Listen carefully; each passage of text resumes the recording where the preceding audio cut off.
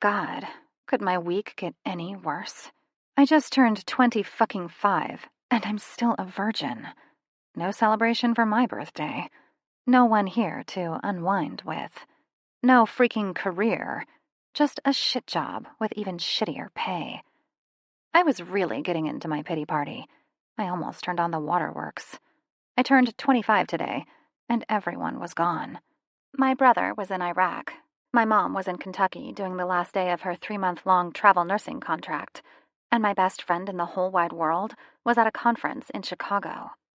Deciding enough was enough, I made a split-second decision and decided to celebrate by myself. Time to go to Deacon's. I put on my best jeans, the ones that make my ass look a lot smaller than it really is. Then a push-up bra that makes me look like I have a solid B cup when, in actuality, I'm barely an A. Throwing on a black ribbed tank with a skull and crossbones, I dug into the closet for my better pair of cowboy boots and shoved my feet into them. I gooed up my hair and dried it with the diffuser, adding a few stray bobby pins to keep it out of my face. I swiped on some mascara, a layer of lip gloss, and headed out. I jumped in my 1987 single-cab long-bed Chevy Silverado and drove to Deacon's. Deacon's isn't my usual hangout. Really, I don't go out at all. I don't have time. I parked my truck and headed into the building. I walked straight to the bar and ordered a Corona. Taking a seat, I contemplated my life. I ignored everyone and everything and sat on my stool, nursing my beer. Sam. I needed a break from reality today. I needed to get away from the shop. I needed to get away from the reminder that I was a failure. We lost one today. She was on her way to Free, our organization that helps abused women. She was possibly only minutes away, but her father caught and killed her before she could get to us. The team was as disappointed as I was. We all dealt with it differently. Tonight was a whiskey kind of night. I was on my second glass when she walked in. She had on jeans that hugged her ass, thighs, and legs perfectly. They were the kind that looked like they had been worn 1,000,000 times before. She wore a tank top that had a skull and crossbones across her breasts that drew eyes to them. They were on the smaller side for my usual tastes, but they would fit into my hands perfectly. She had long curly blonde hair that just brushed the top of her ass. It would be perfect to sink my hands into and hold while I pounded her from behind. I had only seen her for all of 30 seconds, but I knew she would be mine. She walked into the bar like she owned the place, sat down on one of the stools toward the end, and nursed the beer without acknowledging anyone. I don't pick women up in bars, but she seemed different, possibly because she didn't seem like the type of woman to even be in a bar. That or because she ignored every man except the bartender. She seemed to put off a vibe that said, hands off, and it kept all the men at a distance. The bartender placed her beer in front of her, and she chugged it better than any man could. She placed the bottle down on the bar top and stared at the label, picking at it with blunt fingernails. The women I'm normally attracted to have perfect nails, perfect hair, and wear dresses. Their bodies are tight with little fat to be seen on them. This woman had on nice clothes, but it didn't look like she dressed to impress. It looked like she dressed for comfort, and I liked that. She also didn't look like she got expensive manicures every day. Her body looked soft, like she ate what she wanted and didn't give a shit what other people thought. I got up, walked across the bar, and took a seat next to her. She never even looked up. It made my lips twitch as I glanced at the bartender, gave him a nod in her direction, and raised my finger for one more. He gave me a nod and placed the beer in front of her. Cheyenne. I saw someone take a seat next to me in my peripheral vision, but made no move to acknowledge whoever it was. Another beer was given to me from the bartender. I looked up at him and raised my brow at him questioningly. I hadn't ordered a second beer. He tilted his head to the left. I glanced that way and saw a massive shoulder trump the majority of my view. It was covered in a skin-tight, black cotton t-shirt that looked like it had been washed quite a bit, but still held its black color without being faded. I followed the shoulder down to his forearms, which were very tanned, and studied a ranger's tattoo that dominated most of the inside of his forearm. It was very good work, and looked a lot like one that my brother had. I glanced at his hands and wondered if the saying was true. Big hands, Big feet? Eyes trailing to his thigh where his hand rested. I had a stray thought that his thighs could probably be described as tree trunk-like. They were massive. I wondered how much he could squat. By the looks of it, probably a small car. Looking up, my eyes roamed over a very well-defined chest, which even in the dim lighting, I could tell that he probably sported a six-pack, if not an 8. He had a massive chest, and his shoulders were very broad. His neck was corded and thick, which made me want to lick from his collarbone to his jaw, and I hadn't even seen his face yet. Finally, allowing my eyes to connect to his face, I noticed he could be described as beautiful, except for a jagged scar that ran under his right eye, where the football players wear that black stripe of paint under their eyes. That had to hurt like a mother. His nose was straight, lips were full, and his eyes were beautiful, the color of a new shiny penny. Those copper-colored eyes were pinning mine to his, refusing to release them. My breath hitched, and I quietly said, "Thank you." He nodded and smiled, then turned back toward the bar and didn't say a thing. Deciding not to be a total boob, I turned also and started sipping on my second beer. Thank you, Mr. Humungo. A while later, I heard his empty hit the counter, which caused me to look up at him in time to see and hear him say, "Let's go." Damned if my ass didn't slip off the bar stool and follow him out of the bar. What the hell was I doing? I couldn't do this. I didn't do this. I am not a whore. Okay, I'm not in the habit of lying to myself. I'd be a whore for him. He led me to a pure midnight black Harley. It was massive. I couldn't really tell you any more about it.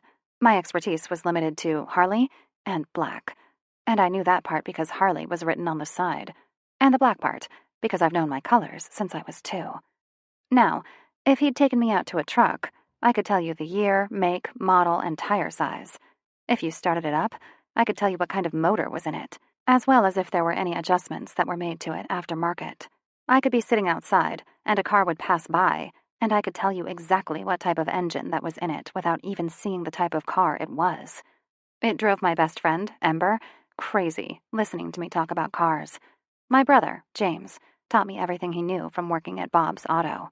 He worked there for 4 years before he went to basic training, and each day he would come home and show me everything he learned or had done that day. We worked on his Charger. Then, later, when I turned 16, we started on my Chevy. The man straddled the bike and held his hand out for me. I held my breath and grabbed his hand. His grip was strong and steady as I lifted my leg and slid into place behind him. My breath whooshed out as our bodies came into contact, groin to chest. Oh my God. He handed me a helmet, and I put it on. He started the bike with a quick flick of his leg and revved it up. The noise startled me at first. I wasn't ready for the deafening sound. It was so loud that my body seemed to vibrate. I felt the vibrations from deep in my lower abdomen, all the way up to my hair. He reached around my back, grabbed my ass, and scooted me closer so that I was plastered to his body. My groin was smack up against his ass. The vibration unintentionally rubbed my lady bits against his rough, denim-covered, lickable behind. My chest and belly were as close as I could get to his back.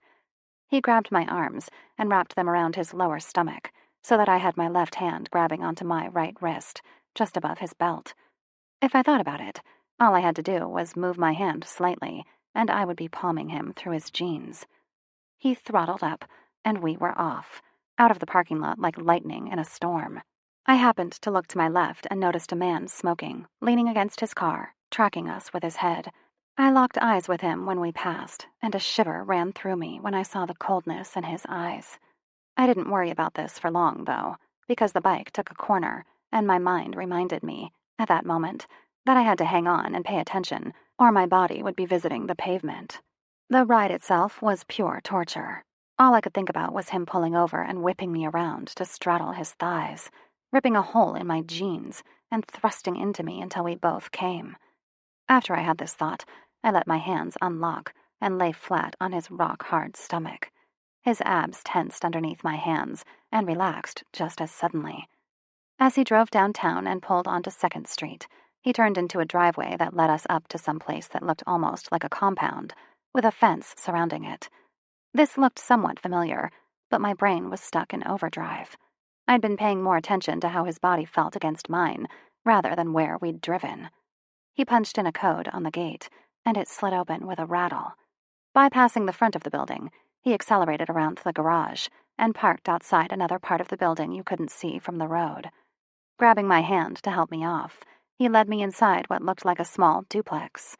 He dropped the keys in a glass bowl on the entryway table and had me pinned against the door before I could take my next breath. His mouth was on mine in the next instant. It was like sticking my tongue to a live wire. He dominated my mouth, devoured it like I was the last piece of cake left in a room full of starving hormonal pregnant women. I've kissed a few guys, but nothing I've ever experienced could even compare to this.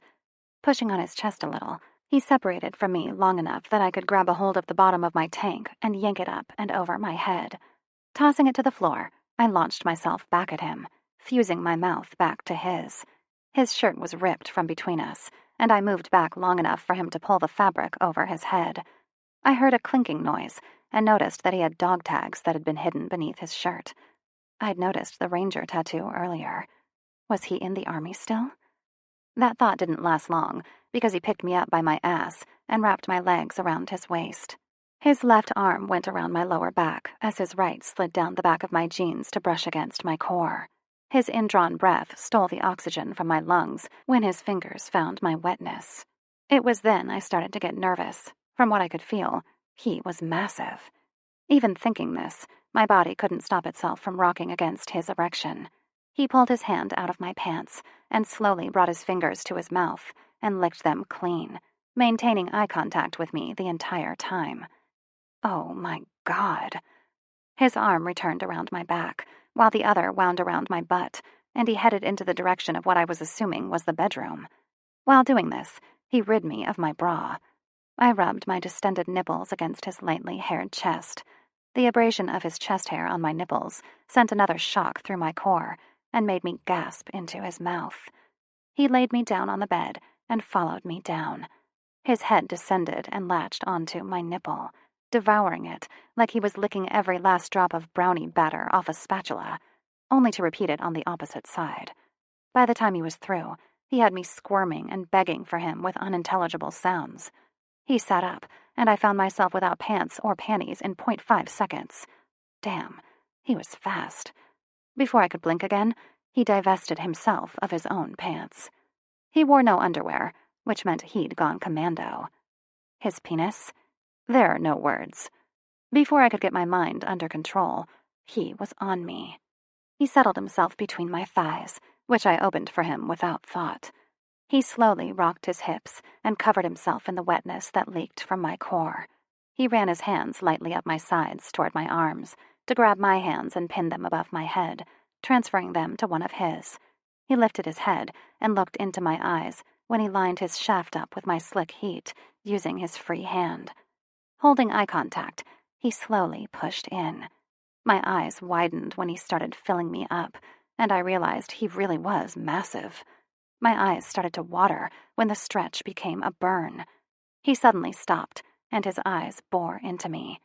Questions loomed there that I did not want to answer right now. I knew he was going to stop, and I took matters into my own hands, or legs, if you wanted to be technical, by wrapping them around him and yanking him forward, so he pushed past my hymen. I didn't experience the knife slice of pain like they always describe in my romance novels. Yes, it was uncomfortable, but it was nothing that I couldn't handle. Eyes widening slightly, I saw his lips part, but he didn't stop me. Once I became accustomed to his size, he slowly started to forge the rest of the way inside. His eyes never left mine as he slowly rocked his hips back and forth. He bottomed out and bumped my cervix with the crown of his cock, igniting a slow burn inside of me. "Harder," I whispered, and his control seemed to snap.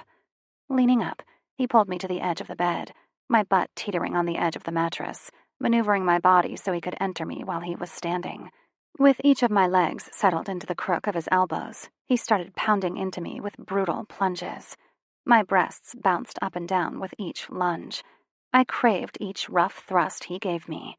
His eyes were pinned to where our bodies connected.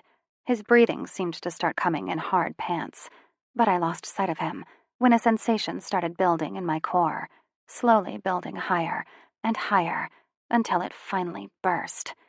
Each of his strokes prolonged my orgasm until I could no longer draw breath. My whole body locked, back bowed.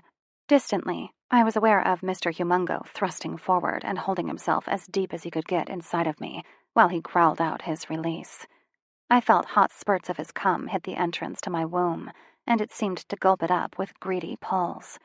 Collapsing on top of me, both of us lay panting, exhausted. Finally coming back to myself, I let all my limbs fall to the bed and took a deep, contented breath. Mr. Humungo pulled out slowly, and I felt a wetness trickle out of me and onto the bed. He grabbed me under the arms and positioned my back to his front, and did a little hop to get the comforter out from under us, and covered us both. "Cheyenne," I whispered to him, and closed my eyes. I felt him smile against my hair, as he said in a gruff voice, "Sam." That was the last thing we said to each other, before we both drifted off to sleep. Sam. My eyes popped open with a snap. The sleep instantly cleared from my system as I took in my surroundings. A warm body was plastered to my front. My hand rested on a perfect handful of breast. Cheyenne.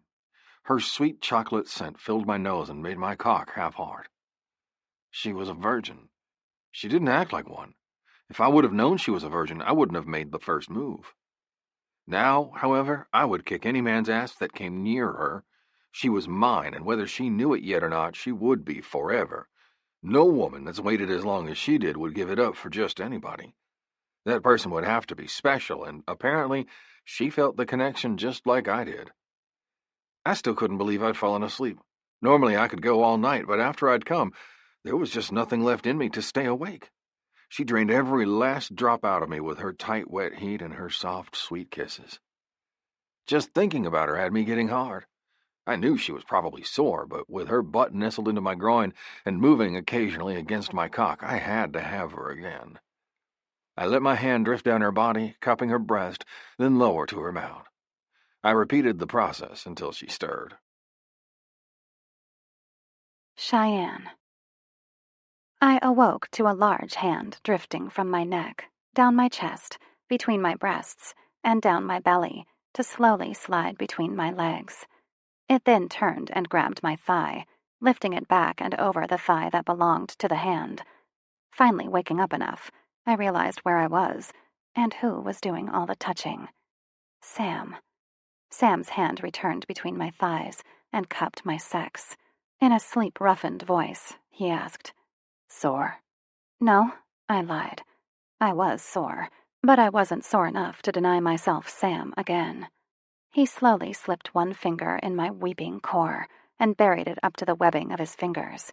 My breath hitched, and I let out a low moan as pain and pleasure collided inside of me. His finger did several in and out maneuvers until finally his hand fell away, and I felt him take hold of his cock and position it at my entrance. He pressed lightly on my hips with his hand, and I rocked back against him until he was buried to the hilt, deep inside me. I felt so full, the feeling compared to nothing I'd ever experienced before. He took control then, and slowly rocked his hips forward and back. I reached my hand back, buried my fingers into his hair, and pulled. He growled, and his thrusts became deeper. His hand traveled up my body and cupped my breast in his hand. His whole hand seemed to dwarf my small breast, but that didn't seem to bother him. He rolled my nipple back and forth between his thumb and finger, pinching lightly. I had the urge to tell him to pinch harder, but held my tongue, unsure of how he'd take me asking him to be rougher. I got closer and closer to the pinnacle, but I felt like I needed something.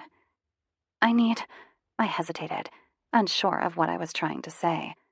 Rolling us both, I ended up on my stomach, while he went up to his knees behind me. He then yanked my knees up under me and pushed his hand between my shoulder blades to keep them from rising off the mattress. He buried his fingers in my hair and tugged back slightly, just enough that I felt a hint of pain. Finally, in the desired position, he went to town. He pulled all the way out so his cock was just kissing my entrance. Then, with a brutal thrust, he buried himself in me, bottoming out when he hit my cervix. "Don't stop," I begged when he hesitated for a second. "Honey, I won't stop until your legs are shaking and the neighbors know my name," he said, and then started again with deep thrust after deep thrust. This seemed to be what I needed. My orgasm rushed up on me so suddenly that I let out a high-pitched wail and exploded. My muscles clamped down on his cock so hard they forced him out of my vagina, but he was not deterred. He forged ahead again and rode me until his own orgasm burst forth, and I felt his cum jet out in spurts against my cervix. My knees gave out, and he collapsed on top of me. Both of us were breathing hard, breath sawing in and out of our lungs like we'd just run a sprint relay, which was surprising since Sam was absolute perfection in the body department. I knew Sam was in excellent shape just by looking at his physique. It wasn't the type of body you got by lifting weights. No, his body was one from demanding physical labor. His arms looked like they could bench press 3 of me. Not that I would tell him how much 3 of me weigh. "I forgot to say your name," I said, still panting. "That's okay. Your wail burst my eardrums," he soothed, patting my ass lightly. He slowly lifted his body up and slid out of me in one motion. Wetness again trickled out of my opening to run through the hair covering my mound, before settling on the sheets below me. I haven't really thought of the aspects of sex before, but I never thought it would be so messy. The only experience that I had was with romance novels. Not once did they talk about the body fluids afterward. He threw himself to the side and mumbled, "Fuck," grabbing me and pulling me half on top of him, with my head resting on his shoulder and my leg hitched up over his. We fell into a companionable silence as we recovered. My hand rested on his 16-pack. I trailed my hand lower, tracing the V of his lower abdominals. My mind decided that now should be the time that I say what needed to be said. "That was wonderful. Let's do it again," is what I had intended to say. But what came out was, "I'm not a whore." "Yeah, I got that. You were a virgin. Kind of hard to be a whore when you're a virgin. Plus, if I'd thought you were, I would have never asked you to get on the back of my bike." Damn, he sure did kill that worry. "I have to ride out in an hour. We need to get dressed so I can drop you off at your car before I leave," he whispered into my hair. He caressed my hair one last time, and then gave me an ass slap, as if saying, "Okay, time to get up." Trying not to be offended that he was kicking me out, I rolled to my back, out of the bed, and walked to what I assumed was the bathroom. Yep, it was the bathroom. It had a clawfoot stainless steel tub that was to die for. The countertops were also stainless steel. Guess that was his favorite color. The bath towels were a navy blue and worked well for the space. "Get on with it, bitch," I said to myself when I opened the door wider. I walked in and did my business, trying hard not to think about the fact that the wetness between my legs meant I forgot something important. I washed my hands and face at the sink and studied my surroundings. I decided to be nosy and opened his medicine cabinet and looked inside. There was a razor, shaving cream, some Band-Aids, ibuprofen, and a prescription for sleeping pills. Everything was lined up in perfect little rows according to size, and my messy self couldn't stand it. So I messed it all up and moved it around. Obviously, he was anal about order, and it made me laugh aloud when I thought about him coming in here and seeing the mess that I made. Finished in the bathroom, I walked back into the bedroom to find my clothes piled at the end of the bed. I slipped my bra and panties on, then my jeans and tank. I put on my boots and headed out to the kitchen where he had coffee waiting. I declined the offer when he nodded at the pot. I glanced at his appliances and noticed that those were stainless steel as well. Jesus, even the countertops in here were the same. "No thanks. I don't do coffee. It makes me hyper," I supplied as an explanation. He cracked a half smile and motioned for me to head out. Apparently, he was a man of few words. So that's what I did. I headed for the front door. At least his living room looked a little homier. He had a micro-suede sectional couch that looked extremely comfortable. There was a huge flat screen mounted to the wall, with a satellite receiver and an Xbox console on a shelf underneath it. I walked in front of him out the door and to his bike. He got on and offered his hand, just as he did the night before. I took it and settled myself, plastered up against him, without having to be prompted. I glanced around the area, noticing other bikes parked outside doors as well. One had a red Toyota Corolla, but other than that, it was dominated by motorcycles. "What is this place?" I asked him. "Compound," he said. I waited for more, but it never came, so I asked him another question. "Compound for what?" I questioned. "For my men," he quipped. "Like what? The guys who work for you?" I continued. "Yeah," he said. "like that." He started the bike with a roar and shot forward, making me squeal in surprise and elation. My arms wound around his waist and squeezed tight. He chuckled and patted my thigh. It was like one of those roller coasters that makes your belly feel like it was dropping right before a big hill.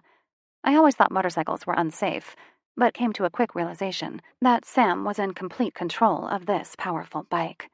He was vigilant, looking for other drivers. His eyes took in everything around him. He switched lanes when he noticed a car that didn't see us. He anticipated absolutely everything. The drive to my truck was freeing. Although the motorcycle helmet obstructed some of my view, I enjoyed seeing my little town without the confines of a vehicle. The morning felt unusually cool, with the wind ripping past us. My hair was flying out all around me from the edges of the helmet, and would most likely be a rat's nest by the time I got to the truck. I rounded my shoulders a bit and leaned a little more into Sam, hoping he would block some of the chilly wind. Noticing this, at the next stop, he leaned forward and took off his leather jacket, handing it to me without a word. Obviously, the man missed nothing. I slipped my arms into it and relished the heat that instantly surrounded me. Feeling better now, I looked around thinking that maybe it would be nice to go on a long road trip to see the sights. Finally, we arrived at my truck, and he pulled up along the passenger's side. He held his hand out as if motioning for me to get off, so that's what I did. Thinking that was a nice brush-off, I shrugged off his jacket, tossed it to him, and turned and started to round my truck when he looped a finger through my belt loop and yanked me so that I landed in his lap. His hands shot out and up and buried in my hair as his mouth connected with mine. Moaning into his mouth, he finally let me go and helped me stand. My legs felt wobbly. I waited a few moments until I could get my wits about me again before trying to disengage from his arms. He held out his hand, and I did the first thing that popped into my mind. I gave him a high five. He shook his head like he couldn't believe that I had just done that, and laughed. He snapped his fingers and said, "Phone." How the heck was I supposed to get phone out of that? Assuming he meant that he wanted me to hand him my phone, I reached into my pocket and gave it to him. He fiddled with it for a few minutes, and I heard his phone chirp. Handing it back to me, he said, "Gotta go. Call me when you get off." Nodding my head, I rounded the truck, started it up, and was out of the parking lot with a whoosh. I glanced in my rearview mirror and noticed that he waited to leave until he could no longer see my truck. Oh my God. That was the best night of my life. By far. Hands down. No holds barred. Better than cookie cake from the Great American Cookie Factory. Yes, nothing for the rest of my life would ever top this night. Too bad I would never call him, and he'd probably never call me. Arriving home, I went straight to the kitchen and thanked Mrs. Kowalski for watching Janie for the night. After my third thank you, she gave me a knowing smile. What? Did I have deflowered stamped on my forehead now? "It was a birthday present, dear. I know you don't get out enough. I enjoy little Miss Janie. She's the highlight of my week. I haven't felt very useful since Daryl died. Watching her makes me feel alive again. I'm here any time you need me," she gushed. Giving her a warm hug, she left shortly after. Turning around to look at Janie in her high chair, I smiled and said, "You look so much like your daddy. You make me miss him even more. I can't wait until he comes home." She gave me a happy smile and continued babbling about something that I couldn't understand. "All right, my favorite little hellion. It's time to get going. I have to be at work shortly, so let's get a move on." I tried hard not to think about Sam and the wonderful night we spent together as I got Janie ready and started my day. I had way too many things to do today to be worrying about any of the consequences my night may have had. I told myself I would worry about it tonight when I had more time to think rationally, and maybe I could share with Ember. She could give me a better perspective on things.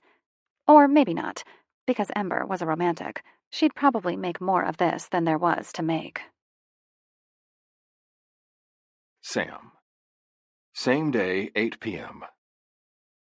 Motherfucker! I roared when the wrench slipped off the bolt, scraping my knuckles on the nut I was tightening on the latest job. I was having a problem concentrating. She hadn't called. It had been hours, and I was getting tired of waiting. The guys were giving me a wide berth, trying not to disturb me. I felt bad, but I couldn't seem to help it. Deciding to take a break, I put the wrench into my back pocket and pulled out my cell phone, thinking for the 100th time that maybe I should just call her. Nevertheless, I had a rule. I didn't chase. If she wanted me, she'd have to be the one to make the first move. Shoving the phone back into my pocket, I walked past Max, Gabe, and Elliot, who were each working on different bikes. When Max was injured by an IED in Iraq, I decided that I was plain tired of all the restrictions and came to the conclusion that I wanted to take my skills and put them to use somewhere that I didn't have so many restrictions and unknowns. I also wasn't a fan of bureaucracy bullshit. Max's accident had been a wake-up call for me. The road we were on was supposedly checked over right before we were to pass through it. Time was of the essence, and we entrusted the higher-ups with our lives and took them at their word that the road had been cleared thoroughly. We were supposed to go extract a hostage and get out, but before we got there, the V was struck by an IED that was on the side of the road that had been checked not minutes before. Jack had warned Elliot with seconds to spare, and he changed course just enough that we took only minimal damage. Everyone was all right except for Max, who was bleeding from his ear and had passed out. When he regained consciousness, he could no longer hear what was being said out of that ear, but we just assumed that his hearing would come back. We made it to where the hostage was being held, but there was no sign of anybody throughout the deserted houses, and likely there hadn't been for a long while. The superior officers blamed bad intel. If the bad intelligence was going to get my men and I killed, I didn't want to be a part of it anymore. I had a discussion with my men, and we all agreed that we would get out as soon as possible. That's when I decided to start a garage. In Kilgore, as a front, we helped those in need of the type of services that we excelled at. The services ranged from hostage recovery to making abused women disappear so they could live a better life away from those who harmed them. Max and another guy under my command were from Kilgore. I didn't have a real home and decided that Kilgore was as good a place to call home as any. We moved around a lot when I was a kid. My mom and I were on the run from my abusive old man. He always seemed to find us, which I later found out was quite easy for him since he was a powerful man and could hire anyone to get the job done. He was the president of a motorcycle club and had the help of around 100 people that pledged their loyalty to him. They did highly illegal things, which made their profits astronomical. The MC wasn't all bad, but for the most part, I detested my life with them and couldn't wait for the day I could get out. I thanked God at 18 that I could join the army and be somewhere that was out of his reach. I vowed that I would become someone that he would think twice about messing with. I worried about leaving my mom behind, but she explained to me that not having me to worry about any longer would make it easier for her to disappear as well. The sound of an air wrench pierced the silence of the garage. Shaking my head to rid myself of my trip down memory lane, I walked into the office to the fridge and grabbed a Dr. Pepper. I sat down at the desk, propped my feet up on the top, and leaned back in the chair while closing my eyes. My moment was interrupted by my phone ringing in my pocket. I dug it out and tapped accept with my finger, putting it up to my ear. "Yeah," I said into the phone. "I sent a woman to you, abusive ex. She should be there late tomorrow," I heard Jack say over the airwaves. "Okay, I'll keep an eye out for her. Thanks for the heads up. Anything new with your old man?" I asked. "No. He won't make it through the end of the week," he said gruffly. "I'm sorry, ma'am. Take the time. We'll be all right till you get back. Keep me updated," I said. He agreed and hung up. Jack's old man meant the world to him. He was the type of father that every kid wished they had. He would move heaven and earth for his son, and taught his son to do the same for his friends and loved ones. His old man would send care packages, knowing what we needed because he'd been a soldier himself. We were claimed by him whether we had fathers or not. He would do anything he could for us. He even checked in on my mom when I wasn't able to get a hold of her for a week. This news put a damper on the moods of all the men. We were waiting for the call that he'd passed before we packed up shop and headed to San Antonio for his funeral. Hopefully it wouldn't be much longer. The old guy had suffered a lot toward the end. He had pancreatic cancer, and by the time the doctors had found it, it had been too late, and already had spread to his lymph nodes. "Max!" I yelled out. Max lumbered into the office, raising his eyebrows at me in question. Just got a call from Jack. Old man is still alive, but they don't expect him to make it through the end of the week. He sent us a woman. I want you to keep an eye on her and take point on this.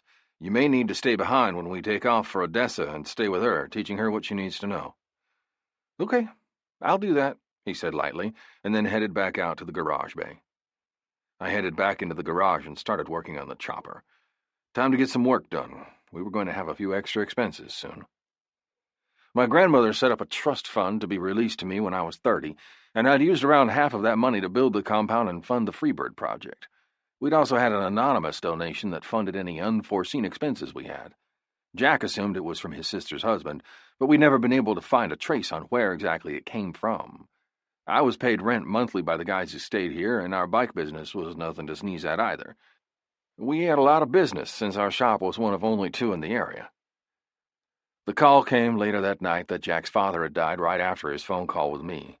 Everyone but Max got packed. We headed for San Antonio to stay for the funeral and then help with the house if Jack needed it. The only good thing coming from this was that I wouldn't worry about Cheyenne. If she still hasn't called by the time I got back, then I would make a move. Cheyenne. Later that same night. I stared at my phone for the umpteenth time. I wasn't waiting for his call or text. No, not me. Fuck, who was I kidding? No one. I hoped he would call. I know he got my number, but it was probably just in case he needed a woman again who would come when he called. I wasn't that lucky.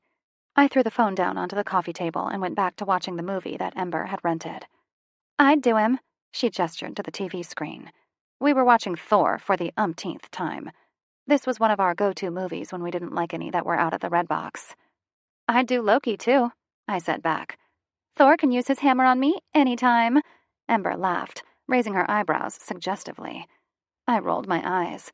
I've learned not to be surprised by anything that came out of her mouth. 9 times out of 10, it was something vulgar and offensive. The movie ended about a half hour later, and we both sighed.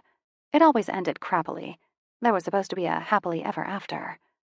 "Do you want to watch something else?" I asked her. She looked at me like she knew I was off my game. She got an evil gleam in her eye and tilted her head slightly to the right. Her stare made me squirm. I hopped up and ran to the kitchen when I heard the oven dinging. I pulled our cookies out of the oven and placed them on a plate, taking them back into the living room with me, grabbing 2 Cokes on the way. She gave me a weird look but didn't say anything. I was grateful because I wasn't quite ready to share Sam with anyone else right now. He was mine for the moment. I also didn't know how, exactly, to say I was a hoe bag. The rest of the night was spent laughing and carrying on, gorging on Coke and junk food. This happened more often than not, and was the reason I had a little ass to spare. Too bad all the junk food didn't go to my boobs instead of my thighs and love handles. I walked Ember to the door 3 hours later. "I know something's going on with you. I'll be here when you're ready to tell me." "Yo, Holmes. Smell you later," Ember said and ran to her car. Weirdo. I loved her anyway, though. I tossed and turned for another hour in my bed, replaying the best night of my life. Chapter 2. Cheyenne. A week and 3 days later. "Daddy!" Janie squealed. James smiled and asked, "Hello, sweet girl. Do you miss me?" "Miss me, miss me, miss me!" Janie screeched, while putting her face so close to the screen that her runny nose smeared snot all over my brand new $1,200 shiny blue Dell laptop computer. Fucking A. I got up and cleared the dishes off the table and threw them into the sink to soak. Or, more accurately, just to sit there while I procrastinated. I hate cleaning the kitchen. Wetting a washcloth, I brought it over and wiped the macaroni and hot dog up off the table that failed to make it into Janie's mouth, or onto the floor for Chewy. Chewy had the mess on the floor covered. He acted like I didn't feed him morning and night. Not to mention the snacks from a 2-year-old, who didn't care where she dropped whatever she was eating. Chewy was my 5-year-old English Mastiff. He was a lightweight for his breed, at a modest 102 pounds. I gave his head a ruffle and continued to scrub at the smears of macaroni that covered a 3-foot section of the 4-foot table. I was getting pretty good at child rearing by myself, ever since James was deployed. 4 more months. 4 more months, I chanted to myself when I dumped the stray noodles into the trash. I went back to Janie, wiped her snotty nose, and scrubbed the dried cheese off her mouth and cheeks. I glanced at the screen and made a face at James when his mouth quirked up at the side and his eyes danced with laughter. My older brother, by 4 years, knew how much I hated body fluids. However, I'd do absolutely anything for my big brother, and I loved my niece more than my hatred of said bodily fluids. When I was a child, I couldn't stand to have a runny nose. James and Mom would walk around with tissues in their pocket, just in case some made a sudden appearance. They learned that it was easier to have tissues than to deal with the tantrum that'd follow if they didn't. I tossed the washcloth toward the laundry room door and hit my mother in the boob as she walked in from the garage. She gave me a disgusted look, but didn't say anything. I sat next to Janie and looked at James. "How are you doing, Jamie?" I asked. James did that half smile again and replied, "I'm doing pretty good, Shy. It's the same old here. Dougie says hi and wants to know when you are sending another package." I rolled my eyes. I sent a care package for James at least once a week, and he knew this. Most of the time the packages contained toiletries, baby wipes, snacks, and socks, and I tried to get some of the other guys' things if they didn't have anyone sending them packages. James sometimes requested different odds and ends every once in a while, too. I once sent an erotic romance novel because I'd just finished it. The next time I spoke with James, it was circulating through the men. Anything was wanted, chick shit or otherwise. They'd find a use for it. The most requested item was golf balls that they would hit across the sand dunes. I had a website that I ordered from that sent as many golf balls as you asked for. They dredged the local golf course ponds and got to keep whatever they found. Ugh, I will not order any more golf balls. That's the 5th time I've done that. The people probably think I'm a weirdo going through 2,000 golf balls in the last 4 months. I half laughed. I wasn't fooling him, though. As soon as I had a chance, I would get online, order another batch of balls, and have them directly sent to where they were staying. I would do anything for my brother. Absolutely anything. That offer extended to Dougie as well. James glanced behind him as he said, "Oh, come on, Shy. Dougie says he will paint Optimus when he gets home if you buy us some more. You know how boring it is here. We take great pleasure in seeing who can whack the balls the farthest." I laughed and started to reply when Janie interrupted me and said, "Daddy! Daddy!" I smiled as I watched James talk to Janie. They were so cute together, and they looked so much alike.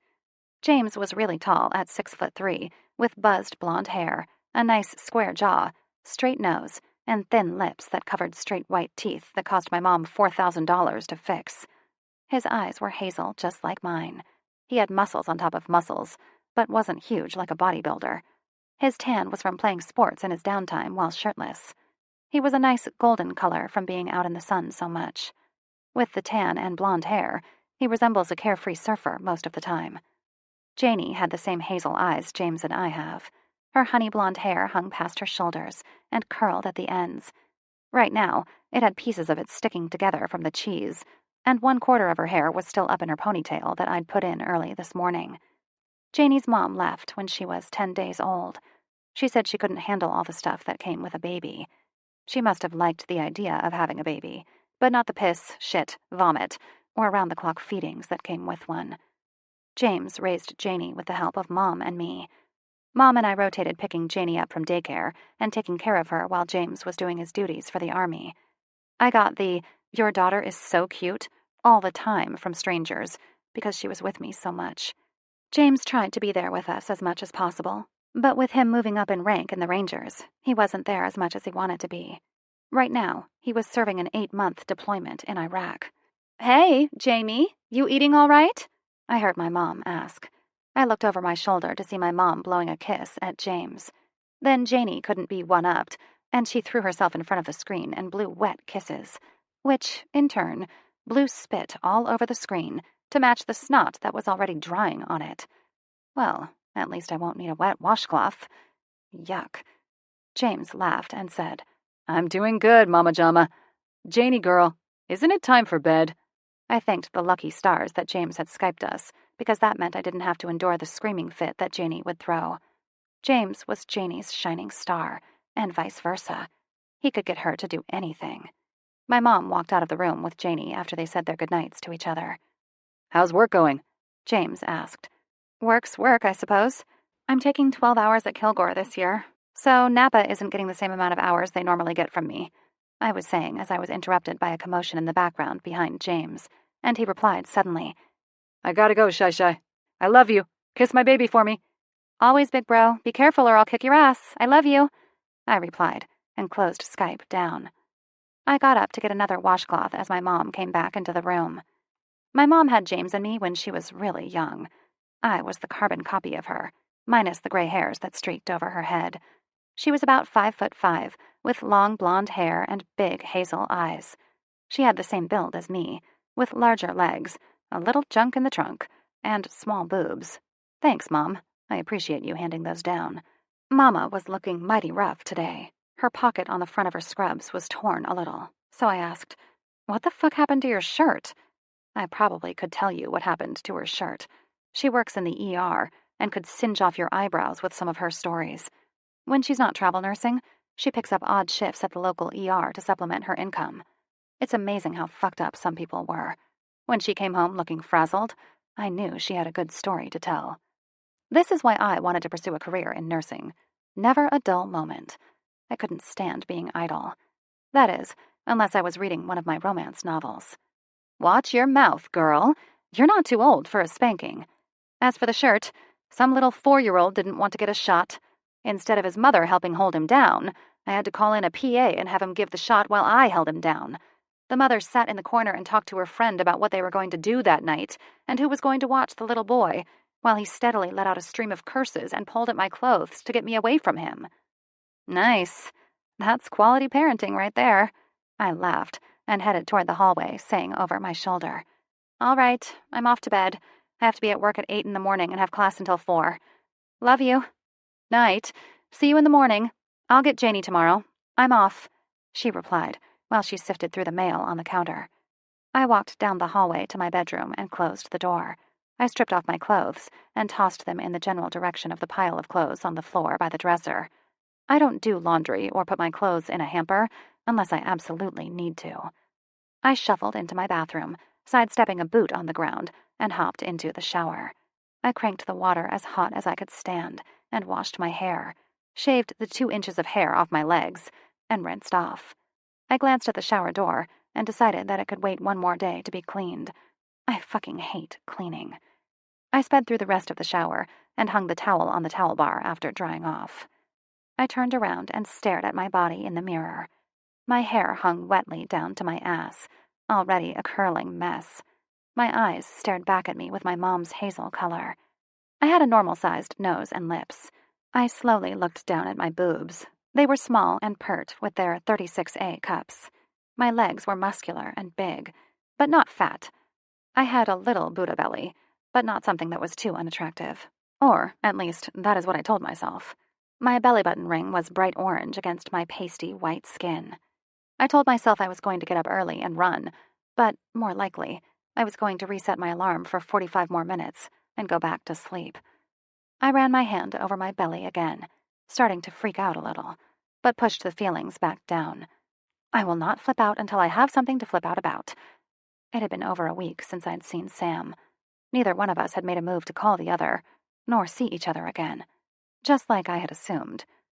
Unfortunately, I thought about him constantly, and found the phone in my hand to call or text him quite a bit. I always talked myself out of it, though. If he wanted to see or talk to me, he would call me, right? Deciding that I was dwelling again, I shook my head and went back to my nightly routine. I walked back into my room after brushing my teeth and hair, threw on a big, oversized shirt of James's and some cotton bikini underwear. I took a running leap at my bed, plopped down in the middle with a 6 on the dive scale, and settled after a few bounces. I fucking love my bed. It's a king with 600 thread-count Egyptian cotton sheets and 6 pillows. I quickly arranged myself with 2 pillows under my head and 1 between my legs.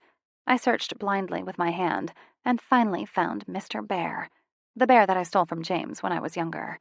I tucked him under my chin, then threw the comforter over my body.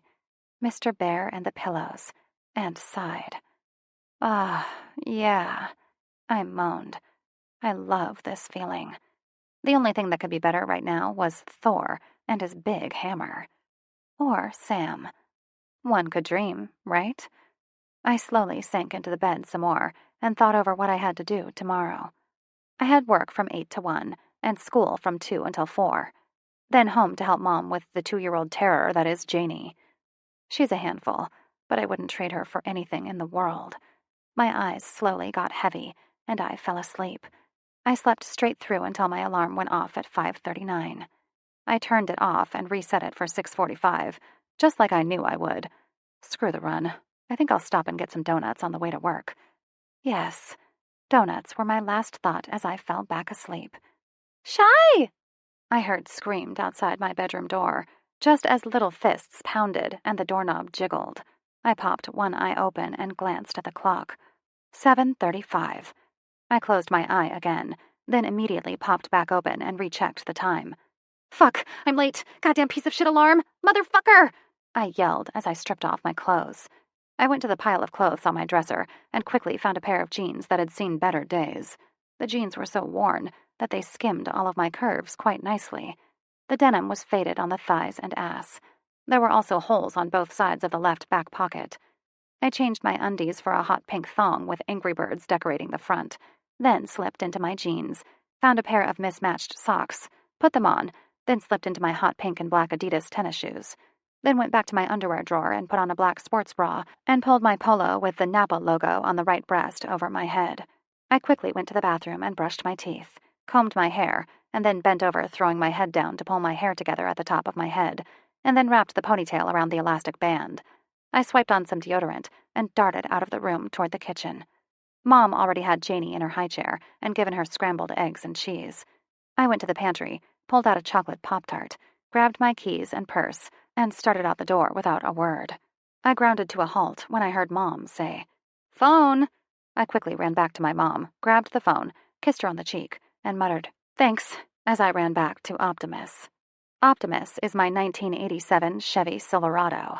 The paint job had seen better days, but he ran like a top thanks to James. I opened the door, jumped into the cab, and slammed the door. Anyone who has ever gotten into an old vehicle knows that you have to slam the door really hard to get it to close all the way, and I normally had to put some back into it. I cranked the window down and started the truck. It roared to life, and I couldn't help but smile when the neighbor's new SUV started squawking. I threw it in reverse and laughed as my neighbor's front door flew open, and he shook his fist at me. I gave him a dismissive wave and smiled. "Yeah, fuck you too, Mr. Yates." Once out of the driveway, I yanked it down into drive and accelerated down the street. I stopped at the four-way stop and then turned left and headed to the main branch of Napa Auto Parts on Highway 80. I passed the donut hole and let a whine escape as I realized I didn't have enough time to stop for some. Fuck my life. I pulled into the lot at 7:56 and parked beside my best friend's car. I locked and slammed the door and hauled ass for the front door. I power-walked through the front lobby and into the back hallway. I clocked in at 8 on the dot. Thank fuck, because I hated hearing Dick complain about my lack of dedication to this wonderful job. Let me explain my job to you. I arrive and head to the counter to get the tickets that have auto body and mechanic shops that need parts delivered. I go retrieve the parts. Then I hop my ass into my fine company truck that has no radio and barely working AC and drive said parts to the places that requested them. Then drive back to the shop and get more tickets. Then I repeat this over and over and over until my shift ends. Fucking brilliant, if you ask me. Not. Dick acted like this was the type of dream job that changed lives when, in actuality, absolutely anyone could do it. After walking to the counter, I got my first ticket of the day and collected the parts. I left out the wide side door and went to the number 6 slot that held my assigned vehicle for the day. Ember's truck was already gone, which meant that she was her usual punctual self. Tossing the parts in the back of the truck, I plugged the address into the GPS and was off. As I got closer and closer to the little blinking green dot, I started to get nervous. There was only one mechanic on this block. Oh, fuck. Please no. Please no. But, of course, I wasn't that lucky. The green dot blinked right over Free, the local motorcycle shop. Free was a new shop that opened less than a year ago and made the locals nervous because of all the bikers that came and went. It was more of a compound. There were buildings that attached to the main garage and office area. It had a 10-foot chain-link fence surrounding the property, with razor wire at the top. The gates stayed open during the day, but at night there was a keypad that allowed you to put in a code to get the gate to swing open. It was also where Sam had taken me that night a week ago. I pulled slowly into the lot, turned the truck off, and set the brake. Damn, hell, and shit. I was nervous. I snatched the ticket off the seat and got out of the truck, accidentally slamming the door harder than I'd intended. Pocketing the keys, I headed to the tailgate to get the parts. I opened the tailgate and reached for the whatchamacallit that was in a cardboard box. I almost had it in my arms when two huge hands entered my vision and took it from me. I followed the hands up to muscular forearms with bright tattoos covering nearly every inch of skin, but the Army Ranger's tattoo on his forearm dominated my vision. My eyes continued to follow his arms up to his big, beefy-looking biceps that were partly covered in a tight black cotton t-shirt that fit like a second skin. I let my eyes devour his perfect shoulders and neck as I continued looking up, and up, and up. Man, he was taller than I remembered. I looked past his full lips, perfectly straight nose, and locked on his big, beautiful eyes.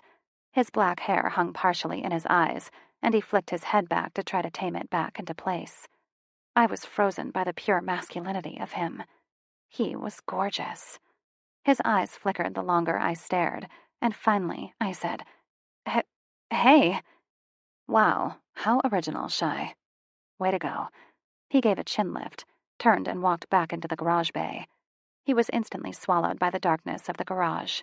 I only got a small glimpse of his ass in those whitewashed Levi's, but man, it was one nice ass. There was a red bandana hanging out of his back pocket, with a shiny chrome wrench, and a wallet in the other. I lifted my arm to my mouth and used the back of my hand to check and make sure I wasn't drooling. Nope, no drool, but it was a narrow escape. I turned around and headed back for my truck, crumbling the ticket in my hand and tossing it to the floor, starting the truck and reversing out of the driveway. He didn't even say a freaking word.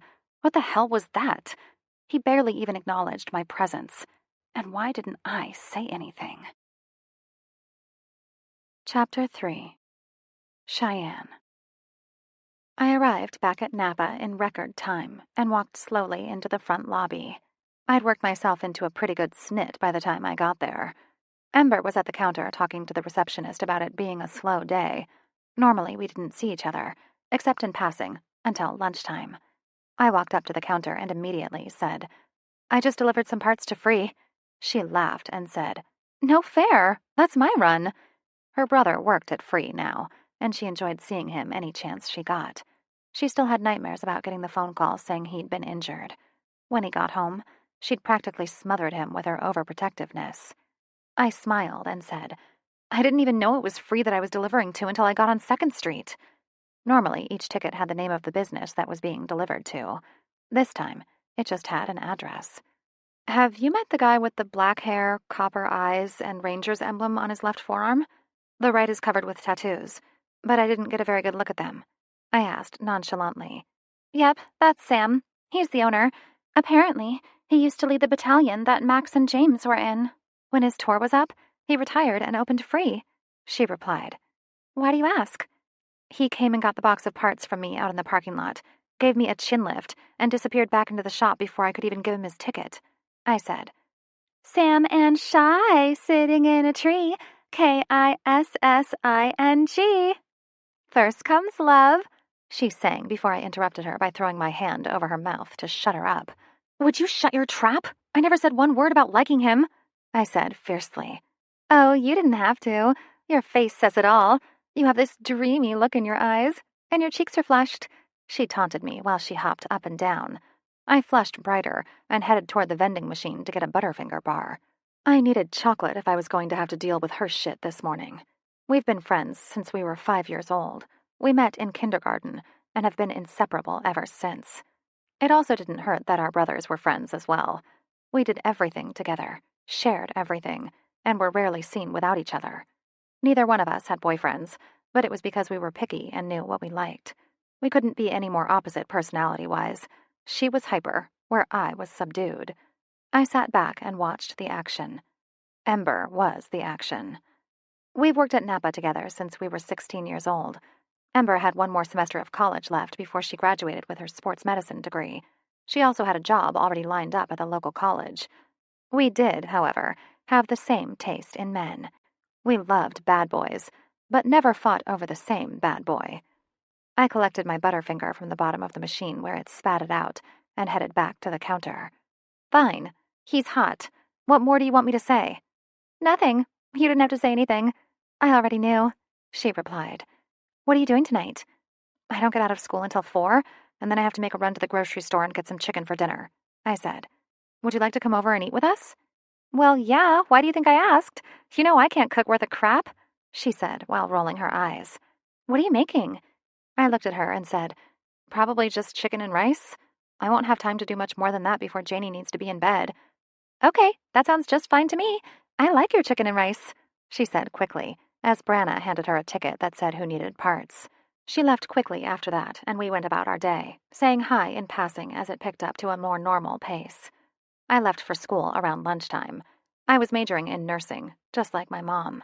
I still had to complete some prerequisites before I could apply for nursing school, and was just now getting into the nitty-gritty, where you actually start learning something besides the basics.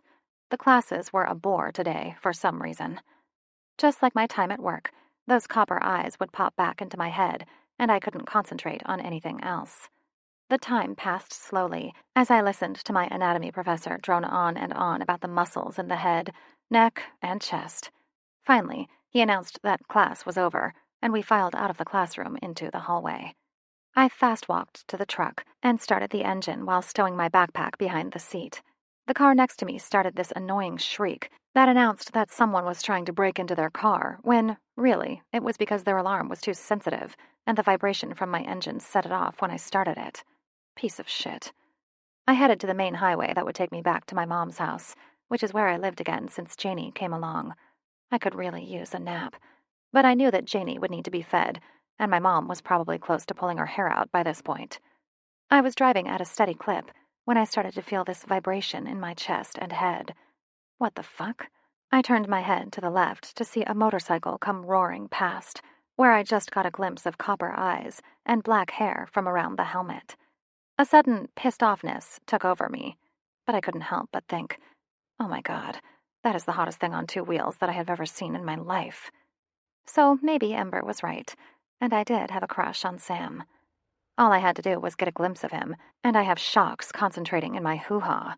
Looks like Ember and I will be fighting over who gets to deliver parts to free from now on. Chapter 4. Cheyenne.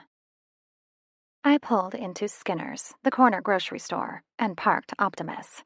I started weaving through the cars that were parked randomly in the parking lot until I passed a newer model Ford truck and saw the big black and chrome behemoth that Sam was riding earlier, and came to a dead stop.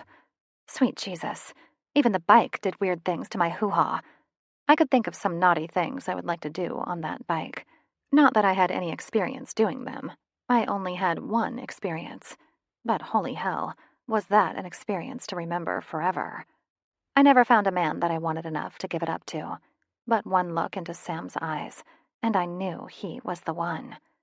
I stared at his bike and wondered what would happen if I touched it. It would probably burn me alive. It looked that badass. There was nothing really distinguishable about the bike. The paint job was a simple black, but it was so shiny. The chrome looked like it was wiped down constantly. There were black saddlebags attached to the side, and I wondered what was in them. Just a little touch wouldn't hurt, right? I crept closer to it, just wanting to run my finger along the big seat. As I reached my hand out to touch it, I heard an amused throat clearing that sounded deep and sexy. I immediately jerked my arm back and looked up.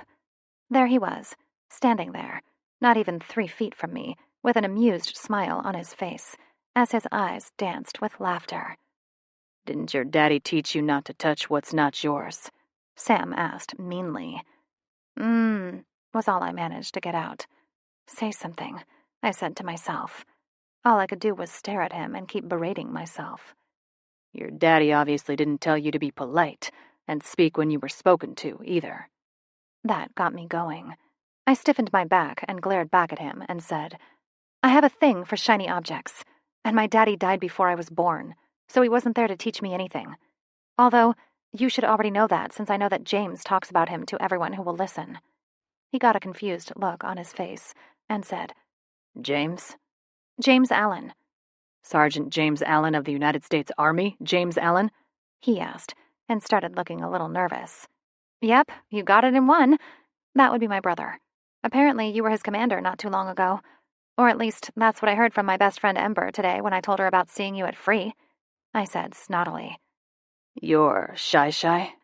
He sure did make you sound like a little girl, Sam asked, surprise evident in his voice. Yeah, that sounds like Jamie. He still thinks I'm that little girl who tags along with all his friends to his secret hideouts and tattles on him to Mommy. I just learned about you today, though. I never put two and two together when his letters said his commander was coming to Kilgore and setting up shop. It's nice to meet you. Not in the biblical way, at least, I said as I held out my hand. You too, he said as he took my hand. You never called, he said, still holding on, and I wasn't sure I wanted to let him go. It felt like I had my hand caught in a trap. He had long fingers, and his grip was true. Not one of those limp dick ones where they barely take your fingers. No, his were strong and steady. Most men didn't shake a woman's hand like they would a man's hand. I appreciated a man who gave me a real shake.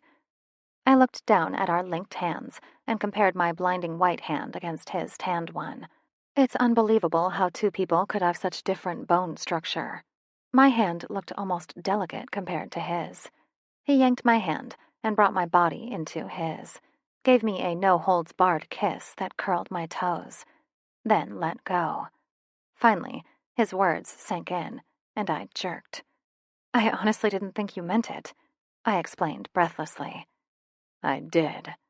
My breath froze in my lungs. He sure looked like he meant it. He scooted around me to throw his big, thick thigh over the side of the bike. I turned around and watched as he stowed his beer and chips into his saddlebags and threw his foot down to start his bike. The roar of his bike sent shockwaves through my body. It was an incredible feeling to be that close to him and his bike. He gave a quick flick of his fingers and roared out of the parking lot. Fuck me, but he made my insides feel like jelly. My hot face caught my attention, and I rested the palm of my hand on my cheeks. They were flushed with arousal, which meant he knew what he was doing to me. Apparently, I hurt his feelings by not calling. Guess I should remedy that. I headed to the store and made quick work of buying chicken. I dumped the groceries onto the floorboard and started up the truck. As I was backing out, I noticed a man sitting in a beige Chevy truck, 90s model, at the back of the lot. I didn't make eye contact because he looked away when he noticed me watching him. I shook off the creepy feeling of having his eyes on me and headed home. When I pulled into the driveway, I put all thoughts of Hot Man Sam behind me as Chewie and Janie barreled toward me out the front door. I had the vague thought that maybe I should run before 130 pounds of girl and dog hit me like a freight train and threw me back into the truck with a thump.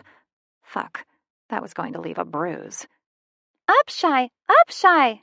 Janie squealed as I simultaneously reached down for her and patted Chewie's big ass. Janie launched herself into my arms, and we all clambered into the house. I'm home, Mom. You can start drinking now, I joked as I walked toward the kitchen with my bags. I unloaded them and put everything away, except for the chicken. Just then, I heard the front door open and close, and Ember yell, Where is everyone? I said, Kitchen, and went about cutting up the chicken. I washed my hands and went to the pantry to get the yellow rice. I tossed it in the general direction of the counter, reached down to get a pot, and measured out the water. I started the water boiling and set out another pan to brown the chicken, heaping a big spoonful of butter in the middle of it. I used a pair of kitchen scissors to make the fat-cutting process faster, and then tossed the chicken into the pan to brown. While getting dinner started, I listened to Janie talk to Mom and Ember about what she did today at daycare. Really, all you could understand was a few select words, and the rest was gibberish. She was getting better, though. I still remembered when she said her first word. James was so happy when I called him and let him hear Janie say, Dada, Dada, over and over again. I turned to the kitchen table and joined into their conversation by mentioning who I saw at the store and what had happened. Mom was the first to say, Didn't I tell you that you should never touch without asking? You didn't need a father to tell you that, because I did. Of course, that would be what she picked up on. Whatever. Ember laughed and told my mother, Shy never listens. Don't you know that by now? Annoyed with where this topic was heading, I turned around and went back to dinner, ignoring them as they went back and forth about everything I ever did wrong in my life. This was an easy dinner and didn't take much concentration, which was good, because my mind kept creeping back to Sam. I was putting on the finishing touches when Ember asked, Do you want to go shoot pool with me tonight? You know I don't know how to play pool. That hasn't changed since the last time you asked me, I replied as I brought Janie's plate to the table and set it in front of her. I then took away the cell phone that she somehow managed to sneak out of my pocket when I wasn't paying attention and shoved it back into my pocket. Dinner was not as messy as it normally is, because it is one of Janie's favorites, and she doesn't waste much of the food. She was practically licking the plate when she was done. Poor Chewy was staring at us from his sprawl on the floor with sad eyes. He would have to be happy with regular dog food. I piled the empty plates into the sink and started putting away the leftovers, placing the pots on the floor for Chewy to lick clean once I was finished. I'll do the kitchen if you go with me, Ember said. Damn, she sure did know what to do to get me to go. Clean my room and we have a deal, I said to her, making eye contact. She made a face and thought about it for a moment. Fine, but I get to pick what you wear. That sounded acceptable since we both had the same taste in clothing, so I agreed. Yes, just let me get Janie in bed, then we can start getting ready and go. I walked to Janie, picked her up, and carried her to her and James's room. I pulled out her pajamas and laid her down on the bed. I stripped off her dirty clothes and diaper, changed her into a clean one, and put her into her pajamas. I took her into the bathroom, ran a wet washcloth over her face, and brushed her teeth. Walking back into her room, I grabbed her favorite book that we read every night and began to read to her. Dr. Seuss was easy and fun to read, so I wasn't bothered by this. What I did mind was when she would say, again, again, repeatedly until she got what she wanted. If she didn't get what she wanted, she would throw her tantrum, and the night would go downhill from there. Finally, after the third round, I told her that was it, and laid her into the crib and covered her. I walked briskly out of her room, shut the door, and headed straight to my room. Screaming followed me the entire way. That wasn't too bad today, Ember observed as I walked in and closed the door. Nope, not as bad as it normally is. Wish James could have Skyped with her. She does anything he says. No fuss and no muss, I replied. I went to the bed and saw that she'd laid out my ribbed knit tank with the Harley-Davidson logo on the front. Offering a silent thank you, I stripped out of my polo and pulled the tank over my head. She handed me my cowboy boots, then led me into the bathroom, pulled the ponytail out of my hair, and French braided it. While giving me my leather-banded fossil watch, she said, We're going to Deacon's. What? I asked shrilly. Why are we going there? That is where Max is going to be, so that is where I want to go. And I can't go by myself, because I don't want to be the only girl there with a bunch of guys, she replied. Just because your brother is going to be there doesn't mean that's the place we have to go. How about sharks? I pleaded. No, I want to go to Deacon's, and you promised. Plus, I already did the kitchen. You can't back out now, she said. Fine, fucking fine, I snarled. But don't expect me to be happy about it. She, of course, didn't know why I didn't want to go there. Didn't know that I'd picked up a guy in that bar and had sex with him when I didn't even know his name. Sighing, I swiped on some mascara and some black eyeliner before heading out the door. You coming or what? Get your fat ass in gear. Unhook the trailer, get a move on, take the lead out, I sniped. Go eat some bonbons, I'm not fat, she popped back when she followed me out of the room. I said goodbye to my mom, locked the front door, and closed it behind me. Your car or mine? I asked. She looked at me and said, Yours, just like I knew she would. She got a kick out of setting off car alarms, just as I did. I started the truck, and it growled to life. We both laughed when Mr. Yates came out of the door and bleeped his car alarm back off. Deacon's was about 20 minutes from my house. My heartbeat sped up a little when we passed Free. The gate was closed tightly. Deacon's was about 10 miles farther once we passed Free. We pulled into the parking lot, and the first thing I spotted was the bike. It was his. It had to be. None of the other bikes made my heart lurch and my breathing pick up. I threw open the door, forgetting about the dirt bike that was right beside my truck. The force made the door slam into the dirt bike and tip it over. I just stared at it dumbly, trying to figure out how the hell I just did that. I looked up as Ember rounded the corner. We looked at each other and immediately started laughing.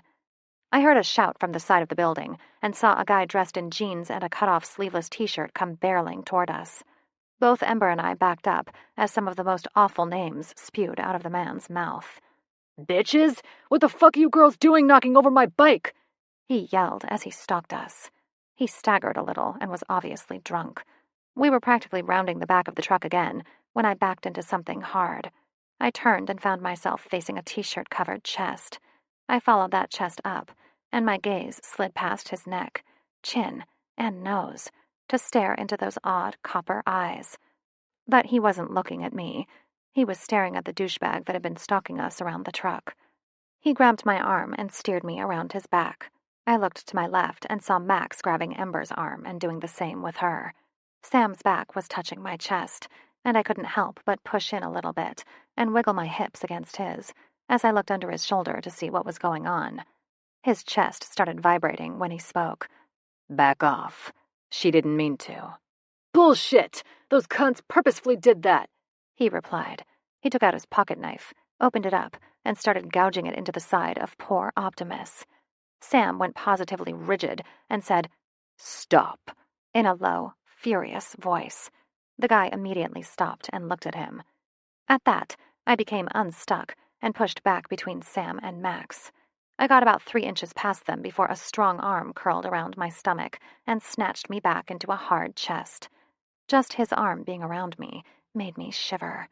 He wasn't even touching anything important, and I had a low ache in the center of my body that felt like nothing I have ever felt before. I inadvertently rubbed my ass against him, and he leaned down and whispered, "Behave." I don't take orders very well, and I wasn't going to start now. "Don't call me a cunt, you little cocksucker. I didn't mean to. I was going to apologize and offer to pay for any damages. Now you can go suck it. You can't prove shit." "Calm down, Cheyenne," Sam said. Fuck calm. I calmed down, but only on the outside, just so I could get him to think that I wasn't going to do anything stupid. His arm loosened just enough for me to twist away when the little prick went for my truck again, but Sam beat him to it. Before I could actually get away from him, I found myself pushed into Max's arms, and Sam was gone. He had the guy on the ground with a knee in his back before I could even blink. He also had the guy's knife at his throat and was speaking to him so low that I couldn't make out a single word, although I didn't really need to understand to know that whatever it was he was saying was scaring the shit out of the guy. I let out a deep sigh, turned in Max's arms, and stomped off.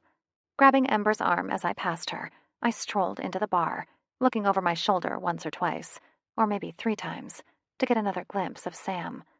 I didn't fail to notice that Sam was hard all over, even down lower. He was not a small man, and that turned me on so unbelievably that I was sure that anyone looking at me would know exactly how I was feeling.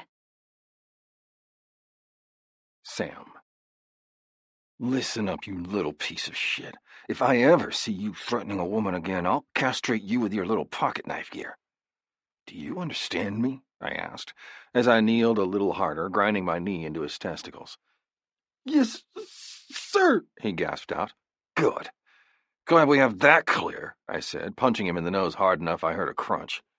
He was out cold. Walking back inside with Max, he asked me, "What the hell was that?"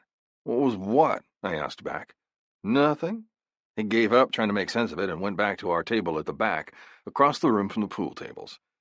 Cheyenne was bent over one with a cue stick held incorrectly, shaking her ass.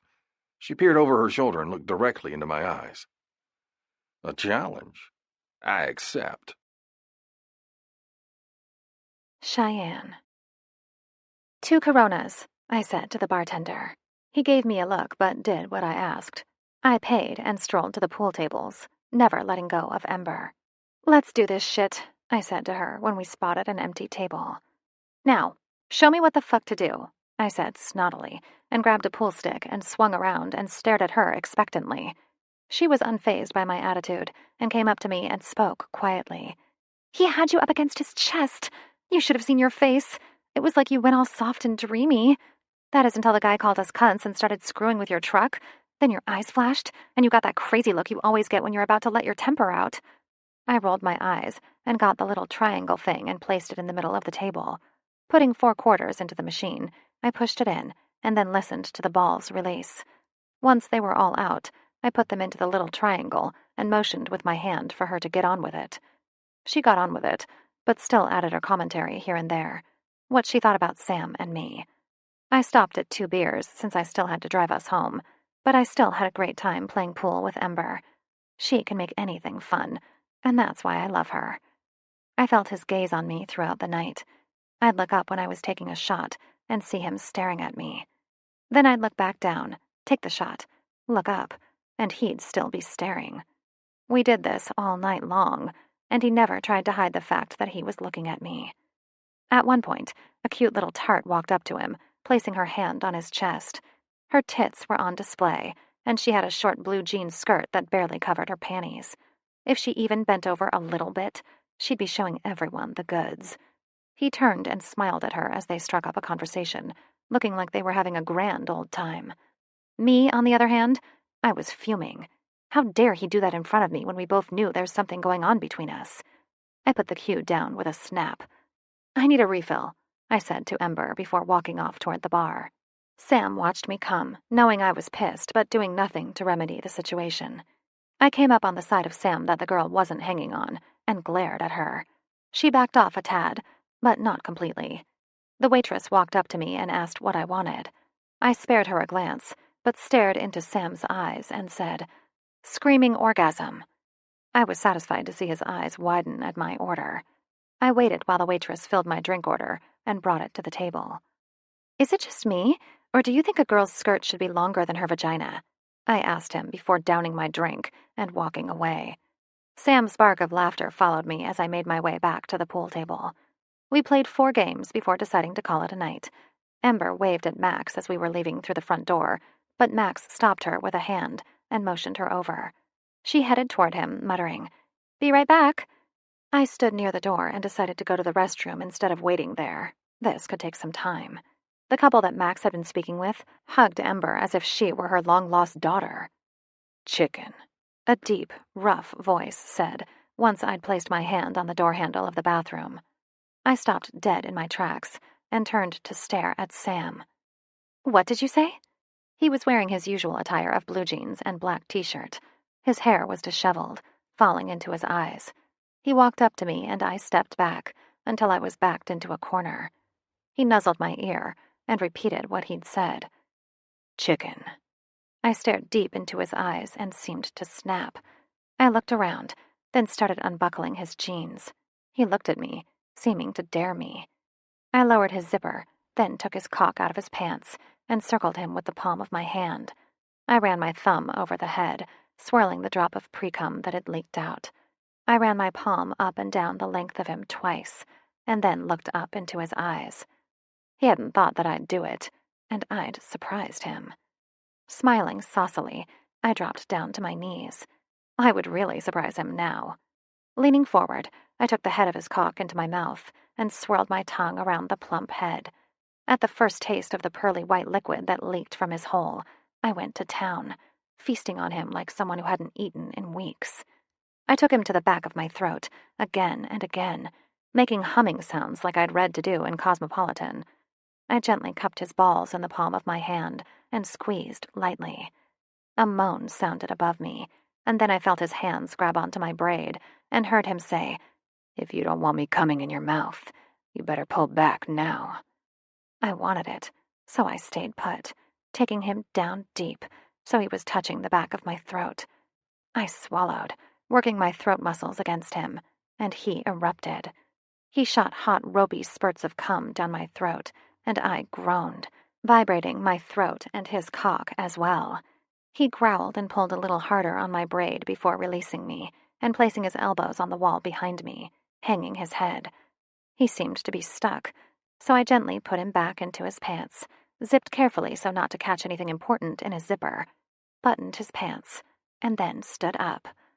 His head was still hanging, so as I stood, it made it to where our faces were even. I kissed the corner of his mouth, then ducked under his arms and headed back to the front door. I looked over my shoulder and smiled when I saw him still in the same position. Ember was waiting at the door, looking around curiously. I grabbed her hand as I passed and walked to the parking lot. Once at the truck, I unlocked my door and leaned over to unlock Ember's. We both slammed and locked our doors, knowing that it'd be stupid to invite trouble. I hit the lights, started the truck, and glanced one more time at the door to see Sam standing in the doorway just watching. I gave a small wave and headed home. Parking in the driveway, I headed to the front door and unlocked it. I let Ember and myself in, shut and locked the door behind us. Ember shuffled to the couch and collapsed. She crashed on our couch instead of driving home a lot. There was even a blanket and pillow in the oak chest that served as our coffee table. Since this was normal for her, I let her do her thing as I walked to my bedroom. Closing the door softly behind me, I stripped my clothes off, dropping them randomly where I happened to be standing, and threw on my oversized t-shirt. Then I contemplated dropping to my knees and asking God for forgiveness. Then I thought better of it, because you should really be sorry about something before you ask for forgiveness. Thank you, best friend, for forcing me to go out with you. I heard scratching at my door, and I opened it to let Chewy in, then closed it quietly behind him. Chewy found a comfortable spot on my discarded clothing, and I walked to the bed, stepping over him as I went. Situating my pillows, I slid under the covers, placed the pillows exactly how I liked them, grabbed Mr. Bear, and closed my eyes. The second my eyes closed, I saw those freaking eyes again. God, what the hell is it with those eyes? The eyes come in at a close second as my favorite body part of his. My first favorite is, of course, his smaller Sam, that I felt thick and hard, poking into my ass when he held my body to his in the bar parking lot. I drifted off thinking about him. Sam. Where'd you go off to? Max asked. Bathroom? Ready to go? I asked him, shrugging on my jacket and dropping some money on the table to cover the tab. Did I see Cheyenne coming from the same direction you just came from? Max asked warily. You know that she is James's little sister, right? He said, following in my wake. I stopped right outside the bar door and watched Cheyenne leave with her friend. She definitely surprised me tonight, but it was a good surprise. Apparently, she wasn't as immune to me as she came off as being. Later that night, 11:40 p.m. The ringing of my phone stopped me when I headed into the bathroom for a shower. I turned around and picked it up from the nightstand. Hello, I answered. This is Corinne Calloway. I need some help, a watery voice said to me. Fuck. I listened while the girl went on about an abusive husband and that she was just beaten so bad that the paramedics refused to let her stay with him. They'd taken her to a hospital, and one of the nurses there had a name of a man who would help her if she wanted to get out. That's where I came into the picture. She was about 4 hours away and needed help before her husband made bail. Since I hadn't fully undressed, I decided to go ahead and take care of her myself. It was going to be a long rest of the week. Chapter 5. Cheyenne. My alarm buzzed at 6:45 in the morning, waking me up from a very good dream. It had been a week and 3 days since I'd last seen Sam. Every time I did a part run, I'd hope that it was an order for free, but no such luck. I'd think about him constantly throughout my day, what he was doing, how he smelled, what his tattoos meant. Then I would berate myself. Why on earth was he so important? He didn't even do anything special. He was just an acquaintance, nothing more. I wasn't even sure if he'd been serious when he told me to call.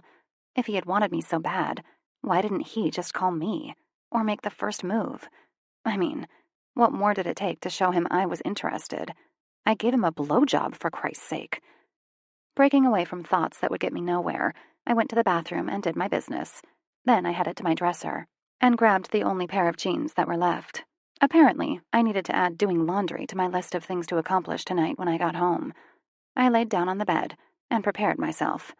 Then I shimmied and shook into a pair of silver jeans that were so tight I could barely breathe, let alone bend over. Damn, I needed to work out. Mentally, I added that to my list today, too. I pulled on my Napa t-shirt, added a rhinestone belt and my tennis shoes, and walked out of my bedroom to the kitchen. Today was no different from any other day. Mom had Janie up and eating scrambled eggs in her high chair. As soon as she saw me appear, she gave me her itinerary for the next month. I start the new contract with the medical center in Lexington, Kentucky tomorrow. I'm hopping a red-eye tonight and should be there in time to do the orientation by 8 a.m. This contract's only for a month because the nurses are on strike. They think a deal will be struck possibly sooner than that, but want to cover their bases. So they signed 12 nurses to 1-month contracts. I glanced at her as I got my chocolate Pop-Tart out of the pantry, saying, "Sounds good. I'll have the home fort covered. Don't worry about Janie and me. We'll have loads of fun. Won't we, Janie?" "Juice, juice, juice peas," she squealed. Ah, to have the enthusiasm of a 2-year-old. I grabbed her cup from under the table, filled it up with some V8 Splash from the refrigerator, and handed it to her. She took the cup greedily and downed its contents in 4 seconds. Jesus. She was just like James. If he had a glass in front of him that was full, it wouldn't be for long, and now he's taught those bad habits to Janie. I could sip on a drink for hours. It astonished me how different we were. I ate my Pop-Tart and watched Janie eat, while Mom went to her room to pack. I thought about what I had to do today, and was instantly tired. I had to be at school by 9. Classes let out at 1:30, and work started at 2. Then I'd work until 5:45, and go pick Janie up from daycare by 6. Somehow, I wanted to fit a workout in and do the laundry. Also, if I was being truthful, I really needed to find some time to clean up some around the house as well. Yes, today would be a full day. I was not looking forward to it. Kissing Janie on the forehead, I grabbed my crap, yelled a goodbye, and left. When I got out to my truck, I had that creepy feeling you get when you feel like someone's watching you. All of the hairs on the back of my neck were on end, and I started looking around to see if I could see anyone. Yes, I knew this is what all the dumb girls in the scary movies did instead of the smart thing, which would be to get in the truck, lock it, and drive away. But of course I didn't do that, and just looked around like the dork I was. Not seeing anyone, I climbed into the truck and drove off to school. I kept a steady eye in the rearview mirror, but didn't see anyone, so I chalked it up to my overactive imagination. Arriving at school, I went about my day, never once thinking about being watched. What I did think about, though, were those stupid, copper eyes, with that stupid black hair. School went as suspected. Lots and lots of memorization was in my future, because I had midterms in 2 of my 4 classes next week. Sighing, I headed to my truck and got in. Hearing paper crinkle under my butt, I lifted up and pulled a white piece of paper free. It was folded into fourths on white, regular computer paper. Carefully opening it, I read and reread it, not comprehending what I was seeing. What the hell? What did this even mean? The paper only said a few words. "Tell the sniper he has a pretty baby." What in the holy hell was this supposed to mean? And why was it on the seat of my locked truck? Thinking that sitting in an empty parking lot all by myself wasn't the best of ideas, I headed to work. All the way to work, I wondered what the note meant, but brainstorming was racking up a big 0 in my head. I'd ask James next time he called, I decided. Pushing it out of my mind, I pulled into my normal parking spot and walked inside. After clocking in, I walked to the counter to see if there were any tickets for delivery. Caleb, who was working the counter today, handed me a slip and went back to his phone call. I glanced down and my heartbeat sped a little. Score 1 for me. Parts to be delivered at free. Physically restraining myself from doing a happy dance, I went out to the shop and had to have one of the hands put the part in my truck since it was so heavy. I drove to Free in record time and parked my little truck as close to the bay doors as I could get. This part was seriously heavy, and there was no point in carrying it any further than was really necessary. Getting out of the truck, I looked around for someone. Okay, I was really looking for Sam, but whatever. But didn't spot anyone. "Hello?" I called out. "Be right there, Shay," Max answered, and so I waited. Max came out of the very back a short time later, with a wide smile on his face. He was too cute. A male version of Ember, for sure. The only thing different about them was their hair. Ember's was a light caramel blonde color, whereas Max's was darker caramel. Both of them were tall, with long legs. Ember was the perfect build, with nice-sized boobs and lots of gorgeous curves that she knew how to work. Max was buff. There was no other word for it. He didn't have a soft spot on his body. His muscles were almost obnoxious, there were so many of them. He had short hair that was cut close to his scalp. a nose that was a little crooked, and a wide, smiling mouth. He came up to me and gave me a bear hug, then placed me back on my feet. "How you doing, Shay?" "I'm okay. Mom's leaving for a month-long contract tonight, so ask me again in a couple of days. Janie's an energy drainer. You might need to come check on me to make sure she hasn't sucked all the life out of me." "Oh, she's not that bad. Call me if you need a break. I'll help any time you need it." I smiled hugely and said, "You bet your ass I'll take you up on that." He laughed and rounded the end of the truck to grab the humongous part out of the bed of the truck. He lifted it with an easy flick of his wrist and placed it next to the bike that was being worked on in the first stall of the garage. I waved goodbye, then got into the truck. I was about to start it when I remembered the note. I got out again and walked back over to him, opened my mouth to say something, and promptly shut it. I wasn't sure if it was even anything, but the note did get into my truck even when it was locked, so I decided to ask anyway. Max looked at me expectantly. "I got a note today. It was sitting on the seat of my truck. The note itself was kind of weird, but nothing was written on it that was alarming. I just wanted to see if you had any ideas what it meant," I explained. He looked at me expectantly and raised his eyebrows as if to say, "And?" I huffed out a breath and told him what the note said. Immediately, after he heard the word sniper, he stiffened. His body was vibrating with tension by the end of the short description of what the note said. He looked over my shoulder and made eye contact with someone. I slowly turned around to find myself face to chest with Sam. My hands instantly turned clammy, and I closed them in an effort not to reach out and touch him. "Where were you when you got this note?" His deep, gravelly voice asked. "I was at school. Why?" "Have you talked to James lately?" "No, not for over a week. Again, why?" I answered huffily. I started getting annoyed with the questions and no answers. Honestly, I was getting a little scared, too. Why was he asking about James? "Do you have this note with you?" "Yes, it's in my purse. Hold on," I said, as I bent through the open truck window and retrieved the note from my bag. Handing it to him, he flipped it open and read it, his eyes flickering over the page, then coming back to rest on me. "James is a sniper, Cheyenne. Has been, since he joined the Army. He was the sniper for our unit, and hasn't relinquished that position, even after I left," he finally answered. I looked over my shoulder at Max, and he nodded, confirming Sam's answer as correct. It's not that I don't trust Sam's answer. It was just that I wasn't sure what to make of this. Okay, but what does this have to do with me? Why was it in my truck? "I don't know, but I intend to find out," he said. "Be careful and keep your eyes open. Let me know if something doesn't feel right to you, or if you need anything.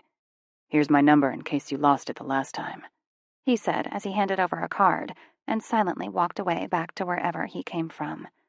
I put the card into my pocket and turned to Max.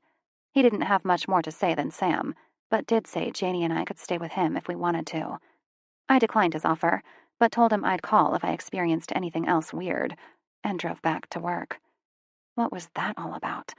They both acted like something really dangerous was written in the note. Unless they knew a whole lot more than they were telling me, which meant I needed to do some digging. Sam. As she pulled out of the driveway, I glanced at Max and said, "I'll be in the office." He nodded gravely, and I speed-walked into the office. I reached for the phone in my pocket and dialed James. He didn't answer, and I left him a voicemail to call me back immediately. Hopefully he didn't take as long as he did last time. A couple of weeks ago, I'd called to confirm some last-minute information with this new business, and it took him nearly a week to get back to me. I was used to that, though. When I was active, we could possibly be black for months. I was lucky he got back to me that fast. Now, I was just hoping he got to me much faster than normal. This was bad.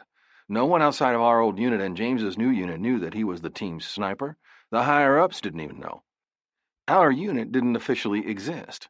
The Secretary of Defense had his first officer form this unit, and only a select few knew who and what we were. When I was drafted for this unit, I was an officer with the Rangers. I graduated top of my class in Airborne, RIP, and then Ranger School. Luckily, I'd already taken over 90 college hours before I graduated from high school, and I was able to get my college degree, then apply for OCS, and was accepted. I rose through the ranks after OCS. I'd just made first lieutenant with my old unit when I was noticed by Warren Kelly, the SecDef's first officer. We'd held off an attack at a post that was imperative to the Afghan government for over 3 weeks. Our captain and 4 other members of the unit died before additional help arrived. Jack and I were able to hold the post, but only just barely. Our belief in the cause was shattered, however. When Kelly offered us the chance to join this unit, we did, deciding that we had nothing left to lose.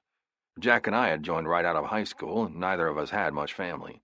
He had his dad and I had my mom, but both had moved on with their lives and had other people besides us. Our new unit was formed in little over a month.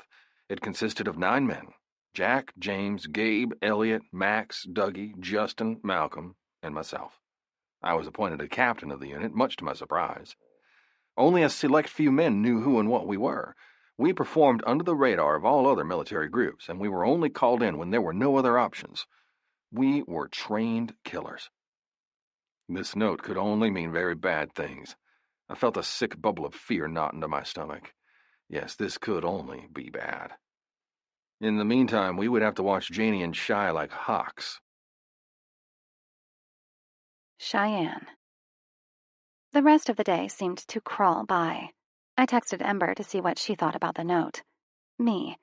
So, I had a note placed in my locked truck today. It said, "Tell the sniper he has a pretty baby." What do you think that means? I mentioned it to Max when I delivered some parts, and Sam happened to be standing behind me when I told him. They both got really quiet and serious, but didn't tell me much of anything besides James is a sniper. Ember. WTF? No clue.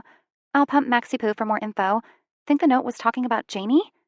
As I read her message, my blood ran cold, and all the blood drained out of my face. God, I didn't even think about that. Me. Do you think she could be in danger? Ember. I don't know, Cece. I'll do some poking around.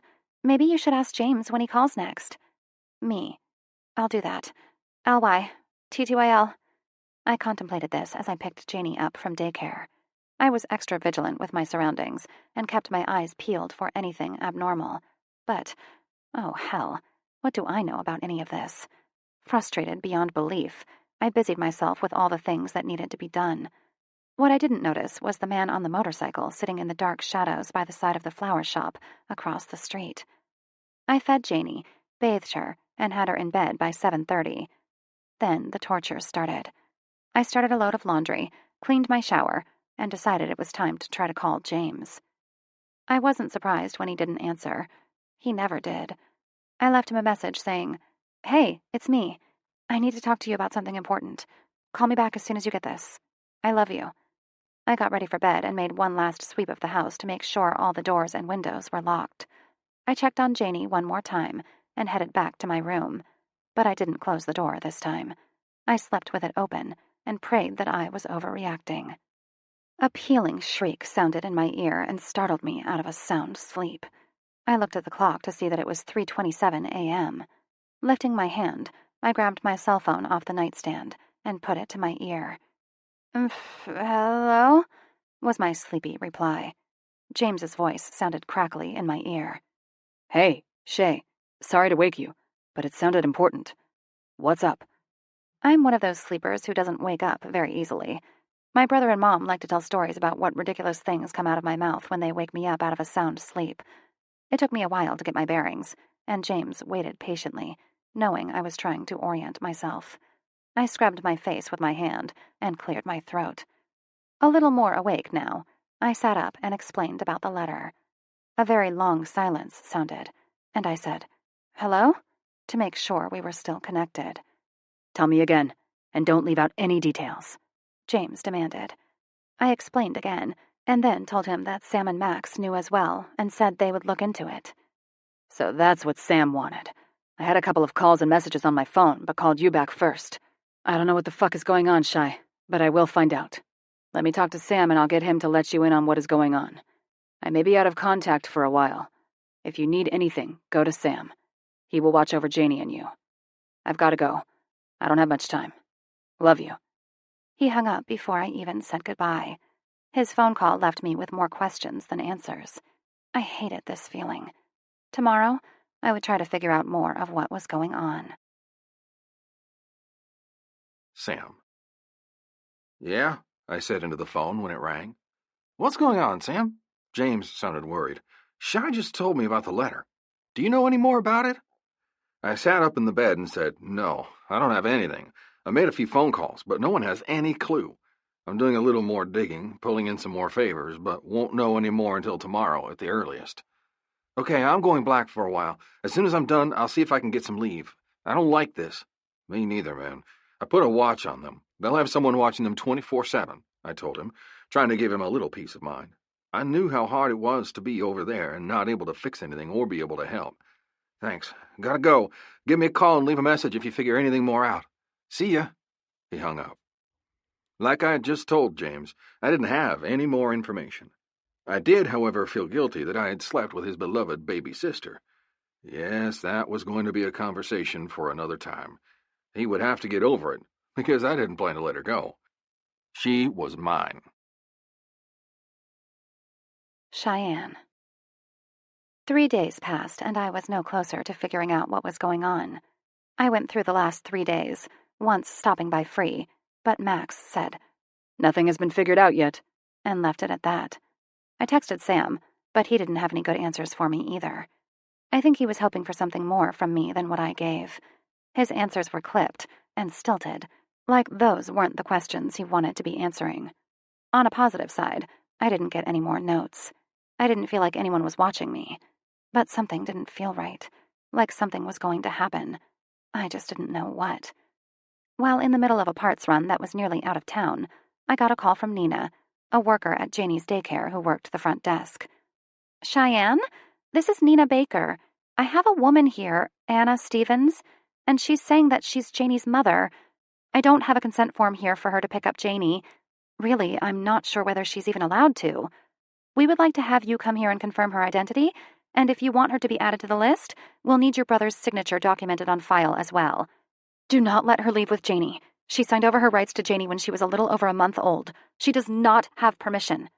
Okay, that's fine, Cheyenne, but Ms. Stevens is refusing to leave until she gets Janie, she said worriedly.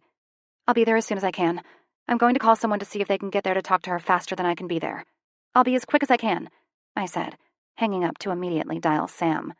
He picked up on the third ring, sounding huffy when he finally answered. Yeah, he asked. Hi, it's Cheyenne. I have a problem, and I don't know who else to call. What do you need? He said, sounding all business now. I got a call from my niece's daycare that her mother is there. She signed all of her rights, I said, before I was interrupted. I know all of that.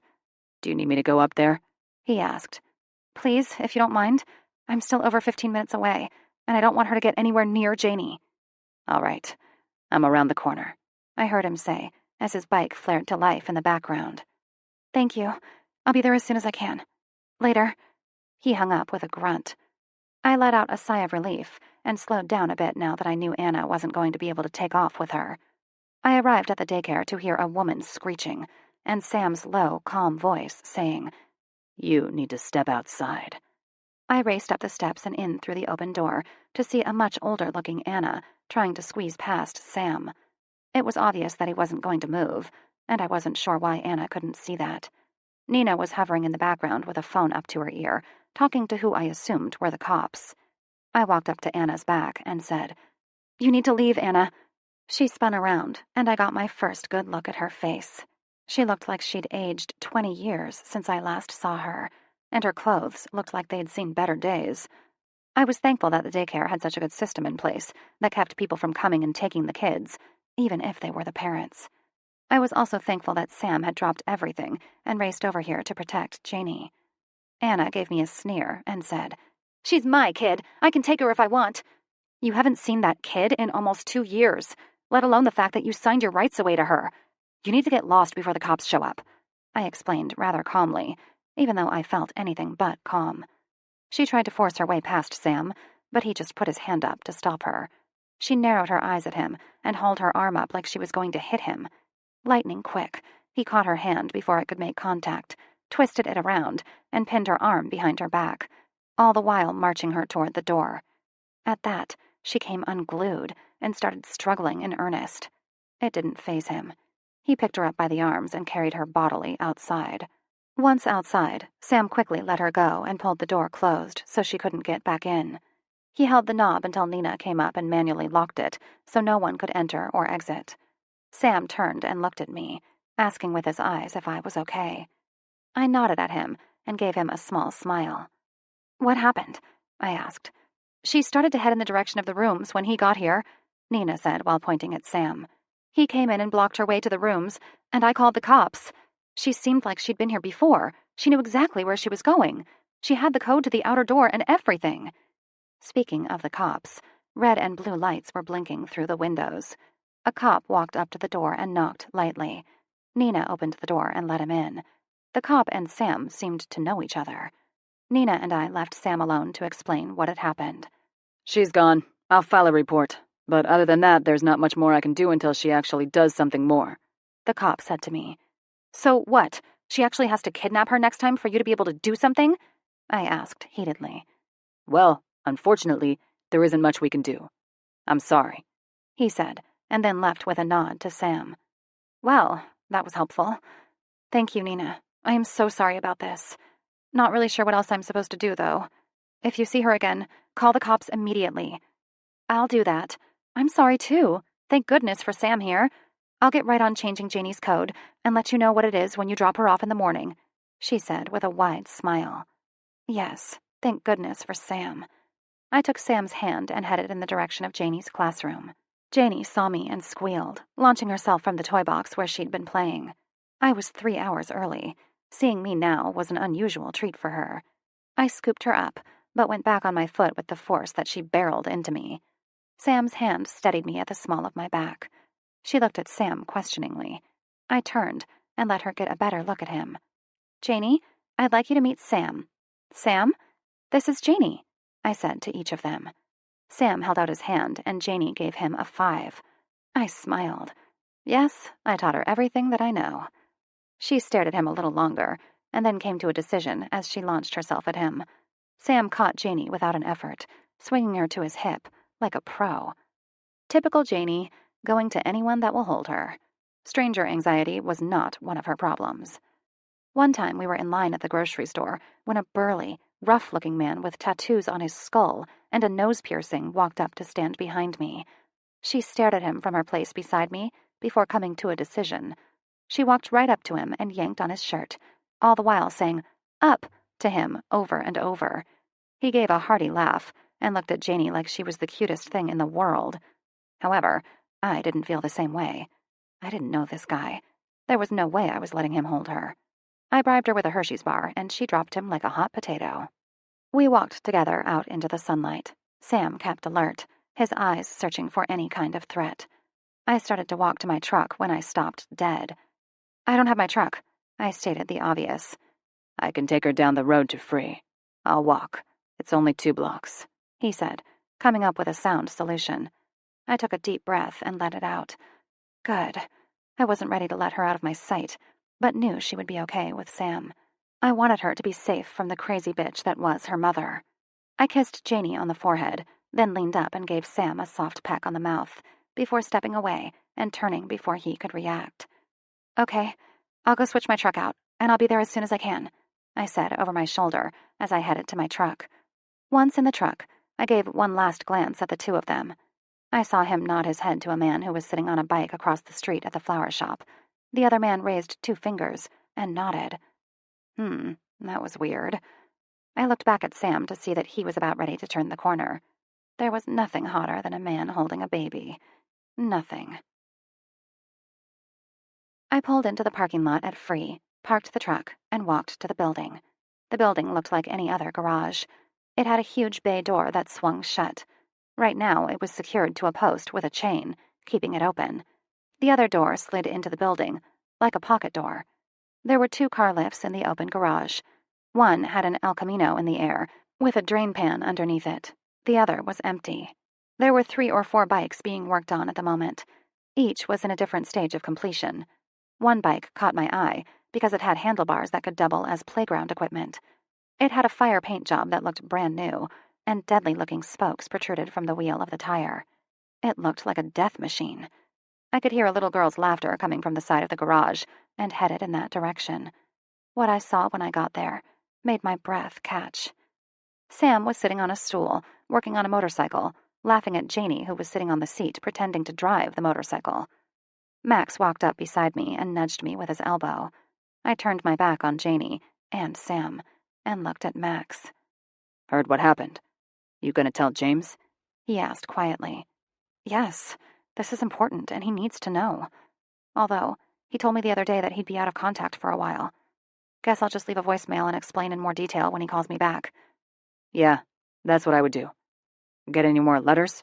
He said as he leaned up against a car lift. Nope, I said. I'll definitely let you know if I get one. Do you think that it was Anna who sent that letter? Is there any way that she could know that James is a sniper? No. Why would she know when you didn't? Sam said, startling me. He'd walked up behind me without me even hearing him. He walks like a freaking ninja. Gah, can't you freaking warn a brother? I said jokingly. I tend to joke when I get scared or nervous, and he made me both. I shifted from foot to foot, tense now that I didn't have the Janie situation to distract myself from the fact that Sam and I had sex, and we have this sexual chemistry that tended to burn bright when we're in the same room as each other. He smiled knowingly and said, They weren't together when James was in the army. He joined after she left. Oh, yeah. I guess I should have remembered that, huh? I said dumbly. Janie good for you? Yep, she was good. I gave her some juice and some peanut butter crackers. She said she was hungry. He said. Wow. He knew how to take care of kids, apparently. All right, well, I'm going to take her home now. Thank you for your help. I sincerely hope that I never have to call you again for that kind of situation. Welcome. I'd strapped Janie into her car seat and was rounding the truck when Sam called my name. Cheyenne. I looked up and tilted my head. Yes? Come here. I walked up until I was about a foot in front of him and stopped. He reached for the back of my neck, curled his hand around, and pulled me to him until his lips landed on mine. He gave me a hard, deep kiss and let me go, disappearing, like the ninja he was, back into the shop in seconds. I had put Janie to bed over 2 hours ago and was just pulling my nightshirt over my head while listening to the storm rage outside. I was contemplating what to have for dinner when there was a knock at my door. My heart skipped a beat. I wasn't expecting anyone, hence the nightshirt. Chewy started to bark his deep, menacing bark. Walking to the door, I looked out the little peephole to see who was there. Never would I have thought that it'd be Sam. I wasn't sure where we even stood. I took the chain off the door, turned the deadbolt, and twisted the doorknob, blocking his way with my body. He managed to squish past me, even though I was trying to block his entrance. Or, at least, I'd intended for that to be the case. But he did it quite easily. He walked to the couch and set down the beer and plastic bag he was carrying. He was wearing faded blue jeans and a royal blue t-shirt. I'd never seen him in anything but black. He sat on the couch and leaned over the coffee table, rummaging through the plastic bag. He pulled out 3 to-go boxes of what smelled like barbecue. My mouth started watering. But it wasn't just for the delicious-smelling feast he'd provided. I stared at him until he finally looked up at me questioningly. He raised his eyebrows at me. Coming out of my stupor, I called a hush to Chewy, who was still barking, and turned my attention back to him. Are you going to stand there all day, or are you going to come eat? He asked. I was actually wondering what you were doing here.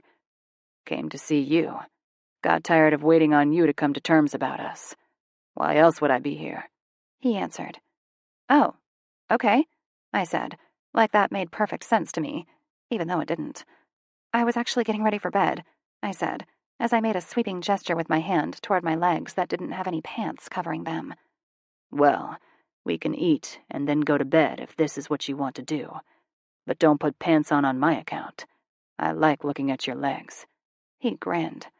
I decided to take this in stride. I actually wanted him here, even though I wasn't quite sure what a relationship was actually labeled. There was the one-time sex, a quickie blowjob, and a bunch of sexual tension, and then him keeping an eye out for me. But this was the first actual date that we'd had. Trying to go with the flow, I took the throw off the back of the couch and wrapped it around myself. Sitting on the floor across the coffee table from him, we ate in silence. I hate silence. It makes me hear things that aren't there, and it makes me say things I'd never intended to say. I leaned over the table and grabbed the remote that was sitting on the couch beside Sam. I pointed it at the TV and turned it on. Anything beat the awkward silence. The Wiggles were on at the moment, and they were Janie's favorite. Knowing that, I could never have enough of the Wiggles. Did I say they all act like they're on crack, speed, and meth all at the same time?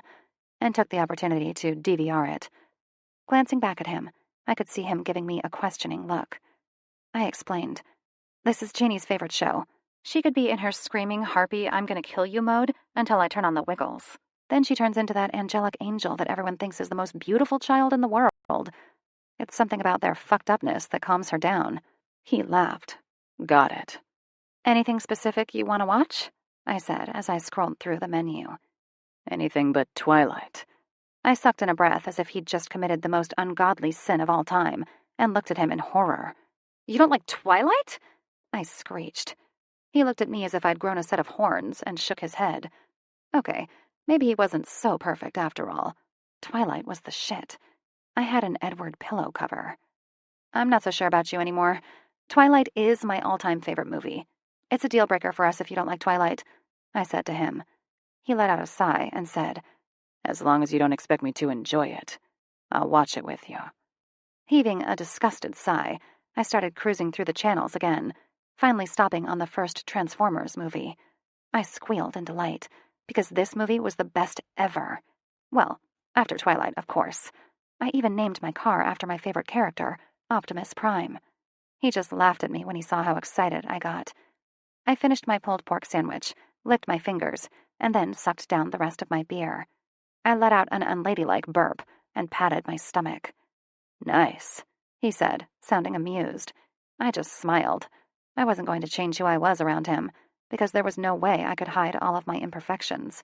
There were just way too many. "Thanks," I said.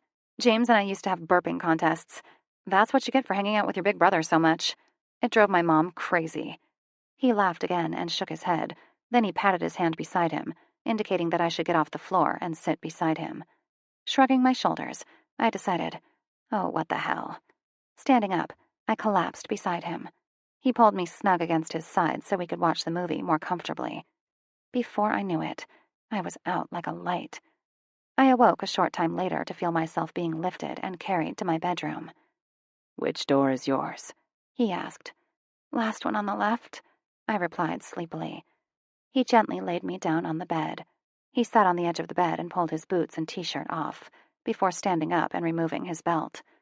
Around that time, my body started to ignite, while I was thinking about all of the interesting possibilities I could do in this situation.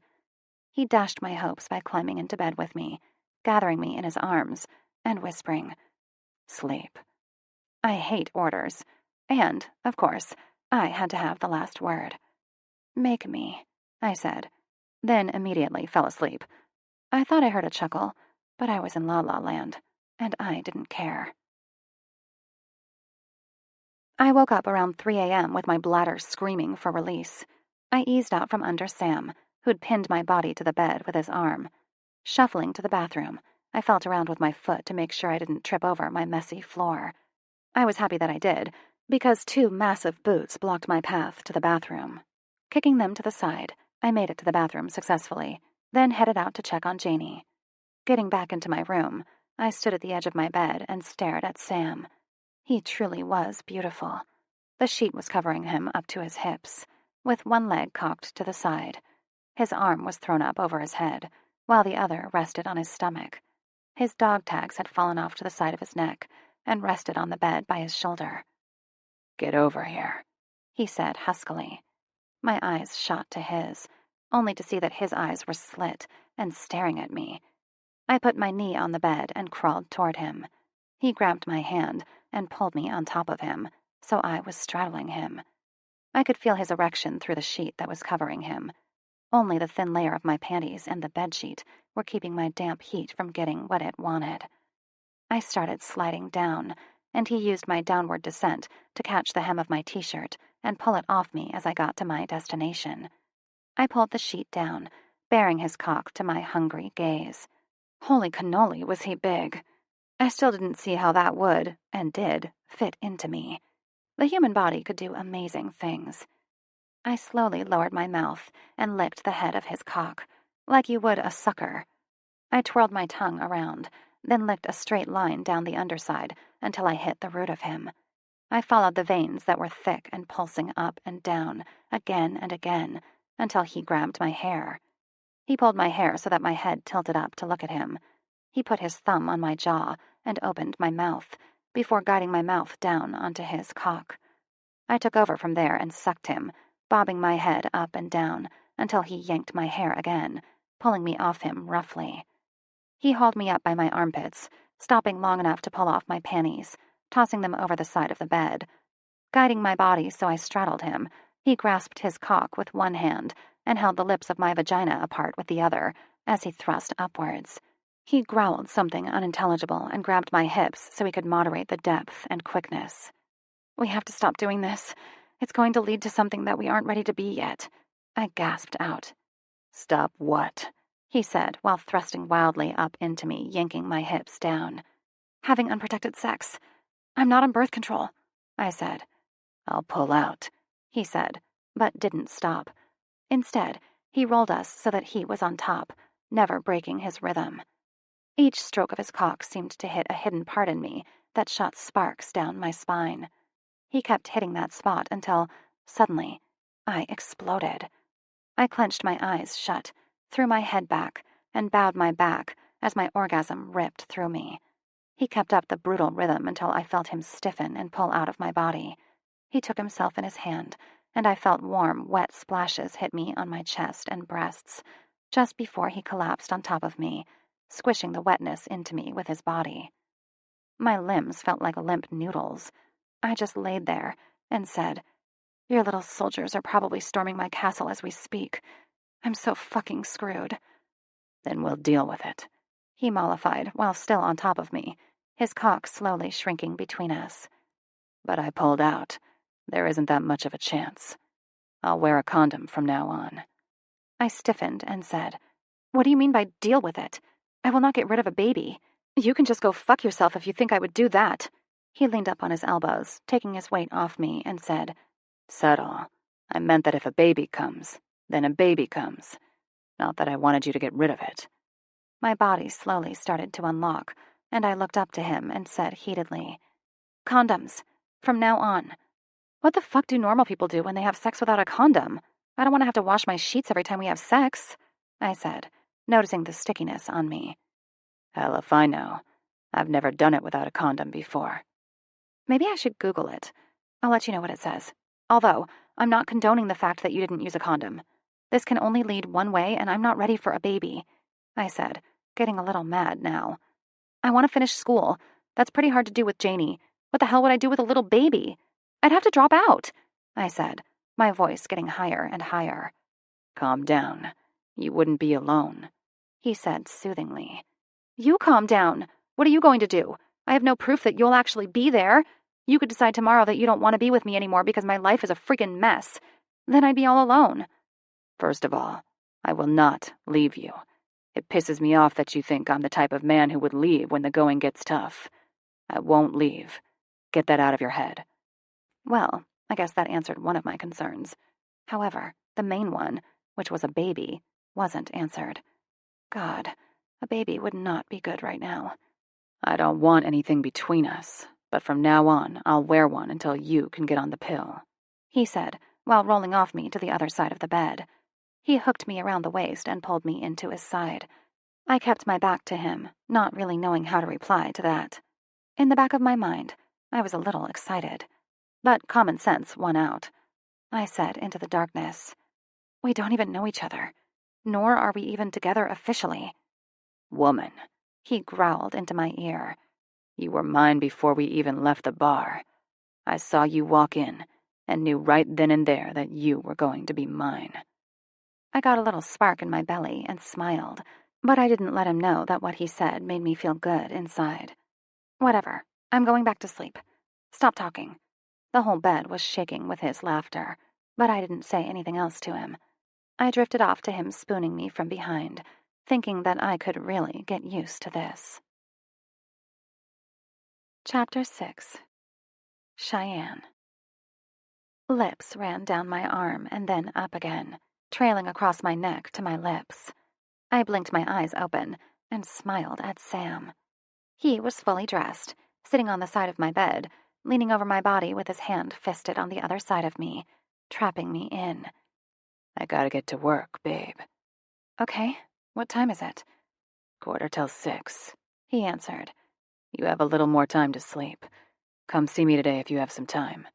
He kissed me on the back of my head and lightly patted my butt. Okay, I murmured, already slipping back into the fog. I was not a morning person. His hand rested on my cheek for a time, but I didn't open my eyes again. My eyes opened when I heard banging coming from the direction of Janie's room. I threw the covers off and headed in her direction.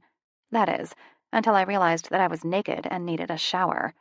I rinsed off in the shower, then threw on a black matching sports bra and panties, black yoga pants, and a hot pink stretchy V-necked shirt. I stepped over Chewie as I headed out my bedroom door to get Janie. Janie was a morning person. She would wake at the crack of dawn if I let her. If my mom was here, she would have gotten up with her over an hour ago. But I like my sleep, and Janie played well in her crib until I finally hauled my ass out of bed. Janie let a happy cry out when she saw me and started using her mattress as a trampoline. I lifted her out of the crib, changed her diaper, and headed to the kitchen. I got her a sippy cup of milk and set her down so she could play. Thank God it was Saturday. It had been a tough week, and I needed some downtime. I used the opportunity to water Mom's plants when I let Chewie outside to do his business. Mrs. Kowalski was doing the same. We exchanged greetings, and I headed back inside to check on Janie before heading into my room to get dressed. I dressed in a pair of short blue jean shorts, an old high school t-shirt, and my tennis shoes. Walking into the bathroom, I twisted my hair up into a messy knot on the top of my head, swished on some deodorant that smelled like baby powder, and exited the bathroom. Then I went to the living room, removed the now empty box of Lucky Charms from Janie's hands, sighed as I watched Chewie eat $4 worth of cereal, and growled under my breath as I headed into the hallway toward her room. I dressed her in a similar outfit to what I was wearing, because I had the philosophy that babies should be comfortable, too. That and dresses blue. I wasn't putting her in a dress, even though my mom bought a gazillion of them. James and I thought it was hilarious that we dressed her so comfortably, and Mom hated it with a passion. I, at least, dressed her in clothes that matched and did her hair nicely. James never did her hair and was lucky to put 2 things on that matched. Today's outfit consisted of tight black capri leggings and a shirt that said, "I love my auntie." Of course, I was partial to it because I bought it for her. I put her new squeaker shoes on her and decided to tape a video of it to send to James, since he despised them and tried to throw them away every chance he got. Janie and I ran errands for most of the morning, hitting the drugstore first. After that, we went to Target so I could get a few new pairs of workout pants, since all of mine seemed to be worn out from overuse. Although the overuse wasn't from working out. It was from wearing them in general. I liked how they made my ass look, and how they sucked in my fat. Janie fell asleep around noon, and I decided now would be a good time to visit Sam. Not knowing whether I should announce myself or not, I decided to call just in case. "Hey, is it all right if I come by the shop?" I asked him. Yes, why wouldn't it be okay? Have you eaten yet? He said in reply. "No, I was just thinking about getting tacos. Do you want anything?" Yeah, just get me whatever you're getting, ×2. He answered. "All right, I'll be there in a little bit," I said to him before hanging up. I ordered our lunch and headed to Free. I happened to look into my rearview mirror and see a red compact following me, but didn't think much of it until it turned down 2nd Street, the 4th turn that I had noticed them taking with me. I pulled into Free, and the car passed by, but I still had an uneasy feeling, and I decided to tell Sam. I drove up close to the bay doors and hopped out, leaving it idling. I walked up to Max, since he was the first one I spotted, and said, "Is it all right if I pull the truck in? Janie's sleeping and I don't want to take her out, but I want to have some shade over here so it's easier for her to sleep." Yeah, just pull in here. There's plenty of room, he said. I nodded, then pulled into the garage, rolled both windows down, and turned the truck off. About that time, Sam came out of the office with his phone to his ear. He sounded like he was arguing with someone. I waited until he was through to go to him. He wrapped me up in a hug, and I leaned my head against his chest, breathing in deeply. Gosh, he sure did smell good. Like fresh detergent, and some man-smelling body wash. I took another sniff, thinking I needed to steal one of his t-shirts after he wore it all day. Are you sniffing me? He rumbled out. You know that Febreze commercial? The one where the people are playing charades and the guy is lying on the floor and the people are trying to guess what he is? I said to him. No, don't watch much TV, he told me. Well, in the commercial, he's sniffing the carpet because it smells so good. He just stays there and keeps sniffing, all the while the people around him are shouting out their guesses. Well, that's what I feel like doing to you right now. You smell so good. I need to see if they can make a candle with your scent, I said distractedly while still smelling him. Weirdo, he said, but didn't make me stop. Yes, this is one of the more normal things that I do. Just you wait, I smiled and said. I will wait with bated breath. I also like the smell that comes out of the air conditioner just after you start the truck, I said. What smell? There is no smell, he asked. There is too. I'll point it out to you next time. Max, I yelled. Max came out of the office and said, What? Tell Sam that there's a smell that comes out of the air conditioner right after you start the truck. Please, God, not this argument again. Listen, Sam, just say that there is. She and Ember argue about this at the beginning of every summer. It sometimes gets physical. There's hair pulling and name calling. It really isn't worth it. Just say that there is, he said rather emphatically. You can suck it, Max, I said, turning around to stomp off, but a hand came around me and pulled me roughly into a hard body. No one sucks you but me, he growled into my ear. I shivered and turned in his arms to give him a kiss. Then I remembered the red car. On the way here, there was a red car following me, I said gently. Yeah, I know. Jack already reported it. We'll run the plates when Elliot calls us back, he said. But before I could ask why he would already know, his phone rang. He answered while grabbing my hand and pulling me to a chair and pointed. I sat. Sam spoke for quite a while in between bites of tacos. I ate mine and glanced through the office window to the truck to make sure Janie wasn't awake every couple of minutes or so. After about 20 minutes, I forgot about wanting to ask him about how he already knew and focused on playing Angry Birds on my phone. His phone call ended about an hour after I arrived. I was reading a new erotic romance novel by that time. When I had looked up earlier, he was sorting through some papers at his desk. But not even 2 seconds later, I noticed him reading over my shoulder. I didn't actually realize this. Otherwise, I would have closed the book because I was in a particularly steamy scene with a couple having sex. While in the throes of some steamy sex, the hero was asking the heroine if she'd ever had anal sex, and I started squirming in my seat. Do you want to do this? Sam asked close behind my right shoulder, his breath sending a shiver down my neck. I squeaked and spun around in the chair to see Sam squatted down beside my chair, just enough so he could read what I was reading. My face flamed, and I just stared at him in shock. Finally able to find my wits, I said, Want to do what? What that couple was about to do in that scene. Is that something that interests you? He asked a different way. I thought for a couple minutes about what he was asking. Was I interested in that? I sure didn't mind reading about it, but actually doing it? Who the hell knows? I don't really know. You're the sum of my sexual experience. I really wouldn't know until we tried, I said carefully. I'll keep that in mind, he said while grabbing my hand and pulling me into the shop. We eventually wandered over to the bike that he was working on, and I sat on the seat while he worked on what looked like the engine. Most likely I was in his way, but that didn't seem to bother him. I was asking him about what he was doing when Janie woke up with a wail. I moved to get up when Max came from somewhere on the other side of my truck and got her out. I walked to the office to get the taco that we'd saved for her and walked back out to Janie and handed it to her. We all laughed when she bit into it and it fell to pieces. Luckily, she was on top of the toolbox with a napkin spread out to catch any stray pieces. She ate the entire thing in less than 2 minutes, so I went to the truck to get her juice and a snack that we'd gotten at Target earlier. My eyes fell on a VW Bug that he had in the corner as I headed back to them. Does that have a 5-speed in it? I asked. Yes.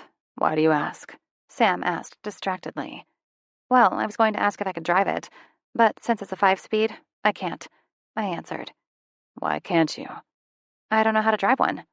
What do you mean you don't know how to drive a 5-speed? You said you've been working on cars since you were 12. Sam said. James got frustrated with me and never finished teaching me. He said I was a bad learner, and I needed to find someone else to teach me. I confided. He gave me a searching look, and then threw the wrench he was using on top of the toolbox. He walked over to the bug, started it, and drove it out of the garage bay. He got out. "Get in," he said to me, and then got into the passenger side. My heart was pounding. I didn't want to look like a dumbass in front of him. I got Janie from the ground, walked her over to Max, and left him to watch her. Then turned around and headed to the bug. Easing down into the seat, I closed the door and looked at him expectantly.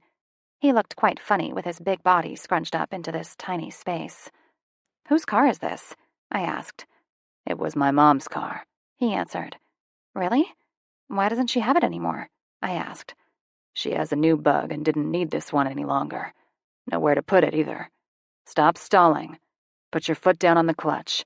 Make sure you're in neutral. And start it up." I pushed the clutch down to the floor, put it in neutral, and turned the key. The bug fired up and idled like a dream. "Now, the gas and the clutch are opposites. If you let off the clutch, you need to be pressing the gas. You can't give it too much gas. Let off the clutch slowly." I followed his directions to the letter, and it died. Fuck. I tried again, and it died again. Motherfucker. This went on for a while, with Sam teaching me patiently, my mouth spouting off curse words, when, finally, I started to get the hang of it. I drove around the garage area, around the back, and made circles around the entire lot. Finally, I came to a halt outside the bay doors again, and shut the car off. I sat silent for a while, turned to Sam, and gave him a big smile. "You did well. I just think that maybe family members shouldn't teach each other some things, especially when both family members have tempers. James and you both have tempers from hell, and I'm sure y'all fight like cats and dogs." I smiled and agreed, leaned over and gave him a soft, wet kiss. "Thank you," I whispered. Sam parked the car back into the spot it was originally in and walked over to where I was standing with Max and Janie. "That is some miracle shit you just worked. Neither James nor I could teach the girls how to drive. They were awful. You should get a Medal of Valor," Max teased. The sun was setting when I decided it was time to leave. I gathered all of Janie's crap and tossed it onto the floor of the truck, via the open window. I just turned around when I found myself pinned to the door by Sam's very hard body. He leaned down and kissed me.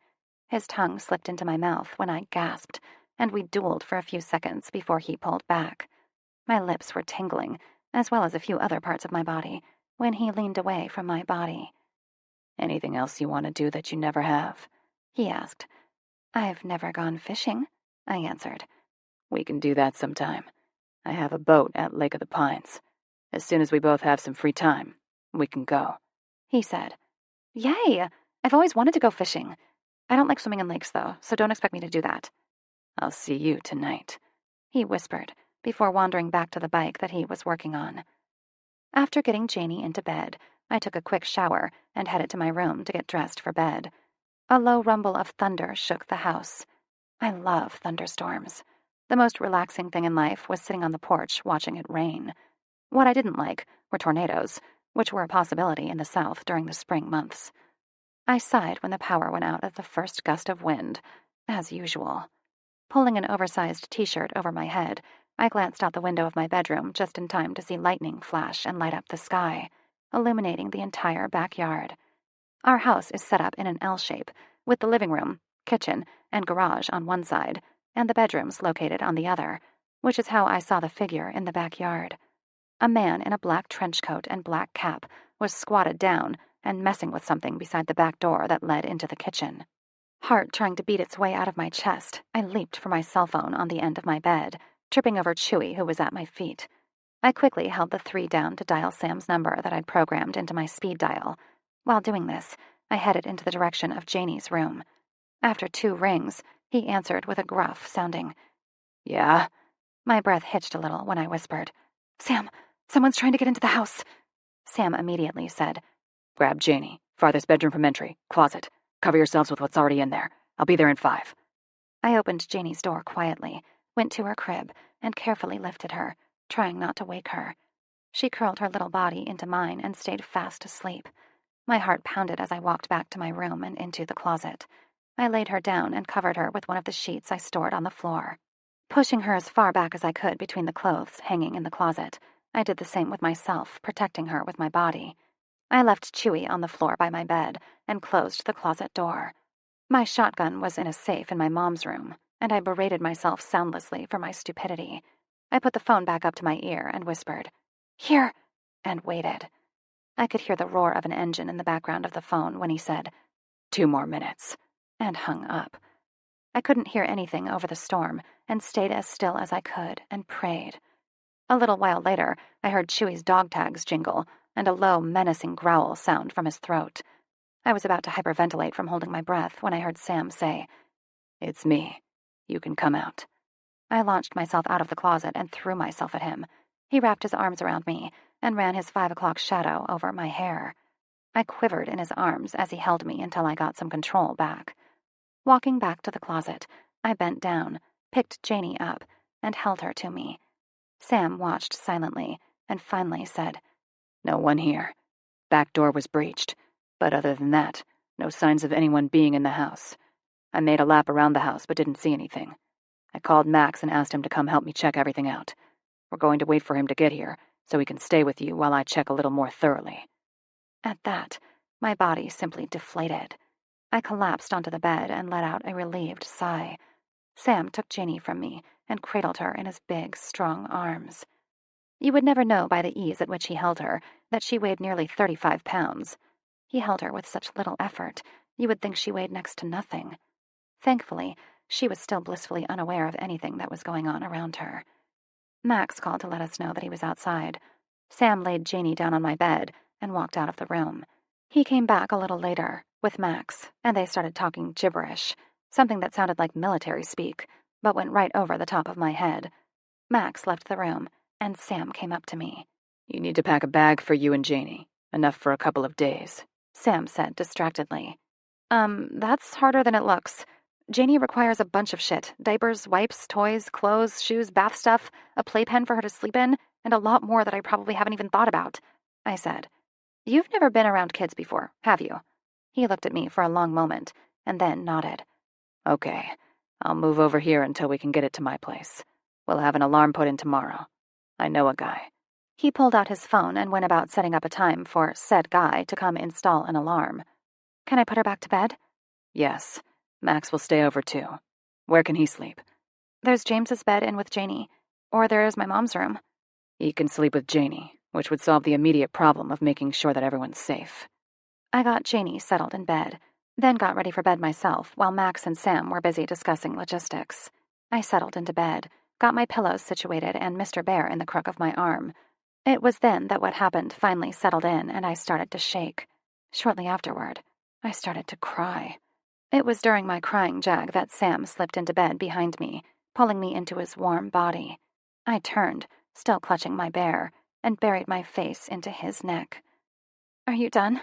I asked, still crying but trying to get it under control. "I am now. I heard you crying and came to you." "Thank you. I can't get over the fact that Janie was in danger. I had no way to protect her. I was frozen. If it wasn't for you telling me what to do, I don't know what would have happened," I said, crying myself into exhaustion. "Shh, I'm here now. Nothing will hurt y'all," Sam said quietly, running his hands through my hair. I stopped crying shortly after, falling into a restless sleep, snuggled into Sam's warmth, with his arms wrapped around me. Sam. "What'd you find?" I asked Max. There wasn't a question of did, it was a matter of what. Max was good at his job. I trained him to be. Jack was able to get him. Little shit doesn't know anything, though. Some guy paid him to put a note on our kitchen table. He was told that no one was here, and he'd have to pick the lock. Jack took him to Cooper. "Did he say what the guy looked like?" "Blonde hair, built, around 6 foot," Max said. I nodded and said a brief thank you to Max. As Max walked away, I thought a little more about what I'd felt tonight when she'd called. Pure terror. Even knowing that Jack was right outside and would have been able to get there if I needed him to, I still freaked. I was normally stone cold. That was my call sign when we were performing missions. The boys thought it was a laugh calling me that. But tonight I was pure crazy. All of my training went out the window. I hadn't acknowledged it before that second, but I was in love with her, and the idea of her being taken away from me tore me apart. Finally calming enough to get my head on straight, I called Jack. However, proving that I'd trained them well, Jack was already aware that someone was there and had him detained on the side of the house, away from any windows or prying eyes. I set the note on top of the fridge so I could send it to the lab in the morning to have the prints run. I walked back to Cheyenne's room, stripped my clothes off, placed my .45 under the pillow, and gathered Cheyenne in my arms. She still had a death grip on the ugly green bear, so I wrapped my arms around both of them. Breathing in her scent, I started laughing softly when I remembered her earlier explanation about smelling me. We were one of a kind. I closed my eyes and fell into a light, fitful sleep. Chapter 7. Cheyenne. I heard pots and pans banging, male voices talking, and Janie laughing her carefree laugh. I rolled over and buried my face into the pillow. Sam. I was almost asleep again when I felt a hand running up my leg, stopping at the inside of my thigh, where it met my core. I gave an involuntary shiver and moaned. That being permission enough, I felt the fingers slip past my undies and up inside me in the next breath. I was already dripping wet. All Sam had to do was touch me, and I was ready for him. Realizing that I was wet for him already, he peeled my underwear off and dragged me to the edge of my bed, so my feet were on the floor, but my stomach and upper body was supported by the bed. I heard a zipper lower, and, lightning fast, I was filled with him. I let out a moan and wiggled my hips a little to see how much leeway he would give me. His hands tightened. Obviously, he wasn't willing to give up much. He pulled out, then thrust forward again, hitting my cervix. I started to moan again when his hand covered my mouth. Shh, we don't want to be too loud. I'd hate to have to stop, he said. I buried my face into the bed and wiggled my hips as if to say, get on with it. Well, he got on with it all right. Had I been on the bed, my head would be pounding the headboard with every thrust. Every time with him just kept getting better and better. He seemed to hit a spot in me that made me wild. I moaned into the sheets with almost every thrust that he gave me. Out of nowhere, my orgasm blindsided me. I came back to myself in time to hear Sam moan into the back of my neck as he jerked and came. We both lay there, panting. When my wits came back, I said, "You forgot again." "I wore one," he said, as he pulled out, then went to the bathroom to dispose of the condom. Wow, I hadn't even noticed. I had been so lost in Sam that it never even crossed my mind. He also seemed kind of pissed. He came back in the room and pulled up his jeans without putting any underwear on. He grabbed a black tee off the floor and pulled it over his head as he walked out the door of the bedroom, closing it softly behind him. Guess he was pissed at me. He didn't normally leave me so fast, or without at least saying something before he went. I needed to talk to someone. I sighed and grabbed my phone and typed a quick text to Ember. Me. I need you to come see me ASAP. I have major problems. Ember. Okay, I'll be there in 10. Make me breakfast. I walked out of my room and headed for the kitchen. Max and Janie were at the table finishing what looked like pancakes. Sam stood at the coffee pot filling his up, his back to me. A glass of Mountain Dew sat in my favorite Tervis tumbler right next to it. I walked up to him and hugged him from behind. He tensed up a little, then relaxed, snaking his hand around to pat my butt. I rubbed my head into his back, sniffing a little, trying not to let him know what I was doing. His body started shaking, and I knew he was laughing. "You're sniffing me again, aren't you? Get your drink and some pancakes and sit down," he ordered, shaking his head at me. I held on a little longer and placed a kiss between his shoulder blades. His body seemed to relax while I did this, making him seem not as mad as he was. I decided not to argue with him and did as he said. He brought his food and coffee, as well as the syrup. Ember's on her way over. I need to talk to her, I said to everyone. Max groaned, and I glanced at him. What? I asked him. "Ember's driving me nuts. It was kind of nice to wake up and not have her knocking at my door, for once, asking if she could get me anything," he answered. Max, what do you think we all went through when we heard you were injured? We didn't know how badly you were hurt, whether you were alive, where you were. Nothing. They told us nothing. Ember was dying inside. She held up fairly well, but when they finally called and told us that you were okay and would be on the next flight home, she broke. She was seriously broken. I haven't seen her cry like that since your parents died. It was not pretty. Give her a little slack. I scolded him. He looked at me for a couple seconds, and then his face fell. I didn't even think of that. I just thought she was being annoying. I never knew. Thanks, Shy. I'll talk to her. I nodded and started to eat. Ember walked into the house a few minutes later, using her key to get in. Hey, y'all! Is that pancakes? Who made these? I know it wasn't Max. He sucks at pancakes, she said, grabbing a plateful, sitting down across from Janie. Me, Sam said. But it was nothing special. Just Hungry Jack mix. Anyone could do that. Cheyenne's a kick-ass cook. I don't think it's fair that y'all both can cook. So, why was the door locked? It's never locked. Cheyenne nearly had a break-in last night. If it wasn't for Jack, one of the men I had watching her, he probably would have gotten in the house. He answered her question while digging in his wallet. I'm having an alarm system installed today at 2. Gabe will be here to watch the house while I'm gone. If y'all go out, make sure Gabe knows where y'all are going. And send me a text as well. Also, I want to make sure you get double of everything you'll need for Janie and yourself. Take my credit card. You can keep it at my place, just in case we need to go there, he said, as he handed her his credit card. He went back to eating, like he didn't just drop a few bombs on me. Who the hell is Jack? I sputtered. And what do you mean double up? That's like moving in with you. And who is this Gabe Yahoo?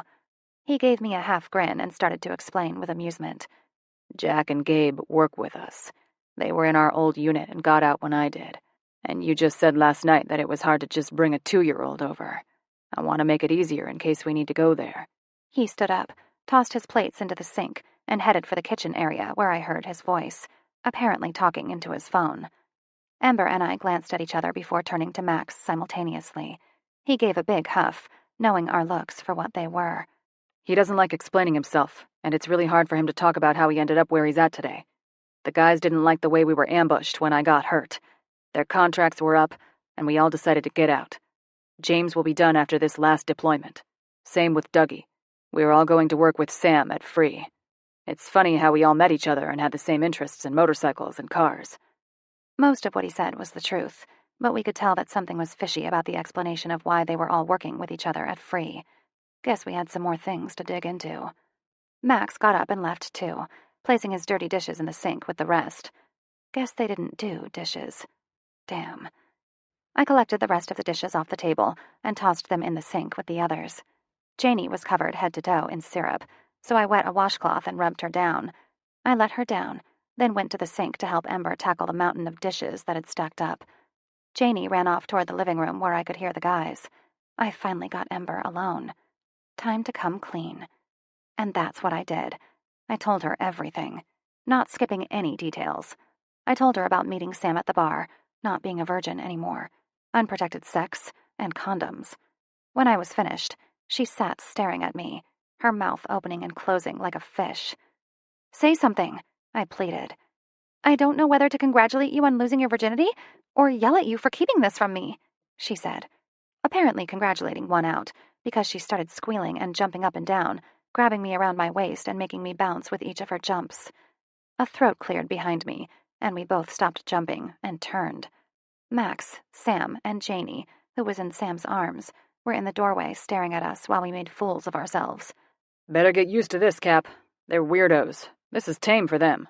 Just wait until they start talking to each other in Cookie Monster and Elmo voices. It gets downright wacko, Max said laughingly. We haven't done that in at least a year, Max, Ember said. Stop embarrassing Shy. Whatever. We're heading out. You and I need to talk later, Max said to Ember before turning around and walking away. Come meet Gabe before we go, Sam instructed, and left too. Ember, I do believe he just gave us an order. Hop to, I said, slapping her ass, then taking off before she could retaliate. I heard her feet pounding behind me and put on some speed, not stopping until I had Sam in between her and me. I stuck my hand to my nose, stuck my tongue out, and made the nanny boo-boo gesture. We dodged each other for a few seconds, jumping over the couches and dodging Sam and Max, before I finally noticed the intimidating-looking guy right in front of me. Ember jumped on my back, making me stumble into the guy I assumed to be Gabe. He steadied us. That's when Ember noticed him. Slowly, Her feet slid to the floor, and she stared in shock at the guy in front of her. Her cheeks went a deep shade of red, and she sputtered out a "sorry" before she backed off completely and went to stand by Max. So, this was Gabe. Wow, he was kind of scary. I gave a wobbly smile and offered him my hand. He took my hand, shook it, and let it go. I felt Sam come up behind me and wrap his fingers into the waistband of my pants. He pulled me into his side and said, "Gabe, this is Cheyenne, James's sister. The other one is Max's sister, Ember. Cheyenne, I want you to remember what I told you. If you don't see Gabe, don't go anywhere. Make sure you call me and keep me informed on what you are doing. I'll see you when you drop off your stuff at my place. Gotta go." He wrapped his hand in my hair, giving me a deep, wet kiss, and let me go. He blew a raspberry on Janie's tummy, making her squeal before he handed her off to me. Janie cried, reaching for Sam, but Sam was already out the door with Max following. I heard his bike roar to life, and him take off without another word, leaving Ember, Janie and I alone with Gabe the Frightening. Janie was wailing at the top of her lungs, big crocodile tears rolling down her face, her snot mingling with the tears. I said to Gabe, "I need to go get some shoes on, and afterward we need to hit Walmart so I can get Janie some stuff. Is that all right?" He nodded but wasn't really paying attention to me. He was staring at Ember, who was doing her best to disappear into the couch. I took pity on her and said, "Hey, Ember, do you mind taking Janie and getting her dressed?" She nodded emphatically and took a still wailing Janie out of the room and down the hall. I stared after them and felt a little pang in my chest. She missed her daddy and soaked up any male attention like a sponge. It didn't help that Sam was good with her. I headed into my room, slipped on some tennis shoes, and pulled my hair into a bun on the top of my head. I got Janie's diaper bag ready, and we all headed out to Walmart. 3 hours later, we arrived at Free and took everything to Sam's duplex, rearranging some stuff so everything would fit and not look like we'd just bombed his house with baby stuff. I laid Janie down for a nap and left Ember with her because she was hiding from Gabe. They were making googly eyes at each other while they thought the other wasn't looking. It was actually kind of cute. I would have to see if I could talk Ember into coming out of her shell around him. Sam. "The prints are Justin's, Sam," I heard over the phone. "And I know what you're going to say, but they're his. And the weird thing is that they were left there on purpose. He left them in the shape of a smiley face. No other prints anywhere else on the page. Justin's been dead over a year. Something isn't right. I was the one who identified the body, and it was his body. I'm positive," I said to Elliot, our information expert and ex-Army Ranger that served under my command. "Well, it may not actually be him, but if that's the case, then it's someone who would have had contact with him long enough to have his fingerprints, or took his fingerprints and had a mold made." "There is no other logical explanation," Elliot said, sounding just as frustrated and confused as I was feeling. "Thanks for everything. When will you be getting back here?" I asked. "I'll be back late Sunday night. I just got Hummingbird into her new place and all that nice fun stuff," he answered. "All right, I'll see you soon. I'll call you if I need anything else. Keep your phone close. Something is fucked up here," I said, stating the obvious. Next on my list was to call James and inform him what had happened last night. The secure line rang 4 times before it crackled in a disembodied voice that sounded like Dougie. "Oh, Captain, our Captain!" Yeah, that was Dougie. I loved that kid. I hadn't been able to interact with him as much as the others had, but what I was able to teach him, he soaked up like a sponge.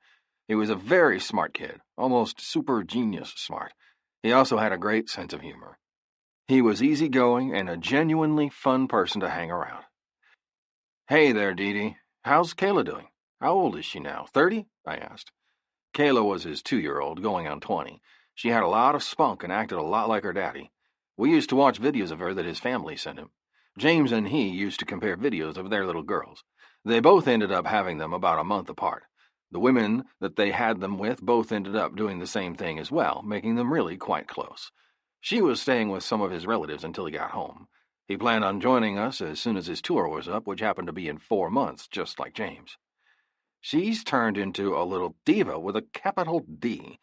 My mom is counting down the days until I get home. She can't handle much more. She could barely handle me. My cousins are giving as much help as they can, but they all have a bustle of kids of their own. So I hear you're going out with little Shy Shy. How'd that happen? He asked wickedly. Ah, not you too. I don't need to explain it to you, I said stubbornly. Aye, aye, Captain. So did you find out anything more on what's going on with her? Yes, that's actually why I'm calling. I took a deep breath. Do you think I could talk to James first, though? I have an important question I need to ask first. Yeah, Cap. Here he is, he said, sounding a little more serious. All right, Cap. What's up? James said. I have two things I need to talk to you about. First, I wanted your permission to marry your sister, I told him. God, it would kill me not to have his consent, but I would do it anyway, with or without his support. A deep breath was taken from James, and then he expelled it and said, I never thought I had to warn you off my sister, but I'm glad I didn't. There's no one that I'd love more to be with my sister who means the world to me. Isn't this a little sudden, though? Yes and no. I knew I wanted her forever when she walked into the bar that night. We've spent some time together this past month, and I just know this is right for us. I've never in my life felt as good as when I'm with her. She seems to make it possible to breathe again. I haven't been breathing for years, and finally I can take a full breath, I explained. I didn't ask for you to write a poem. As long as you treat her right, I have no problem. What was the other news? James asked. Your sister got another note yesterday. This one was left at the back door. She saw him deliver it, I said solemnly. You've got to be fucking shitting me. To our back door? Please tell me you moved her out of there. God, my baby is there too. You've got to take them back to the compound. I'll try to get back home as soon as I can. They'll have to give me leave for this, he said, sounding as frustrated as I felt. I told her to double up on her stuff and move it in. We will be at my place tonight. But that's not the worst of it. There were prints on the note. They belonged to Justin, I said. A long pause sounded over the line. No, he breathed out. Yes, they were his. Elliot checked them 3 times. He thinks it's possible that someone got a hold of his prints and had a mold made, I told him, giving him everything that Elliot had just told me. Okay, we'll keep an eye out. Watch out for my family, James said as he hung up. I hung my head and let my hands dangle in between my legs. I sat like this for 15 minutes, contemplating what to do next. Sam? I heard a soft voice call from the hallway. I looked up, and there she was, Cheyenne. My heart picked up a little at the sight of her, just like it did that night I first met her at Deacon's. I turned to my chair and motioned for her to enter. She did and curled into my lap, rubbing her nose along my neck. Are you okay? She asked. I knocked, but you didn't hear me. You seemed lost in thought. Yeah, I'm okay. Just some bad news. Did you get everything you needed today? Yep, all but the kitchen sink, but you have one of those, so no big deal, she said teasingly. I think Gabe and Ember have a thing for each other. The entire time they were eye-fucking each other when they thought the other wasn't looking. It was quite hilarious. Every once in a while, Gabe would catch Ember looking at him and he would smile, and she would get all huffy. I loved it. I smiled. I loved listening to her talk. She didn't have that cynical view of the world like I did. She enjoyed life, didn't see danger around every corner. When is your birthday? She asked me. December 24th, 1980, I answered. Wow, you're old. I'm only 25. My birthday was a couple of weeks ago. March 3rd, the day I met you at the bar, she said lightheartedly. I jerked. That night was your birthday? Why didn't you tell me? I demanded. What did you want me to say? That I was spending my birthday all alone? How humiliating would that have been? At least you unknowingly gave me a good birthday present. That was the best night of my life, she said emphatically.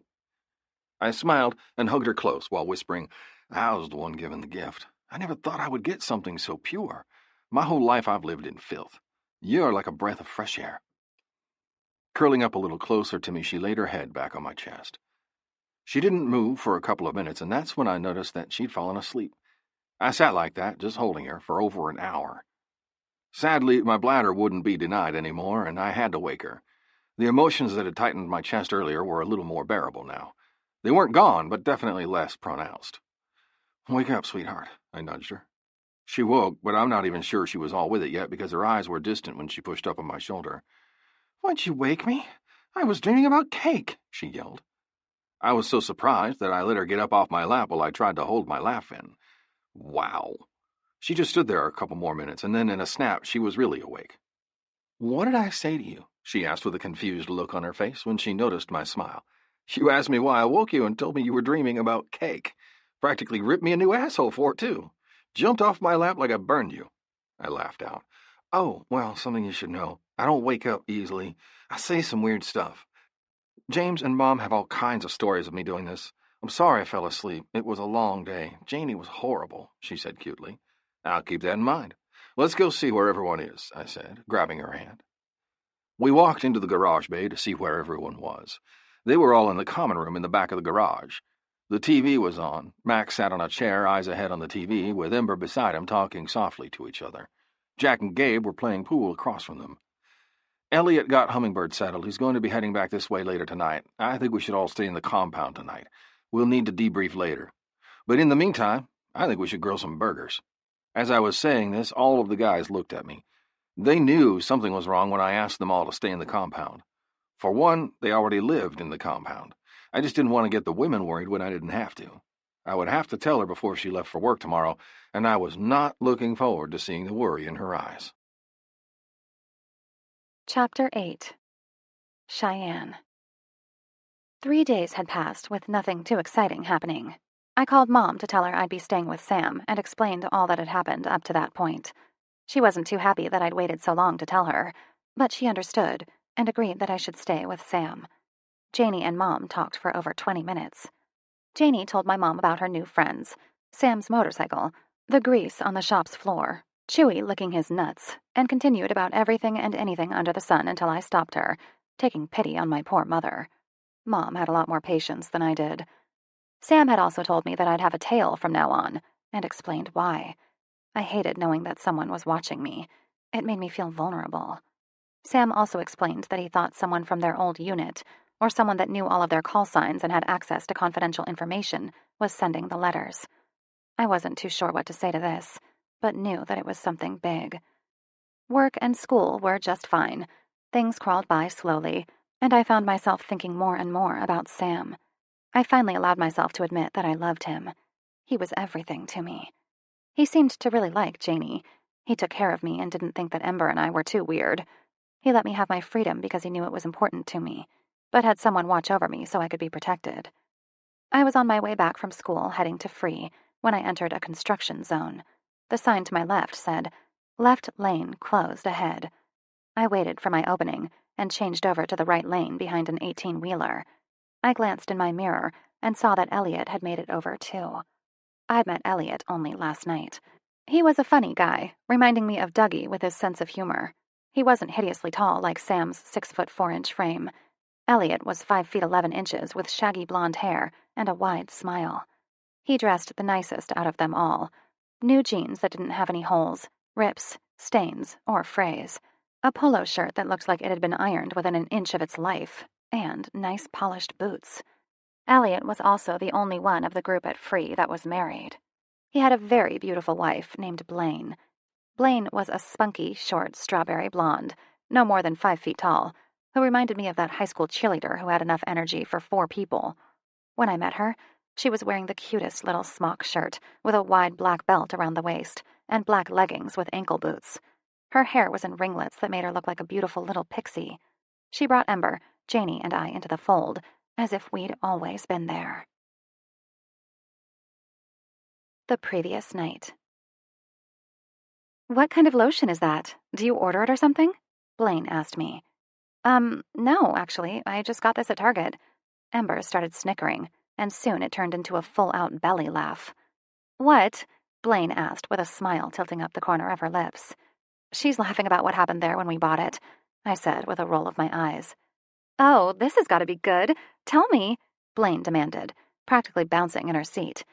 "Ember and I went to Target to get the rest of Janie's baby stuff. I decided to swing by the condom aisle because I wanted to make sure we had some on hand for, you know. Anywho, we were standing in front of the selection of condoms, debating the different types." "Ember, what does ribbed for her pleasure mean?" I asked her. "It has ridges all along the condom that's supposed to enhance sex," she answered. She kept glancing to her left, where Gabe stood staring at the ceiling, wearing a shit-eating grin. We decided to ignore him and kept going on with our discussion. "Why on earth would you need a flavored condom?" I asked. "Well, some people wear the condom during blowjobs, maybe because they don't want to get it in their mouths," she answered, her face blushing a bright red. That makes sense. What do you suppose this yours and mine lube does?" I wondered to myself. "It tingles and heats, it says, when the two come in contact with each other," she read from the back of the box. I had started adding random boxes to my cart when my old high school science teacher came up to Ember and said, "You look familiar. Do I know you?" "Do you watch porn?" I asked her with a straight face. Gabe burst out laughing from behind me, bracing his elbows on the wall behind him. Ember had a dead serious look on her face and nodded her head. Mrs. Jackson did not find this funny and stormed off like her ass was on fire. Ember and I both held it together for a good 5 seconds after she left, before we collapsed into each other and laughed until tears ran down our faces. "Oh man, that never gets old," Ember wheezed. "Oh my God," Blaine said. "That's hilarious." Blaine then turned around to tell Elliot, but there was no need because all of the guys were staring at us with grins on their faces. And that was how Blaine was let into our fold. We spent the entire night in the down room playing Things, while the guys watched a ball game across the room, until we suckered them into playing too. Things is a very simple game. There are cards that you choose that say, for example, things you shouldn't put in your mouth. Everyone has a slip of paper, and each person puts down what they think. Then everyone passes it to the reader, and they read them all aloud. You take turns choosing who you think said what. Ember and I could normally guess each other's fairly easily. Max is a close second because he'd known us the longest. He can usually guess the one of us who managed to stay in. We were both very vulgar when we played this game. Our friends loved playing with us. They said we entertained the hell out of them. At first, the only ones who played were Blaine, Ember, Max, and I. But shortly after, we were able to rope Elliot, Gabe, Jack, and finally Sam in as well. One of the funniest turns was when the card said, "Things you shouldn't display in your china cabinet." It was my turn to be reader. I read the answers that were written out loud to the group. Your bras. Your whips, chains, and floggers. Your dildo collection. Your pot stash. Broken china. Your kidney stones. Your collection of panties from every one of your sexual encounters. Your false teeth. I was barely able to read the slips of paper. By the time I was done, I was breathless and barely able to stay in the chair as I suppressed my laughter. Tears were leaking out of my eyes uncontrollably. Blaine, however, didn't fight the laughter. She was on her back, rolling around like a child. Sam ended up winning the round, catching on in only a few short turns. As the night wore on, everyone loosened up and said what was really on their minds. I don't know if the inventor of Things meant for the game to be played this way, but it was a riot when everyone played with no reservations. I had one hell of a time, and it really helped me let go of some of my worries. Blaine fit in great with Ember and me.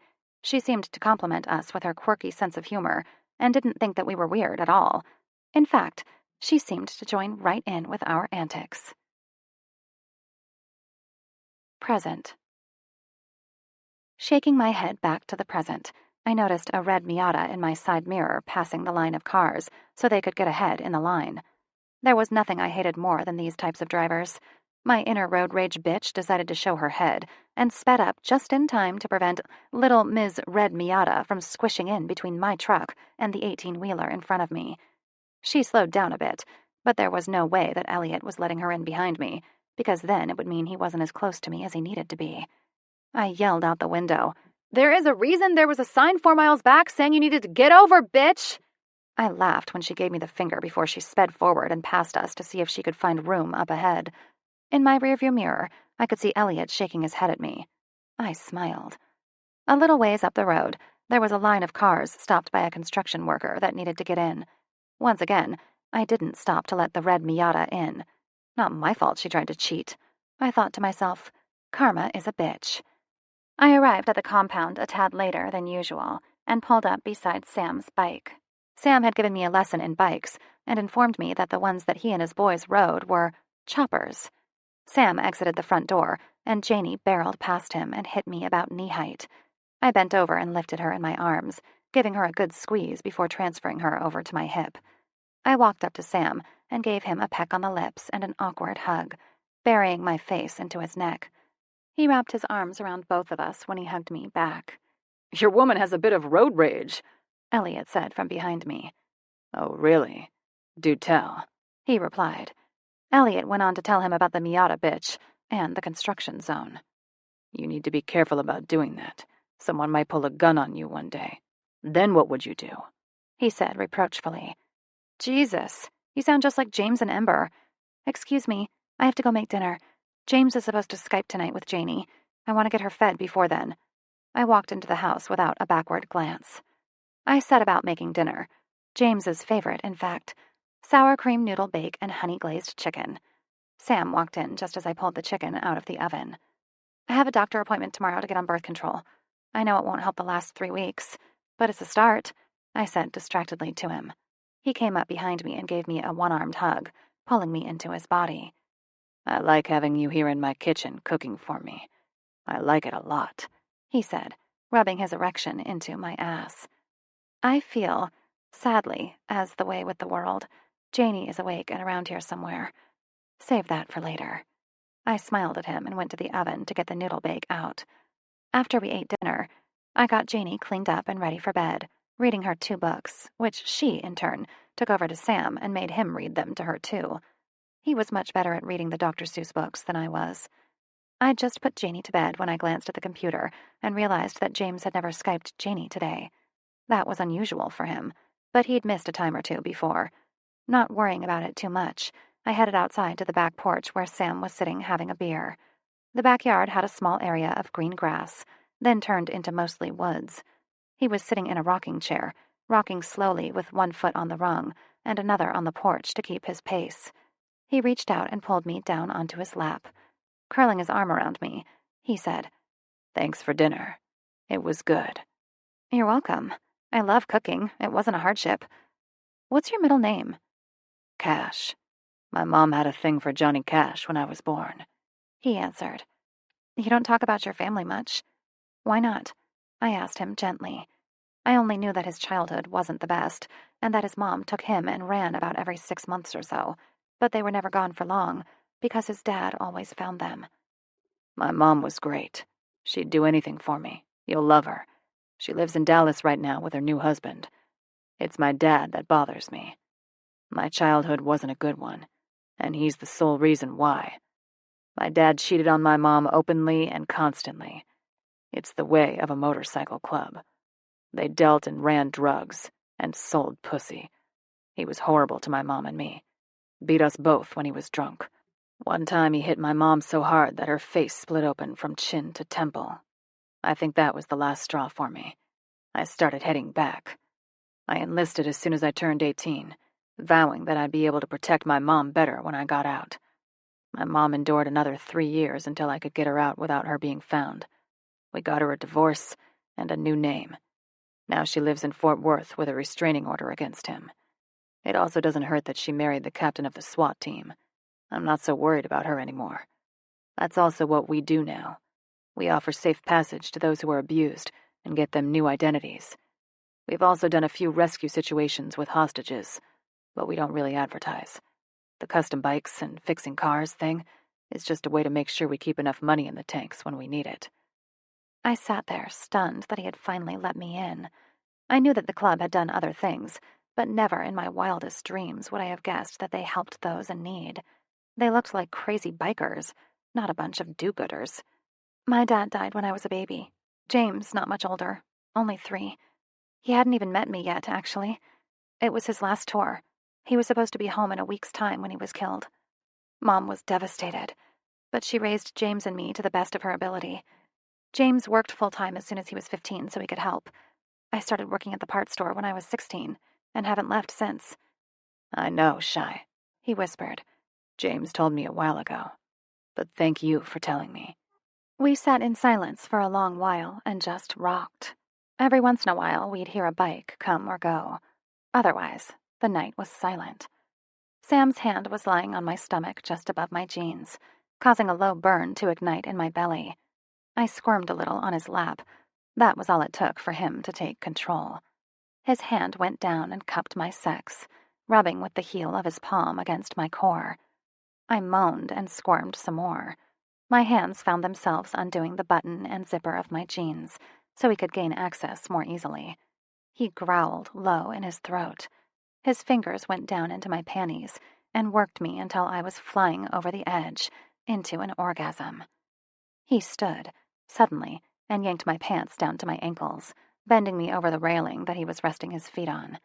I heard his belt buckle clink as it hit the ground. Then he was inside me, thrusting in and out at a brutal pace. His hands were at my hips, yanking me back in time with his thrusts.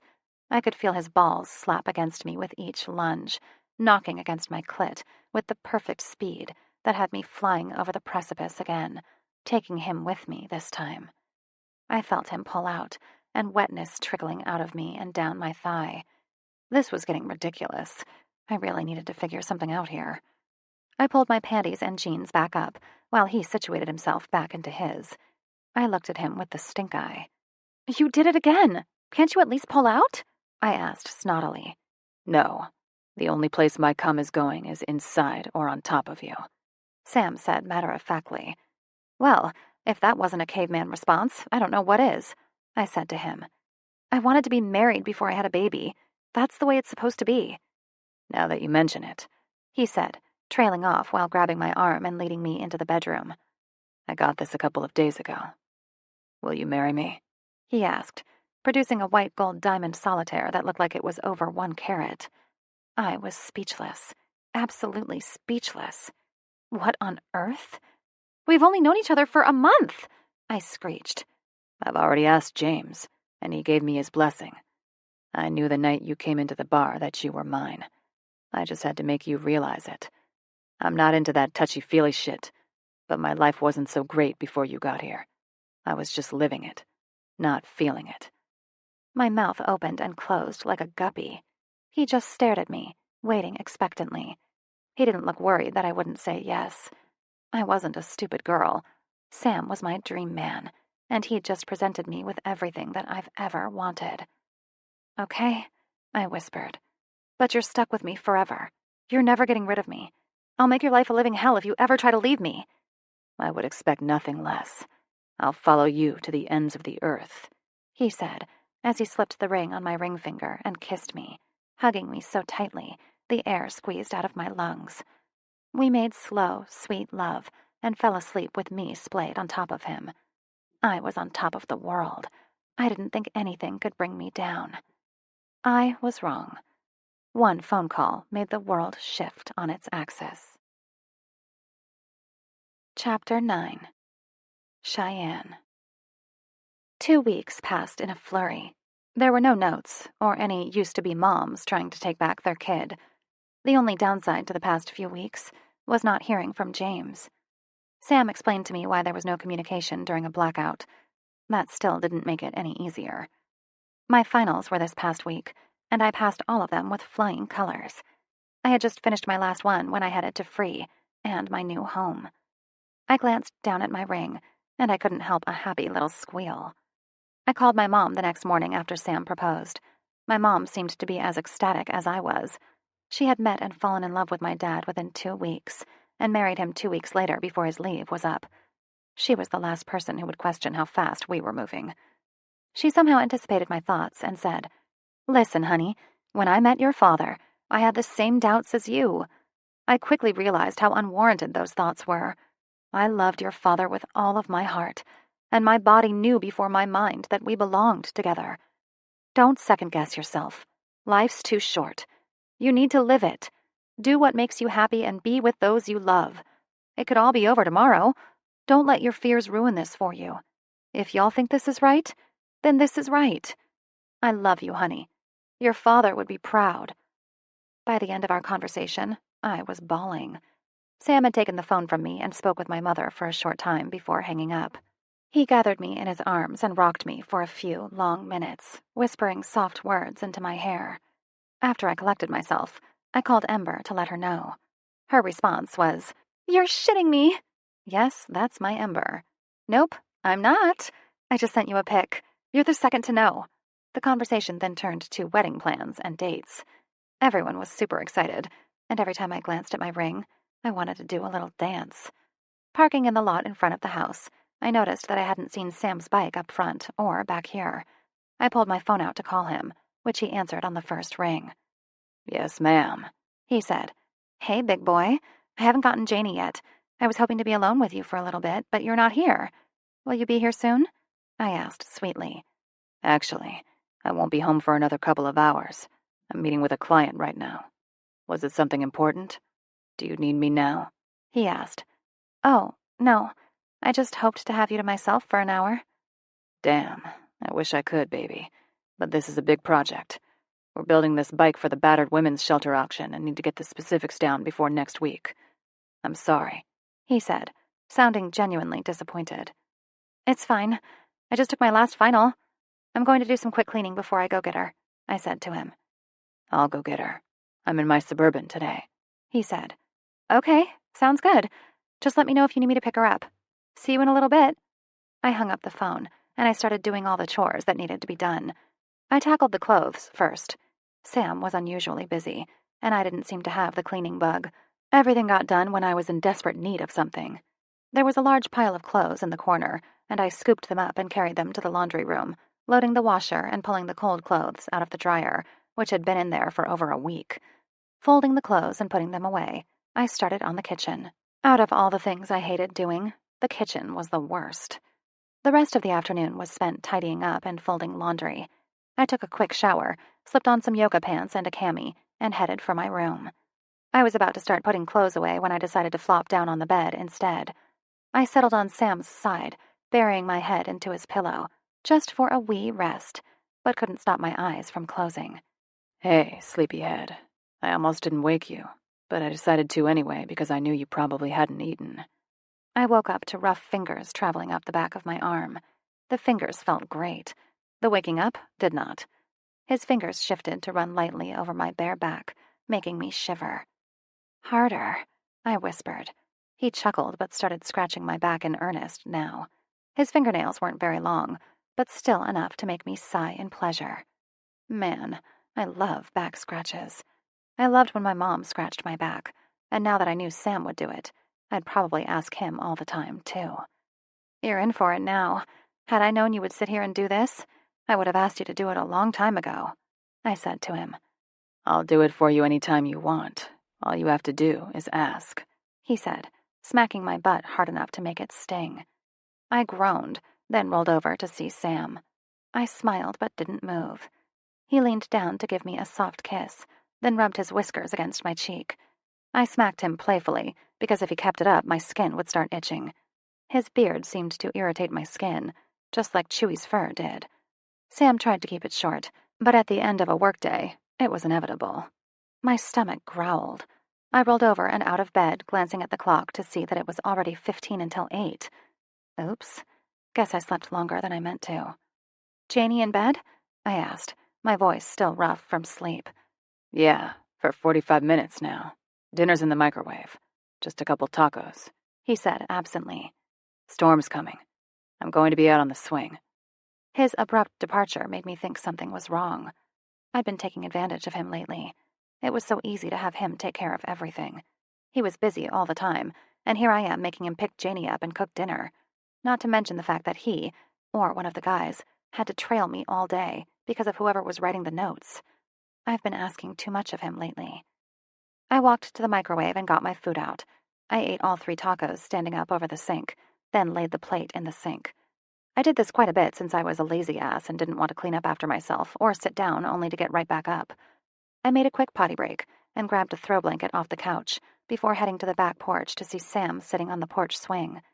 I wrapped the blanket around my body and then sat down, snuggling close into Sam's body.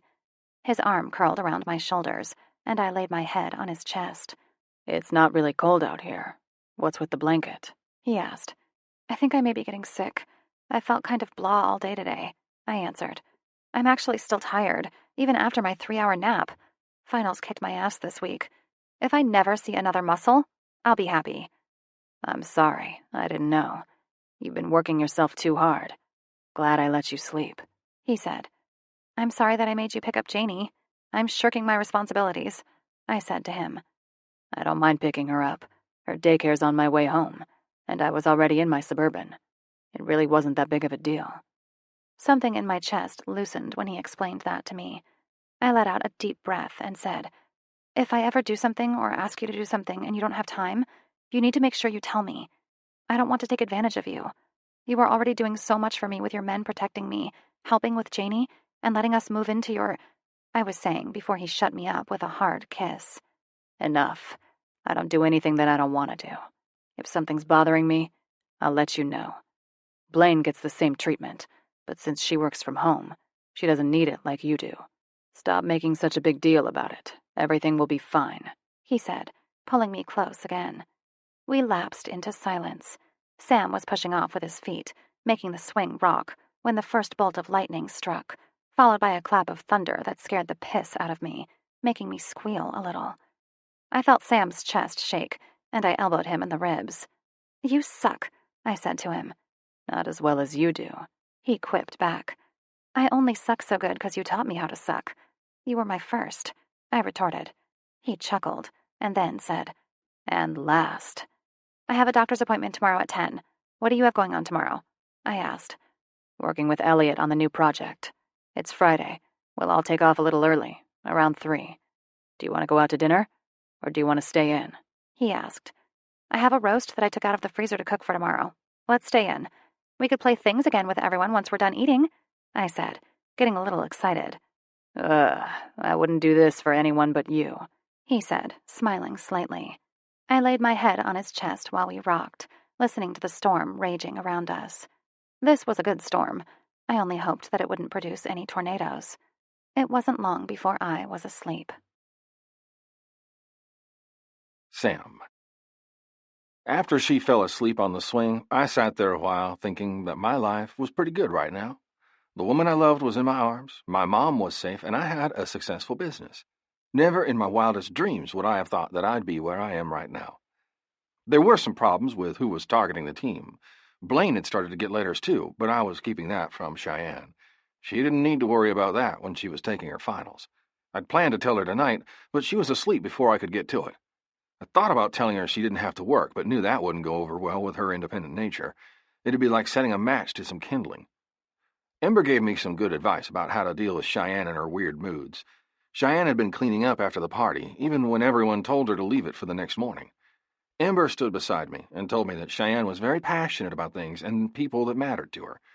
She has a bitch of a temper. Just let her do what she wants. There was this one time when we were to go out to dinner for James's birthday, and she had a piece of chocolate cake in a to-go box that she didn't finish. We were all walking out to the parking lot, and James pushed her from behind and made her drop the box. It opened and fell out onto the ground. In my opinion, it was hilarious, but to Cheyenne it wasn't. She practically went postal about a piece of cake. She made him feel awful. She was crying and screaming. To this day, she still brings up this piece of cake that he made her drop. What I'm trying to get at is, if she wants to do something, just let her, or she'll never let you hear the end of it. With that, she turned and helped Cheyenne finish cleaning. Thinking back to that night, when Ember told me that story, I found it hilarious too. I'd have gone back in and bought her another piece of cake. My mom had the same sweet tooth, and she always made sure to have something on hand. A strong gust of wind that sprayed rain into my face made me realize that we needed to get in before we were soaked. Picking up Cheyenne, I maneuvered her through the back door, into the kitchen, and headed for the bedroom. Placing her on the bed, I decided to leave her in what she was wearing since it looked comfortable. Leaving the room, I let Chewie out one more time before checking all the doors and windows. Opening the door to Janie's makeshift bedroom, I chuckled at the soft snores coming from the room and then headed back down the hall. The only thing that illuminated the room was the glow from the alarm clock. I walked slowly to the bed. I lay down beside her, carefully, then pulled her into my arms in our normal sleeping position. If I didn't pull her close, she'd be kicking and hitting me all night. I practically have to hold her still with my body. Normally, I didn't like sleeping with women. It made me feel suffocated when they got too clingy or close. I needed to be able to move freely, or it brought up memories of being pinned down in a tiny shack in the middle of bumfuck country. We were pinned down for 3 days until reinforcements showed. Those 3 days were torture due to the cramped conditions and heat. Just think of sardines in a tin, then shove that tin into the sun. Yep, that was torture at its finest. The shrink that the higher-ups made me see said that it would cause me some PTSD and then it would show up at inopportune times. The first time I slept with Cheyenne, I was nervous that that would happen, but it never showed. In fact, I slept better than I had since I was a little boy. I snuggled closer to her, smelling her hair. Tomorrow, I would try to get done quickly so we could spend some alone time together. The shrill ringing of Cheyenne's phone pierced the still night air. Cheyenne shot to a sitting position, still unaware of where she was. On the 4th ring, she finally came to enough to answer the phone. "Hello?" she said in a husky voice. The sound of her voice was beginning to make me half hard. That is, until I heard the fear in her voice. What? She said, sounding close to crying. Taking the phone from her limp fingers, I put it up to my ear and listened. Ma'am, I am sorry to bother you so late, but this is Captain Lance Arnett with the United States Army. Your brother was on a mission and was wounded. As of right now, we're not sure how serious his injuries are. He's on a military flight. Chapter 10. Cheyenne. Sam reached around my body to take the phone from my numb fingers. "This is Sam Mackenzie. What's going on?" I heard him ask from a distance. I'm not sure what I expected when I answered, but hearing the news I did was not it. I couldn't breathe, and my heart hurt. My brain wasn't sure how to process the information that my brain had just heard. "I understand. When will the plane arrive?" I heard Sam ask. "All right. We'll be meeting the plane that comes into Love Field. Thank you." Sam gathered me into his arms and whispered, "You can let go now." I buried my face into his neck and cried for what felt like hours. He left me only for a while to make a few calls, but came back to me quietly. I never went back to sleep. I stayed in his arms, wishing things were different. After days of waiting, we finally got the call that told when he'd be home. The group met outside at 6 a.m. Janie was loaded up in Sam's Suburban, and we were all standing around it making plans. Ember was riding on the back of Gabe's bike because there wasn't enough room in the vehicle, and Max's bike was only made to seat one person. Ember didn't put up a fight, but then again, none of us were capable of much. There just wasn't anything left in us to spare emotionally. One of our own had died. Blaine was on the back of Elliot's bike, and Jack and Max were riding alone. I was numb. My heart felt like it had been put through a shredder. There was a pall over the group, and no one seemed to know exactly what to say. So we drove. We drove the 2.5 hours to Fort Worth to wait for the plane that was bringing him home to us. Tomorrow would be the funeral. After 2 hours of driving, we arrived at the airport and parked in short-term parking. Blaine stayed in the car with Janie, while the rest of us made our way to the entrance. Sam led the way, heading in a different direction from where the other passengers were heading. He went to talk to someone, I didn't know who, about meeting the plane out on the tarmac. Normally, they wouldn't have let this happen the way it did, but Sam had some military clearance, and the airport was happy to help any way they could, given the circumstances. Sam came out of the office that he'd been in, with a man that looked like he was a supervisor or shift manager of some sort. Grabbing my hand on his way, we walked through a maze of hallways that led to a glass room. There we stood, waiting for the plane to land. 20 nerve-wracking minutes later, I saw the plane approach the runway and land. My heart was in my throat as I watched the plane taxi. Once the plane was stationary, the shift manager led us out into the sunshine. The plane's door was opened, and the steps were being lined up with the doorway of the plane. People began filing out, one by one, heading into the direction of their baggage. The final passenger who stepped out was the last person I thought I'd see today. I gasped and then started running to him. By the time he got to the bottom of the steps, I'd launched myself into his arms and hugged him for all I was worth. "What are you doing here?" I asked him. "I couldn't make him come home alone, so I came with him, to make sure he got here safely," James said to me. The military escort, Jason, had a solemn, sad look on his face. According to James, this was his first military escort. The military always made sure that those KIA were escorted to their final resting places. Personal effects were given to family members. He made sure that each soldier wasn't alone. If this situation weren't so awful, I would have asked him more questions about the military escort process. I made a mental note to question Sam about it later. "Cheyenne, honey, James looks dead on his feet. Why don't you let him go?" I heard Sam say from behind me. "It's okay. I like her where she is. I could use it right now. It's a good kind of hurt," James said, not letting me go when I tried to pull away. We stood like that for what seemed like hours. Then the luggage was being unloaded, and James came to and walked in the direction of the men who were loading suitcases onto the cart. I stood in between Sam and James as we watched and waited. Finally, the last piece of luggage was unloaded and taken away. Another cart was pulled up beside the plane, but this one carried a flatbed trailer. I couldn't hold it in any longer and let the tears fall. They streamed down my face in a torrent. The military escort stepped to the right of the door and saluted. 4 men stepped forward to get the last item out, but Sam, James, Elliot, Gabe, Jack, and Max stopped them and moved forward to do it themselves. Gabe on one side, Sam on the other, reached in and pulled the box that held Dougie out. Once more of the box was exposed, Elliot and Jack moved to take the middle, and Max and James got the end. They walked it carefully to the flatbed of the trailer and set it down with the utmost care. I glanced to my left when I saw movement, and noticed several baggage handlers, the pilots, and some stragglers from the plane standing in place. Those with hats had them covering their hearts in a sign of respect. Others had just their hands covering their hearts. An old man, who had to be at least 80 years old, was dressed in his military dress blues, arm raised high in a salute, just like Jason, Dougie's escort. Tears were tracking down his leathered cheek, but he stood as tall as he could, showing Dougie the utmost respect. I'd asked Sam about him earlier, and he said that veterans came out for this all the time, showing their respect and silent support, showing that those lost weren't forgotten, nor unappreciated. Chills raced up my spine. Tears tracked down my cheeks, uncontrolled now. Dougie would have been so proud. He loved what he did. Each of these people here today would never forget him. It would follow them their entire lives, what they saw today. They would know that a hero came home and was greatly loved by all. Turning my attention back to the guys, I started walking forward when they did. We all followed the casket and the military escort to what looked like an empty hangar.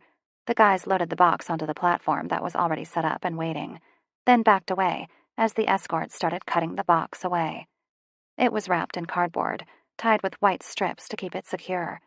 Once that was off, he removed the plastic that was covering the casket. James stood by himself, a shattered look covering his normally jovial face.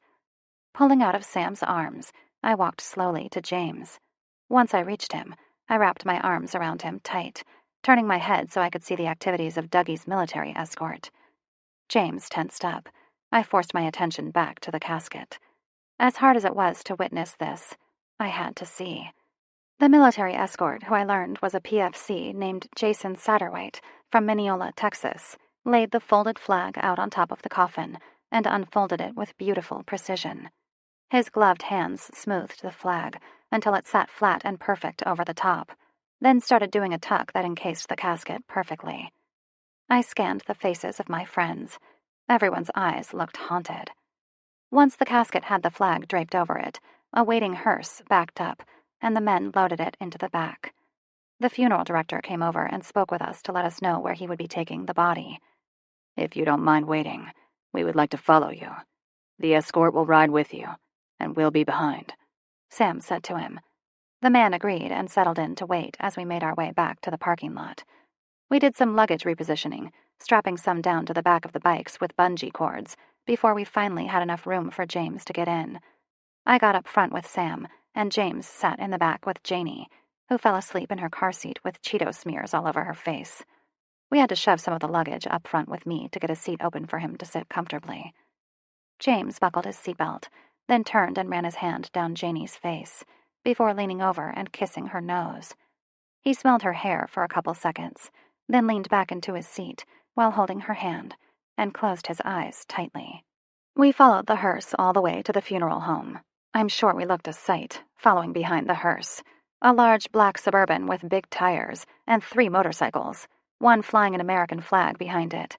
Cars flashed their lights and never passed the entire way to the funeral home. Arriving at the funeral home, the hearse parked under an awning in the back of the building, got out, opened the back door to the funeral home, then came back and opened the back hatch of the hearse. The guys, yet again, moved the body, placing him on a platform in the biggest room they had. I walked back outside to give the guys time by themselves, and to make sure I was there with Janie when she woke. Sam. The funeral director lifted the casket lid after James made the request. There Dougie was in his uniform. The uniform itself was immaculate. Most people don't know that a brand new uniform is made for each deceased soldier. Some people might wonder why bother when it will never see the light of day. However, the uniform is a symbol, Each soldier is proud to be in their uniform. There is a certain type of man that can wear the uniform. To die for your country makes you a hero, and heroes deserve the best. The gold bar in his left breast gleamed. He was so proud when he made second lieutenant. He always said a man like him was lucky to be where he was. The beret on his head was perfectly settled, and his shoes gleamed immaculately in the bright lights that were set above the stage. He looked like he was sleeping. My heart hurt. I've lost 5 good men, and it never gets any easier. This one hurt the most because it made me wonder, if I had been there, would this have happened? Can you tell us what happened? I asked James. He took a deep breath and then began. We were black for only 17 hours when it all tarfu, he said, running his fingers over his swollen eye. Tarfu was military speak for totally and royally fucked up, which we'd experienced more than we should have over the past few years. It was Justin. I saw him with my own eyes. He looked me in the eyes, smiled at me, and waved. Knew we were there.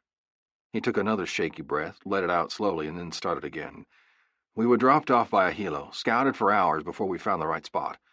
Dougie was looking through the night vision binoculars, and I was looking through my scope when I saw our target. Dougie gave me the specs, and I took the shot. The intel received said that there were no hostiles in residence. Unfortunately, they were wrong, and a shit ton of people stormed out. They shot in all directions. We were retreating when he was shot in the upper right chest, right under his collarbone. It was a through and through. Didn't look too bad. He said it hurt like a mother, but he was okay to move. We both took off to the rendezvous and had just arrived when more shots rang out. Dougie collapsed. I picked him up and carried him to the waiting helo. I took a hit to the left leg and one to the right arm before I got him there. As we cleared the trees, I laid out some shots toward the area that the shots came from when I saw him. He was sitting in an armored jeep with the inside lights on. I could see him fucking waving at me. I started some return fire toward him when the lights went out and I couldn't see him anymore. I grabbed the back of his neck and made him look in my eye. There was nothing you could do, James. Everything you did was right. He gave me a note, for when Kayla gets old enough to understand. Right before he went, he told me it was in his right front pocket, James said shakily. The guys had remained quiet up until now, letting James and me talk, but at that, there were some muttered curses. I think all soldiers prepared for the worst. They didn't want to be caught unprepared, just in case. I looked at them all, then said, All right, guys, we need to get to the hotel and get settled. We haven't had much sleep. Let's get a little shut-eye. The funeral's at 9:45 tomorrow morning. Who wants first shift? I want to do it, Gabe said. He took up sentry by the door as the rest of us left through the way we came. When we got outside, the first thing I saw was Cheyenne playing tag in the parking lot with Janie. Janie would run up to Cheyenne, then take off running in the opposite direction, while Cheyenne pretended she couldn't catch her. Ember looked on while sitting on a stone bench under the awning, Blaine beside her. I glanced over to James to see that he had a sad smile on his face. Suddenly, a piercing shriek came from Janie when she fell and scraped her knee. She was wailing, Daddy, over and over again. James took off like he wasn't hurt and got to her before Cheyenne did. He scooped her up and whispered into her hair while Janie buried her head into his neck. It wasn't long before Janie realized she actually had her daddy and started crying for a different reason, giving him slobbery snot kisses in the process. Cheyenne. Once again, tears poured down my face when Janie realized that James had her. She was so very excited, squirming and bouncing up and down. James held on like his life depended on it, and he was never letting go. Sam's arms circled my waist while we all watched James and Janie for a long time. When Janie finally stopped squealing, James turned to us and asked if we were ready to go. James strapped Janie into her car seat, while I hopped into the back to let James have the front. Motorcycles roared behind us as we made our way out of the parking lot. We got to the hotel, and the men went inside to arrange rooms for a few days while I stayed in the car with Janie. Ember and Blaine stayed on their respective bikes. Janie was screaming and crying because James had left her. I was trying to talk to her and get her to calm down when there was a tap on the door. I turned in my seat to see Dougie's mom, Anne, holding a sleeping little girl. I threw open my door and had her in my arms before she even had a chance to back away. As soon as I got my arms around her, she started crying, which, in turn, had me crying. Kayla lay asleep between us, blissfully unaware of what was going on.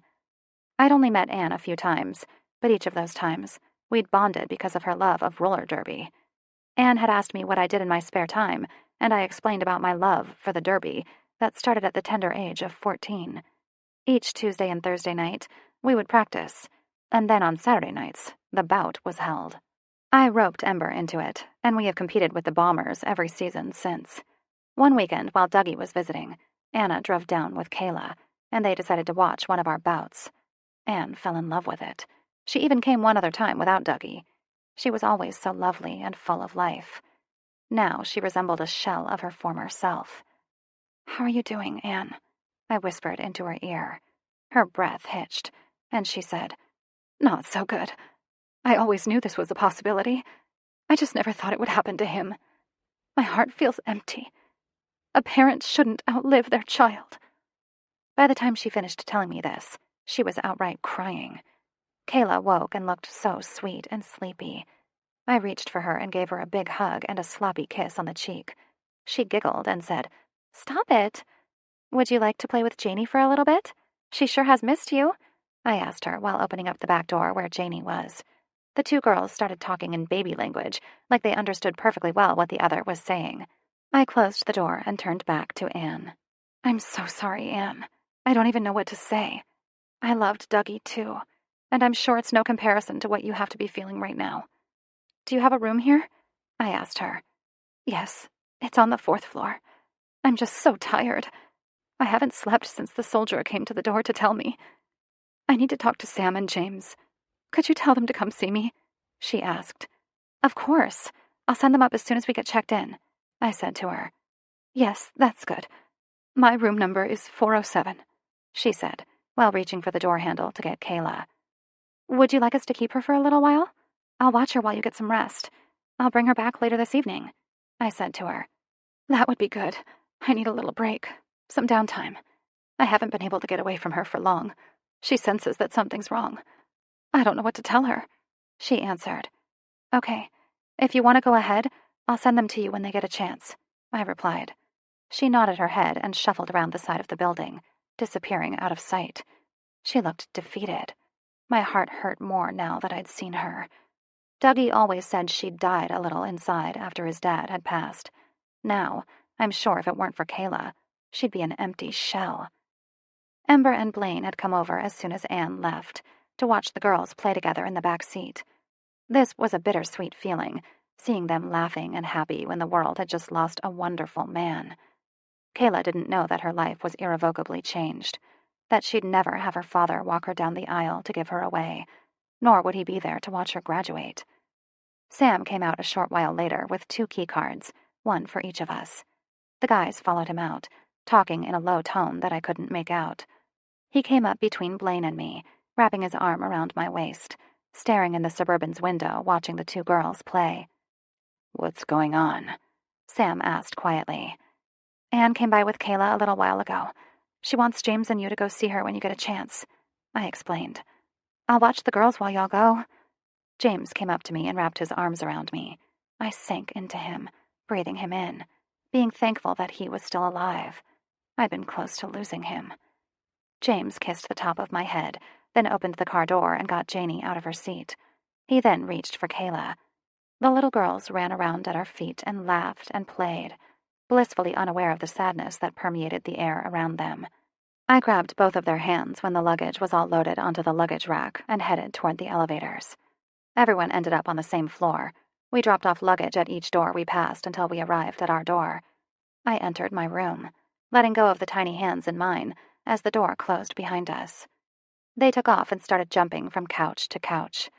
James walked out through the connecting room's door and asked if Sam was ready, obviously overhearing my conversation with Sam earlier. Sam nodded. I picked up the phone and gave Anne a quick call to let her know that they were on the way. "We'll be back," Sam said, while giving me a quick peck on the lips before he and James exited the hotel room. "Would y'all like to watch The Little Mermaid?" I asked them. They both got excited and became engrossed in the movie, while I rested my head against the couch and closed my eyes.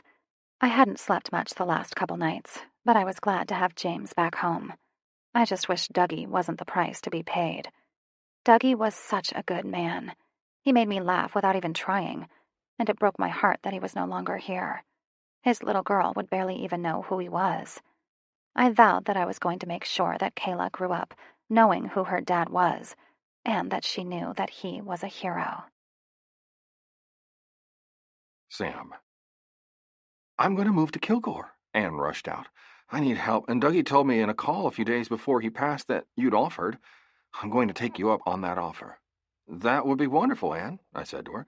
Do you have any place in mind on where you would like to live? I already have a rental there. I was planning to come down anyway since he was moving there. I already have nearly all my boxes packed. The movers will be here next week. I have a place rented in the historical district. I nodded and said, Okay, that sounds good. Do you need any help getting anything moved? I can hook up a U-Haul to the truck for the trip back. No, dear, she said quietly, twisting her hands in her lap. I wanted to talk to you both about Dougie. I have a feeling that you're both blaming yourselves. I want to make sure that y'all are okay. I looked over at James. He was looking down at his boots. His head hung limply down in a defeated posture. He looked about how I felt. I had more experience hiding it. Silence reigned on before Anne stood up from her chair across from us and walked over to us, placing her hands on the sides of both our cheeks. She looked from one to the other and then said, He loved his career. He also loved you both. He wouldn't want you two blaming yourselves for this, especially you, James. I think he had some sort of feeling that something would happen, because he made sure that Kayla and I had you two. He knew that if something happened to him, that you both would watch over us. Other than his daughter, you two were all he ever spoke about. I don't want you to blame yourselves. Life's too short.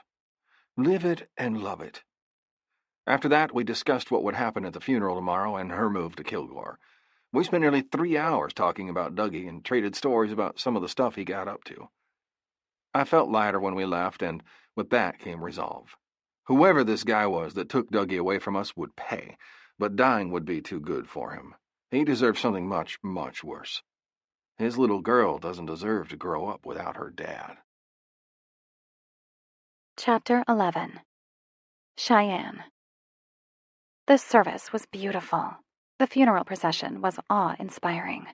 The line of cars was over 100 vehicles long, not including the sheer craziness of motorcycles. There had to be at least 300 of them. I'm sure the people that had to pull over were put out with how long they had to stay on the side of the road, waiting for us to pass. There were people on the side of the road with candles lit, and signs saying R.I.P. and thank you for your service. There were even fire trucks with their ladders raised, and American flags flying on top of the overpasses. I've never been so moved. I was proud that Dougie was having this kind of send-off. Before the service started, the casket was opened so that our main group could put in what we felt Dougie needed. Kayla was playing in the back of the room with Janie and Blaine, oblivious to what was going on. No one was quite sure that she would even understand, and decided to let it be. Kayla was playing, or at least we thought she was, when all of a sudden we heard her call out, "Daddy!" Sam was able to catch her before she actually threw herself on the casket, but she didn't understand that her daddy was no longer with us. Sam spoke to her in a quiet voice, explaining what had happened and that her daddy was in heaven. It was almost like she understood after Sam explained it to her. She calmed down, but didn't let go of Sam for the entire service. When Sam tried to put her down so he could speak, she clung even tighter. He said his entire speech with her clutched to his neck, and her tiny little legs wound around his torso. Once we arrived at the graveside, bagpipes started wailing, and people stood stoically and watched. The 7-gun salute sounded before the flag was folded up and handed to Anne. Everyone filed out until only the main group was left. The casket was lowered when we were asked if we had anything else we wanted to put in before they started covering it up. This was the moment I had been waiting for. I took the box that I'd picked up yesterday after the girls were put down to sleep and headed over to the grave. I opened up the box and poured the 500 golf balls, which the local driving range had donated, into the grave, careful not to hit the casket. "We'll miss you, Dougie. Sam will take good care of Kayla. Don't worry. I love you. Watch over us," I whispered. The guys were all smiling when they saw what I'd given Dougie. Obviously, I'd done well. I walked up to Sam, who still had Kayla, and gave him a quick hug before heading over to Anne and wrapping her up in my arms as we watched the dirt slowly fill up the hole. Chapter 12. Cheyenne. Groaning, I rolled over in bed. This was supposed to be a day I could sleep in. It had been a little over 3 weeks since Dougie's funeral, and we were just starting to get back into the groove. Kayla and Anne were settled into the duplex that was in the historical district downtown. We spent a lot of time together, and we tried to have Kayla over every couple of days so Anne could have some alone time. Sam was in the garage working on a new chopper for his friend that he went into the service with. Luckily, I still had around 3 more weeks before school started again. Sam had kissed me before he left, telling me to get a little more sleep, and to come see him when I woke. I'd been asleep for what felt like minutes, but glancing at the clock, I noticed that 3 hours had passed since Sam had left for work. Oops. The shrill ringing of the house phone sounded again. "Hello?" I answered. "Who the fuck is this? Where is Sam?" a woman asked, sounding more than a little bitchy. "Cheyenne. Can I help you?" I asked, trying to hold on to my patience. "Cheyenne who? And what are you doing in my house?" she said, a little shriller this time. "I live here. Now, I'm not trying to start anything with you, but I don't really like being yelled at for no reason. What can I help you with?" I said, standing up now, picking up my phone, and texting Sam at the same time, telling him he needed to get here now. "Listen, bitch. Go trot your fat ass out to Sam and tell him that Leah's on the phone," she said snottily. "You know, his girlfriend." At that, I became unglued. I didn't know who this bitch thought she was, but it definitely wasn't Sam's girlfriend, since I was his fiancé. Glancing down at my bare legs, I counted to 10 very slowly. Then I started over because it was obvious that 10 wasn't going to cut it. I gripped the phone a little tighter and looked up when Sam started in through the door. Seeing him didn't assuage my anger, though. "No, you listen, you cum dumpster. I don't really care who you are, but I'm not going to listen to you call me names when you don't even know who I am. And I sure as fuck am not going to go get Sam. All you had to do was ask nicely and I would have gotten him for you. You must be delusional if you think he's yours, since he's been seeing me for months. I don't hear him groaning your name when I make him come." I hung up and then glared daggers at Sam. "Who the fuck is Leah?" I asked him quite bitchily. Sam's eyebrows raised, and he started walking toward me. I held up my hand to stop him from coming near me. He stopped and crossed his arms across his massive chest. "Was that who was on the phone?" he asked calmly, but his copper eyes looked like they were on fire. He was obviously pissed. Whether it was at me or the mysterious Leah, I didn't know. I nodded since I was still enraged and didn't trust myself not to say something mean. He let out a breath of air and said, "Leah used to be my girlfriend. It was an on and off relationship. I haven't seen or talked to her in about 6 months." "So where does she come off talking to me that way?" I asked irately. "I don't know, but if she does it again, she won't like the consequences. It never occurred to me that she'd call here. We didn't end things on the best of terms," he said. "Why am I just now hearing about her? You knew about my lack of past relationships. I would think she, at least, warranted a little FYI. The topic has been discussed before. And why would she have your new number if you only got it 5 months ago?" I yelled at him. I'm not quite sure why, but she really upset me. I knew I wasn't acting rational, but my mouth wouldn't listen to my mind. When I finished my last sentence, he decided he wasn't going to stay away from me anymore. I tried to back up, but my back hit the wall. It wouldn't have mattered if I had room anyway, because he was on me in seconds. He pushed me up against the wall with his body, and I started struggling. I was really putting all that I had into it, kicking my legs and flailing my arms. He controlled me effortlessly, though. He had my arms pinned above my head and wedged his body in between my legs. He placed his hand under my butt and lifted me so that my core was against his erection. Then my struggling took on a different tone. Once he had me subdued, he reached down with his free hand and ripped my panties off. Whoosh, gone like a puff of smoke. Then, reaching between our bodies, he unzipped his pants, and with no preamble, he thrust forward and impaled me on his cock. He withdrew all the way until his cock was poised at the entrance of my vagina, and then thrust forward so hard, I wasn't sure if it was pleasure or pain that I felt. All the while, he looked me in the eyes.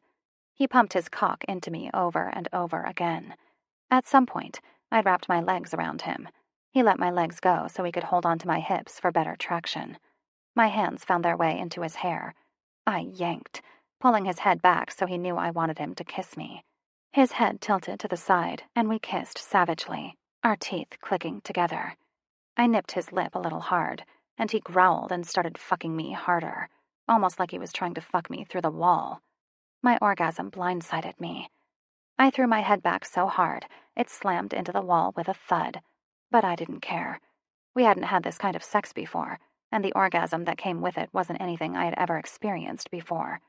It seemed like my whole body clenched, my vision started going black, and all the breath left my lungs. Sam started coming shortly after me. I felt his teeth bite into the cord of my neck and hang on while he shot his cum into my waiting body. Slowly, we both came down from our orgasms, both of us panting hard, looking into each other's eyes. "Holy shit," I whispered. He smiled that cocky smile of his and kissed my lips softly. My legs fell from around his waist, and I unwound my fingers from his hair, letting them drop to his shoulders. He pulled out of me slowly. "You ripped my favorite panties," I said to him. "I'll buy you more," he said, stuffing his cock back into his pants very carefully. "You forgot the condom," I said to him. He gave me a look, then went to the phone and picked it up. I glared at his back. "Don't you dare call her while I still have your cum dripping down my leg. You owe me an explanation first," I said vehemently to him. He replaced the receiver and turned back around to me, eyes hot again. "I wasn't calling her. I was looking at the caller ID to see where she was calling from. It says she was calling from a Starlight motel off the interstate," he said calmly. I felt a little foolish and walked to the bathroom to clean up. I hopped into the shower and heard him follow me. I turned to look and raised my eyebrows at him as if to say, "Get on with it." He let out an annoyed breath, then began. "We were together on and off since I joined the Army. I met her when I finished boot camp. She followed me to wherever I happened to be when I was on leave. The last time we broke up was because I caught her cheating on me. I had come home from a 6-month deployment to find her 2 months pregnant. She tried a whole slew of excuses, one of which the guy had forced her. I believed her at first and went looking for the guy. But when I finally caught up with him, he was deployed in Afghanistan and had been so for 4 months. It didn't compute. When I came back and confronted her, she gave me a different guy's name, saying she forgot his name.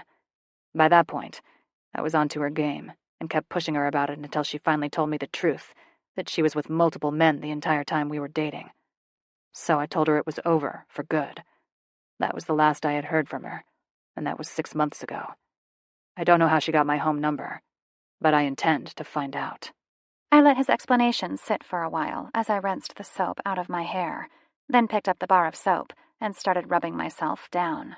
All the while, Sam's eyes followed the bar of soap, watching intently. He was getting hard again. "Okay, well, she was awfully rude. I didn't like it. She better watch herself if I ever see or talk to her again. In fact, I am more inspired now to kick her ass than I was earlier," I said to him finally. "And I am really sorry to hear what she did. No one deserves that."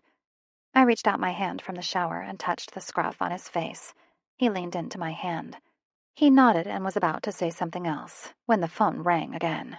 I tensed, and he stared at me for a couple of seconds before coming to a decision and leaving the room to answer it. I rinsed off quickly, grabbed a towel, and wrapped it around myself on the way out of the room. He had the phone up to his ear and was talking quietly when I came into the room. "Listen, you need to forget it. I'm engaged now, and you need to be respectful to her if you call. No, I do not want you coming here. Where did you get my number?" He paused and waited for her answer. "Well, that's fine, but it's over. Make sure you don't show up here. You need to go home." Couldn't he at least have told her to fuck off or something? Anything? No, not good man Sam, Mr. Be Nice to Everybody. I rolled my eyes, walked to the dresser, and pulled on a new pair of panties, jeans, socks, a sports bra, and a red tank top. Comfy was my middle name. I went back into the bathroom, put on some deodorant, and threw my hair into a messy bun on top of my head. "Ember and I are going to derby practice tonight, then out to eat. Who's my tail today?" I asked when he leaned against the door. "Me," he said. "I get the boss man today? To what do I owe this pleasure?" I asked him. "I wanted to see you in action. You don't mind, do you?" "No, but I don't think you will like it. I get knocked around a lot. The girls are pretty vicious," I said with a smile. "Well, it sure will be interesting. I have to get back to work. Don't talk to her if she calls back. Just hang up and let me know, he said as he kissed me softly before heading out the door, closing it gently behind him. I came out of the bathroom and spied my torn panties on the floor beside the door. Picking them up, I dropped them into the trash on the way out the door. My cell phone lay neglected on the floor by the door. I scooped it up and texted Ember so I could tell her what had just happened. Ember: "You have got to be shitting me! I don't have a problem kicking pregnant ass." Me: "That's not what I was getting at, but I guess she is pregnant still. It would make her about 8 months along right now." Ember: "She probably ran out of options, and she's trying to get Sam to help her now." Me: "I guess that's possible, but Sam was pretty pissed about the whole thing." Ember: "I'll be there in 10. We can talk more when I get there. Love you." Me: "Thank you. See you soon. Love you too." Chapter 13. Sam. I watched Cheyenne skate around the track in short, stretchy shorts and a sparkly black tank top with the team's name, Bombers, on the front, and her derby name, Shy Bye Bye, on the back in white letters. I laughed when I saw her shirt. She was the last person I'd be scared of, and her name didn't inspire much scariness either, but it was cute. She had a bright red helmet strapped to her head, and bright red skates, the ones with 4 wheels, to match. Cheyenne explained to me that there wasn't going to be anything too physical today, since they didn't want to hurt their own team members, but there's still quite a bit of hitting and shoving. Cheyenne looked like she was dragging a bit. Guess I was wearing her ass out with my late-night wake-up calls. Cheyenne dodged a vicious elbow from some Amazon that looked like she had 70 pounds on her, and then used the woman's momentum and bulk against her, throwing her to the track floor. Ember rolled up, leaning against the padded railing in front of me. She was watching Cheyenne skate, as I was doing, smiling when she got a good hit in. "She enjoys this," she said nonchalantly. "Yeah, she looks like she does," I said back. "Don't take it away from her. The way you're looking at her makes me think you want to wrap her up in bubble wrap and keep her from getting hurt. She's been doing this for a long time. It's the only thing that keeps her in shape. Don't want her getting a fat ass, do you?" she asked. "Nope. Don't want her getting all jiggly on me. Guess I'll let her keep doing this as long as she wants to," I answered. The last thing I cared about was her getting jiggly. I love her body and wouldn't care if she actually put on a little weight. I've always leaned toward thicker women. They're less easy to break. We sat in companionable silence until Cheyenne rolled up and told me she was ready. She looked even more exhausted up close, but I held my tongue. "Getting a little slow there, Alan. Maybe you should lay off the bonbons and Twinkies," Ember said. Cheyenne looked at Ember with narrowed eyes and said, "A friend doesn't go on a diet because you're fat." I burst out laughing. That was a good comeback. If anything, you couldn't stay in a bad mood around them for long. Why they fought like this, I wouldn't know. Neither one of them were fat. In fact, Cheyenne had the type of body that would make grown men drool, which I did on occasion. "Ready to go eat, ladies?" I asked them to get moving. "Of course, we can't resist adding junk in the trunk," Cheyenne quipped. They both skated off to get their bags and slipped on some yoga pants over their short-ass shorts. I breathed a sigh of relief. I loved looking at Cheyenne's legs and ass, but I sure as fuck didn't want other people admiring what was mine. We arrived at Deacon's and grabbed a table in the back. The waitress came and took our orders and left. Blaine and Elliot showed up shortly after we got our drinks and ordered their own. 10 minutes later, Gabe and Jack arrived as well. It was turning out to be quite a party until the person I least wanted to see today walked through the bar door. Fuck. Fuck me, I said under my breath. Leah spotted us right away and headed over, or more accurately, waddled. She was enormously pregnant.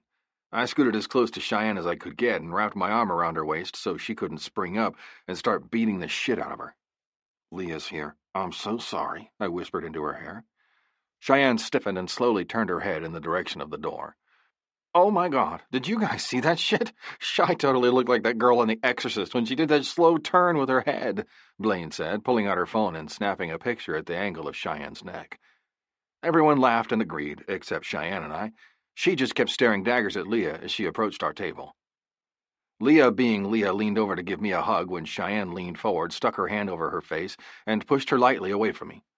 Leah took a step back and teetered slightly, really working the pregnant card. Cheyenne hadn't put much force behind the push. Leah was trying to gain sympathy where she wasn't going to find any. Leah, being the bitch she was, started spewing her venom at that point. "What the fuck, bitch?" she snarled. Cheyenne sat there calmly with her hands in her lap. I was surprised at this because I would have expected her to start fighting her with her claws out. Ember, however, did not disappoint. "Don't you call my friend a bitch, you hoe bag," Ember said, as she scooted her chair back with force and stood up. She put her hands on her hips and stared down her nose at Leah. I did a quick glance at the rest of the table and saw that Elliot had covered Blaine's mouth with his hand, and Jack was sitting there with a shit-eating grin on his face.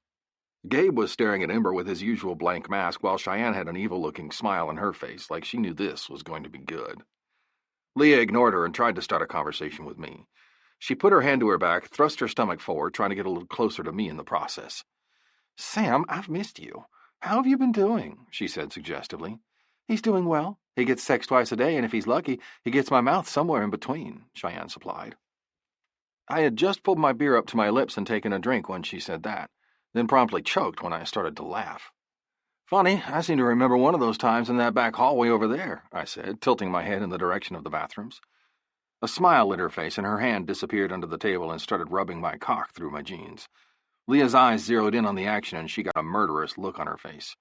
"I remember when he used to do that to me, too. He always comes back to me, though. Don't get used to him," she said with a bitchy tone. Unfortunately, the only thing that did was put a sour taste in my mouth and piss off Cheyenne. Oh, fuck. Cheyenne was out of her seat so fast that I didn't have any time to react. My reflexes had to be quick, or I was dead. I was expecting this from Cheyenne. Her being able to get past me was a major feat. 1 second she was beside me, and the next she was nose to nose with Leah. I yanked her back into my lap, trying to stop her from making a spectacle of herself. Ember, on the other hand, had a handful of Leah's hair and was yanking her backward, practically dragging her toward the bar door. Leah couldn't do much since she was so pregnant except follow. Several patrons watched in horror as a pregnant woman was dragged by the hair across the barroom floor, but they didn't stop them. "One of y'all should maybe follow her. I was trying to get there before Ember did something, but someone I shall not name stopped me," Cheyenne said to the group, glancing at me with accusing eyes. Gabe stood and caught up with Ember just as she was about to exit the bar. He grabbed her hand carefully and had words with her while he was slowly disentangling her hand from Leah's hair. He pulled her into his side once all the hair was out of her hand and had some low, serious words with Leah. Leah turned and looked back at the table, then looked at Gabe, who was still talking. Ember shot daggers at Leah with her eyes. Gabe had to restrain her to his side. Leah's face got murderous and looked into my eyes again. I looked away and buried my nose in Cheyenne's neck and inhaled. "I'm sorry, baby. I didn't know she would make a scene like that, nor did I think she could find me," I whispered into her hair. "I need to go talk to her. She won't leave until I do." She nodded and got off my lap, returning to her own chair. I kissed her forehead and headed over to the entrance to where Gabe and Ember were still talking to Leah. Leah turned to me and smiled wide, thinking that I was coming to help her. I wasn't. "What do you want, Leah?" I asked her.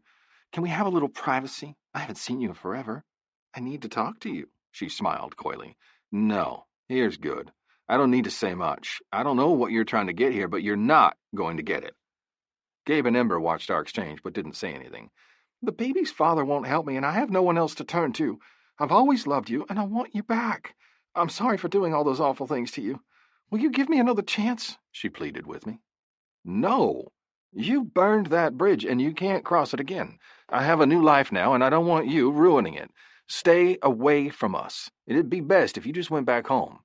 Lose my number," I said to her before turning and heading back to Cheyenne. "I'll make your life a living hell, Sam. I know things about you that no one else does," she seethed. I got up in her face, towering over her, and said, "Listen, bitch, I don't give a fuck about you. I want you to get the hell away from me and mine, and I don't want to see you again, do you understand?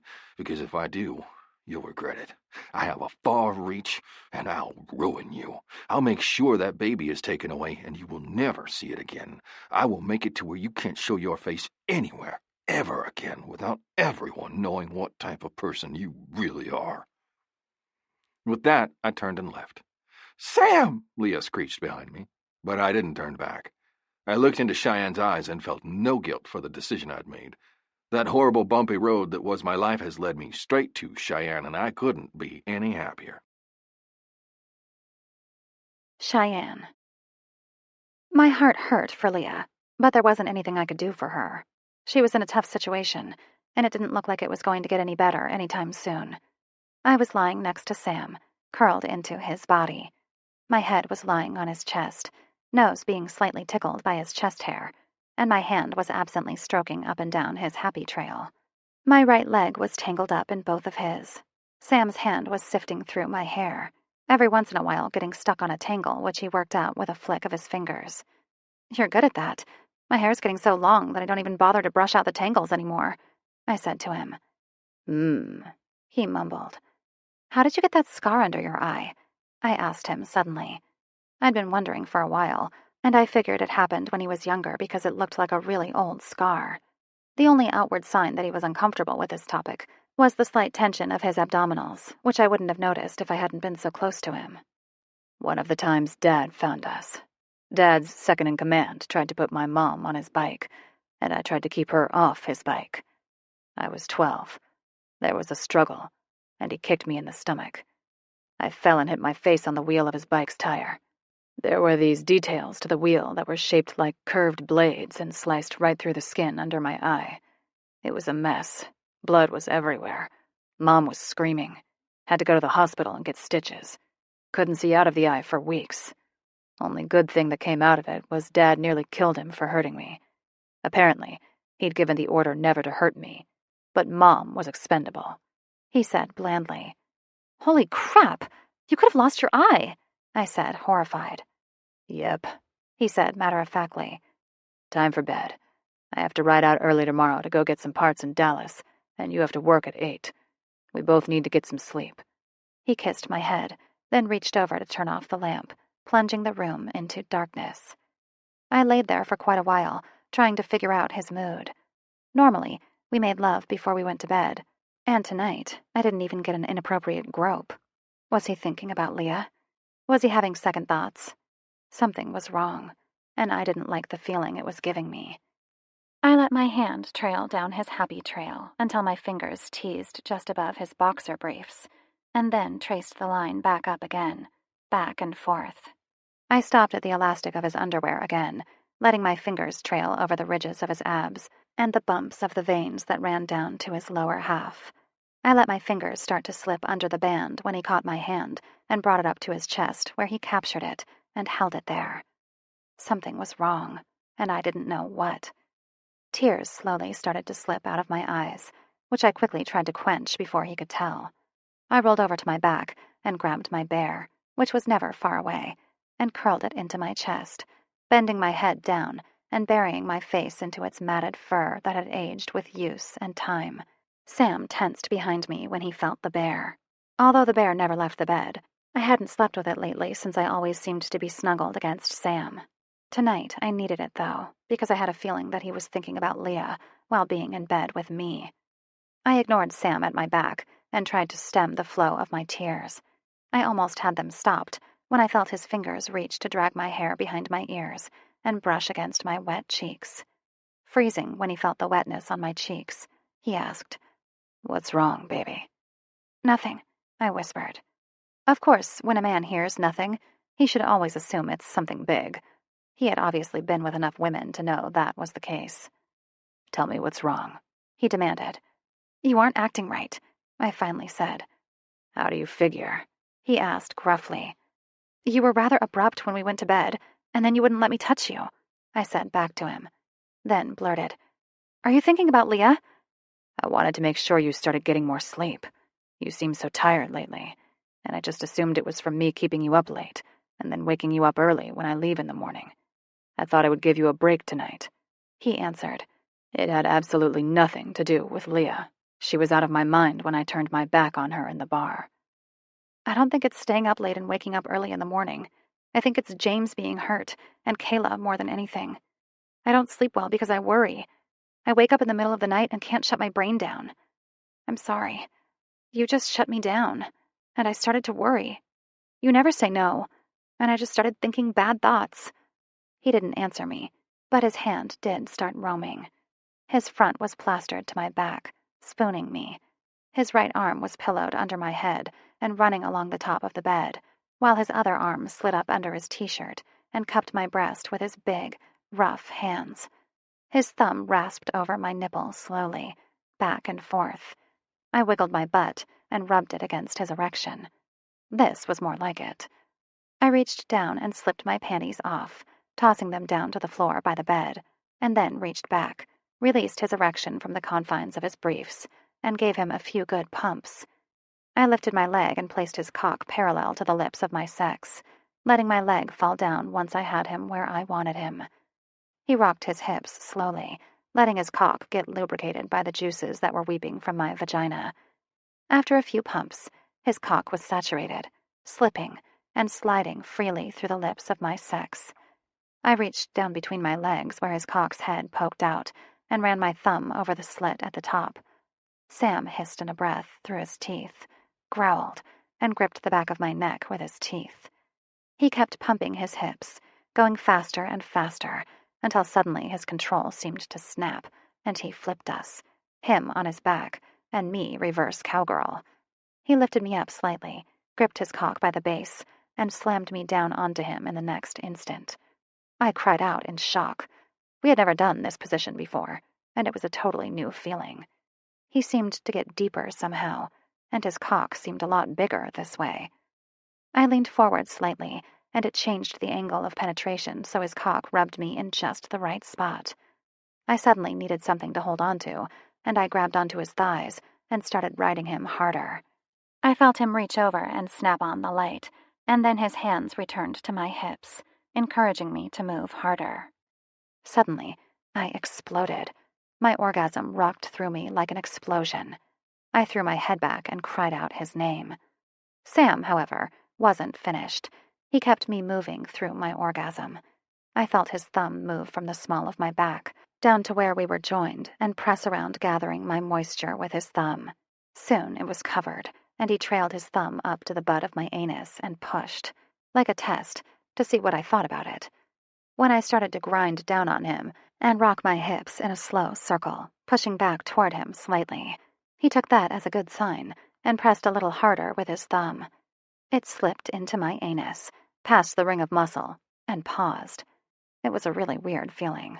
There was a lot of pressure, and some pain. "Push out," he told me. I pushed out a little bit, and the painful feeling went away, but the pressure was still there. I started moving again, up and down. Sam took that as a sign from me to continue. He pushed his thumb into the webbing, and I came unglued. I moved up and down, fiercely slamming my hips down into his with as much force as I could muster. He started pumping his thumb in and out faster and faster. The orgasm that ripped through me was like nothing I'd ever experienced before. It was like a tsunami. Nothing prepared me for the intensity. There was only devastation left in its wake. I was vaguely aware of Sam letting go with his release, but by that point, I collapsed in a boneless heap that I would never recover from. He withdrew his thumb slowly from my body as I laid there. Once my breathing went back to normal, I pulled up off him and went to the bathroom to clean up. I came back with a wet washcloth for him and cleaned him up, tossing the cloth in a pile on the floor in front of the dresser. I crawled up next to him, kissing his chest, neck, and finally settling at his lips for a long, wet one. I let out a long sigh and snuggled a little closer, kissing his peck one more time, then fell asleep shortly after. Chapter 14. Cheyenne.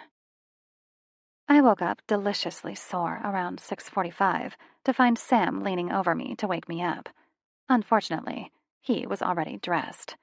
"Overslept, babe. I gotta go get my gear ready and head out.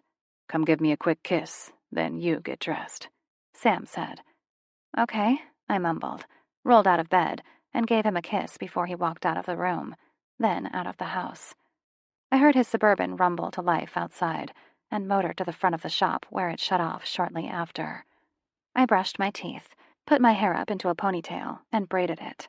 I made a quick potty break, then headed into the bedroom and slipped on my favorite pair of bootcut jeans, but stopped dead when I couldn't get the button to button. Fuck. This happened a lot in the summer because I bloat from the heat, but I hadn't been expecting it this early in the summer. Pissed off, I shucked them off my legs and kicked them across the room. I went to the dresser and picked a looser pair of jeans and slipped them on. These were tighter, but not unmanageable. I found a t-shirt, threw some socks on, and jammed my feet into my tennis shoes. I went to the kitchen and heated up a whole box of toaster strudels, smeared on the icing, grabbed 2 Dr. Peppers, my keys and purse, and hopped into my truck. I pulled up beside Sam's Suburban and got out, juggling the plates and Dr. Peppers as I went. I got to Sam and handed him the plate with 4 on it, and he took it. "Thanks," he muttered distractedly. Welcome, I said around a big bite. Sam finished his off in 8 bites and chucked the plate on top of his toolbox, handed me his Dr. Pepper, which I promptly popped the tab and handed back to him. We've done this quite a few times before since his fingernails were never long enough to get under the tab. Sam's fingernails were short on purpose. He kept them like that so he didn't have to deal with the cleanup since he's a mechanic. Grease was a bitch anyway it went. It's best to cut some corners when you can. I was licking the icing that had dripped down my arm with my tongue when a cop car pulled up to the gate.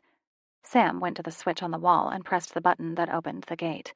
We both stared as the cop pulled up to the front, beside my truck, and got out. "Can I help you, officer?" Sam asked. "Sam Mackenzie?" The officer asked. Sam nodded and waited. "And you are Cheyenne Allen?" The cop asked as he turned to look at me. Yes, sir, I answered. "Do you know a Leah Waters?" The cop asked authoritatively. "Yes, sir. She's my ex-girlfriend. Why? Is she in some trouble?" Sam answered. "Where were you both last night between 2 and 6 a.m.? He questioned. "We were both in bed, asleep," Sam answered with worry tinging his voice. "Is she okay?" The cop seemed to come to some sort of conclusion, and he opened the floodgates. "Leah Waters was killed last night. She was shot in the back of the head. The baby was cut from her stomach and was lying on the ground next to her body, with the umbilical cord cut. They were found by another guest who was walking her dog at the hotel where she was staying. Looks like he saved the baby's life while taking Ms. Waters." I gasped and threw my hand over my mouth, suddenly feeling nauseous. "Is the baby okay?" Sam asked gruffly. "Yes, baby is in the NICU at Children's in Dallas. Was flown there as soon as she was found. Are you the father?" He asked, no bullshitting.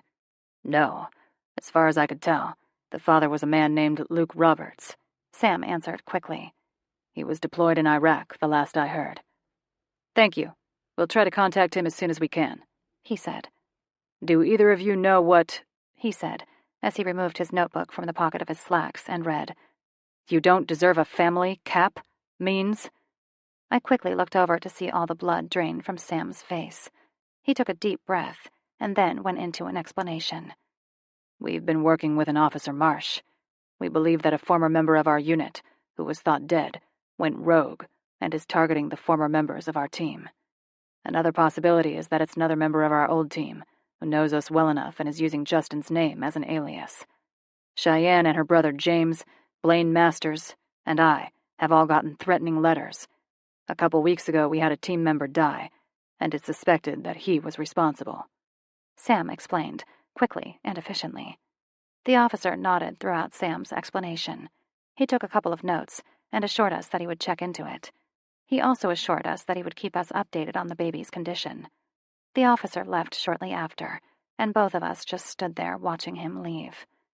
I turned to look at Sam once he was no longer in sight, and could see that he was struggling with what we just heard. I slowly walked up to him and wrapped my arms around him. His arms came around me and squeezed me hard, almost to the point of pain. "That could have been you," he said to me. It wasn't. Are you okay, Sam? I know you have to be upset by this, I asked.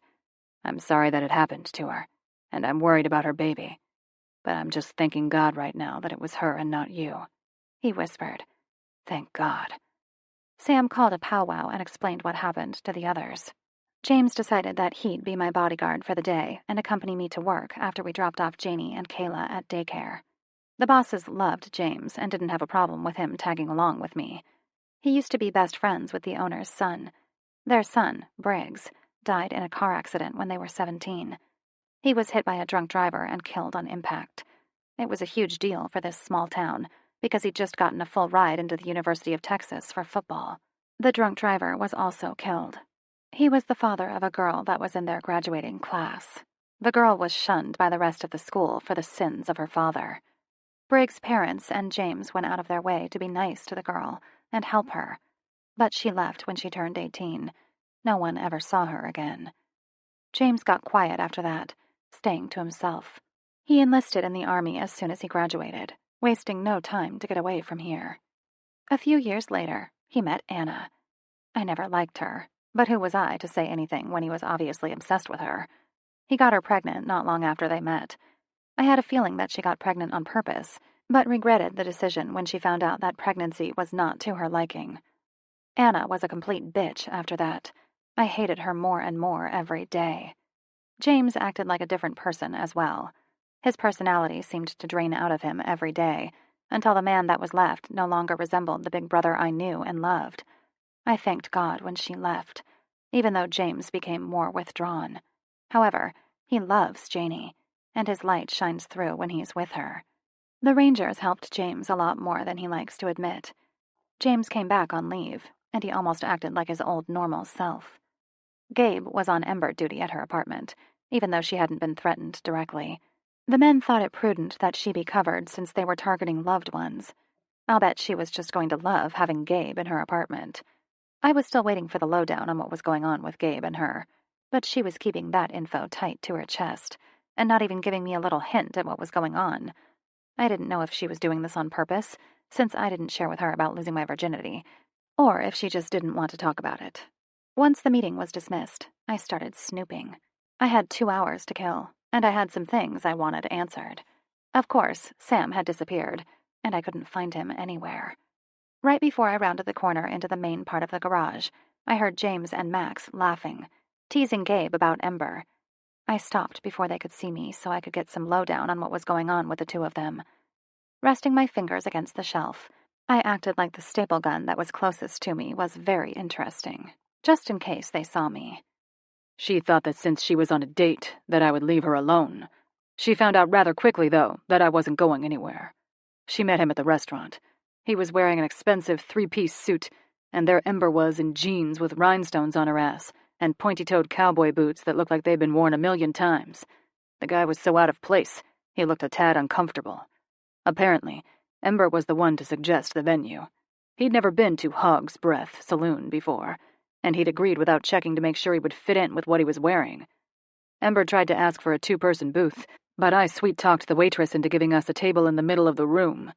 I sat down beside her, and her date was forced to sit across from her. Ember ended up arguing with me more than she spoke with her date. Didn't even notice he'd left until the bill came, and he still hadn't returned from the bathroom. She even begged me to go check on him, but he was nowhere to be seen. It was the funniest thing I had witnessed in a long time.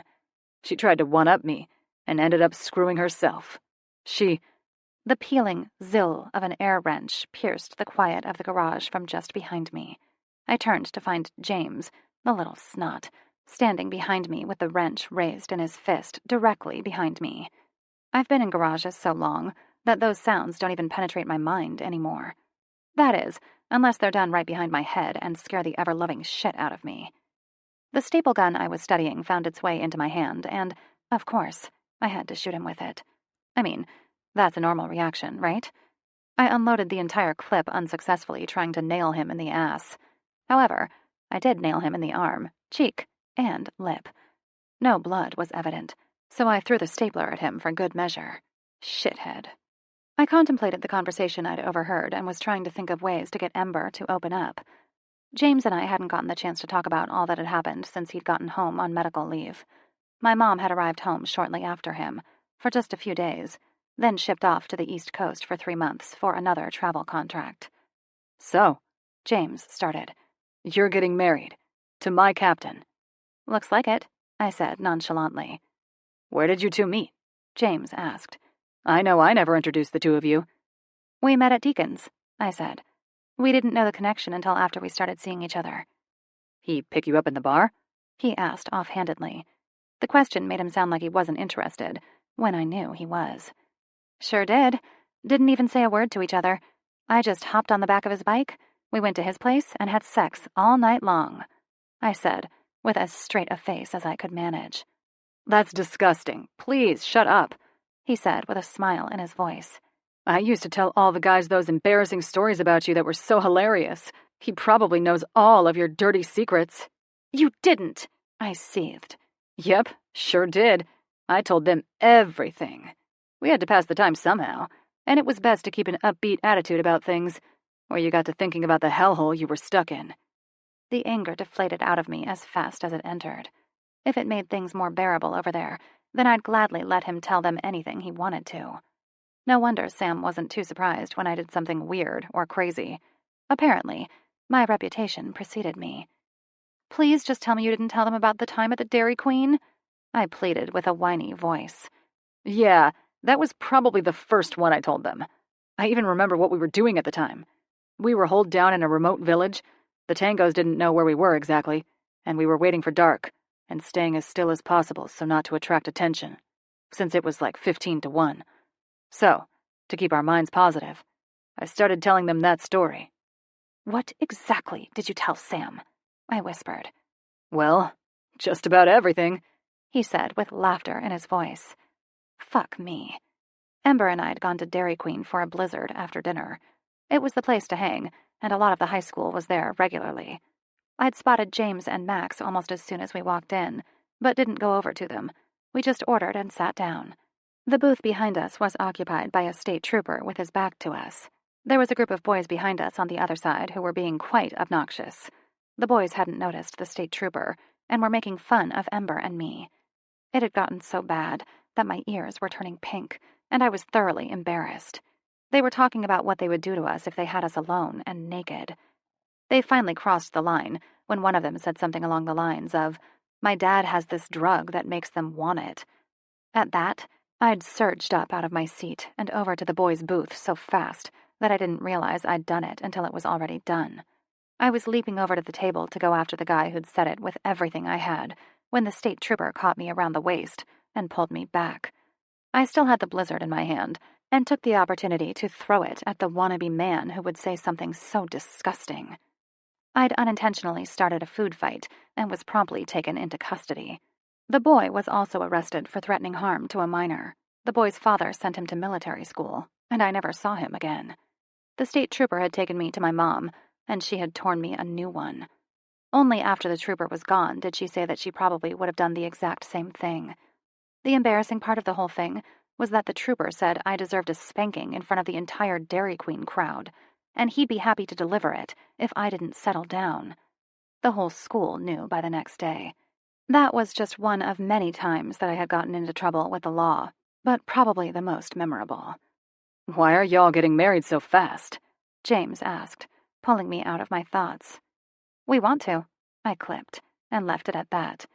I really didn't want to go into why we were moving so fast. I was still denying the possibility of a pregnancy, and was doing a really good job at ignoring it. I couldn't really tell him why, just that it felt right, and I couldn't see myself spending my life without him. To get him off this particular topic, I changed the subject. "Hear anything more from the baby mama?" "No. I spoke with my lawyer just to make sure I had an airtight case, and he confirmed that I did. The daycare knows all about it and has a copy of the paperwork just in case the cops are brought in. Hopefully, though, we don't have to worry about that." The daycare was a very secure location, and the security of the building was good. The guys weren't worried about the girls like I'd originally thought they should be. The daycare facility has the mayor's children, as well as the prestige of the city's kids in it. The security's airtight there. They have cameras, the doors stay locked unless you have a code, and they have a top-notch security system. Nothing will happen to the girls on that front. I felt a little better after hearing this. I hadn't noticed when Sam and I had been there with James's baby mama, but we'd never made it past the front foyer, which still meant we had to get past 2 locked doors to get to the first classroom. "I didn't realize you had a lawyer," I said to him. I mean, I knew he had one 3 years ago when he got custody of Janie, but why would he still have one? "I have one because every soldier needs one. My will is with him. That was the first thing that the COs told us to take care of before we deployed. This lawyer's also the one that took care of Janie's custody. I think Mom has her will with him," he said to me. I stayed silent for quite a while after that.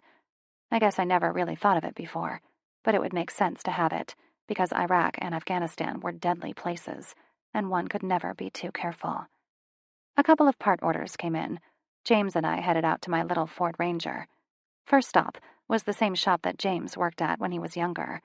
Old Mr. Tanner loved when I stopped by, and he was in for a surprise today when he saw James. Sam. "Now, repeat to me your new name and all of the information I've given to you," I said to Robin. All of our girls got new names after we found them new places to stay. They were new people, as far as I was concerned.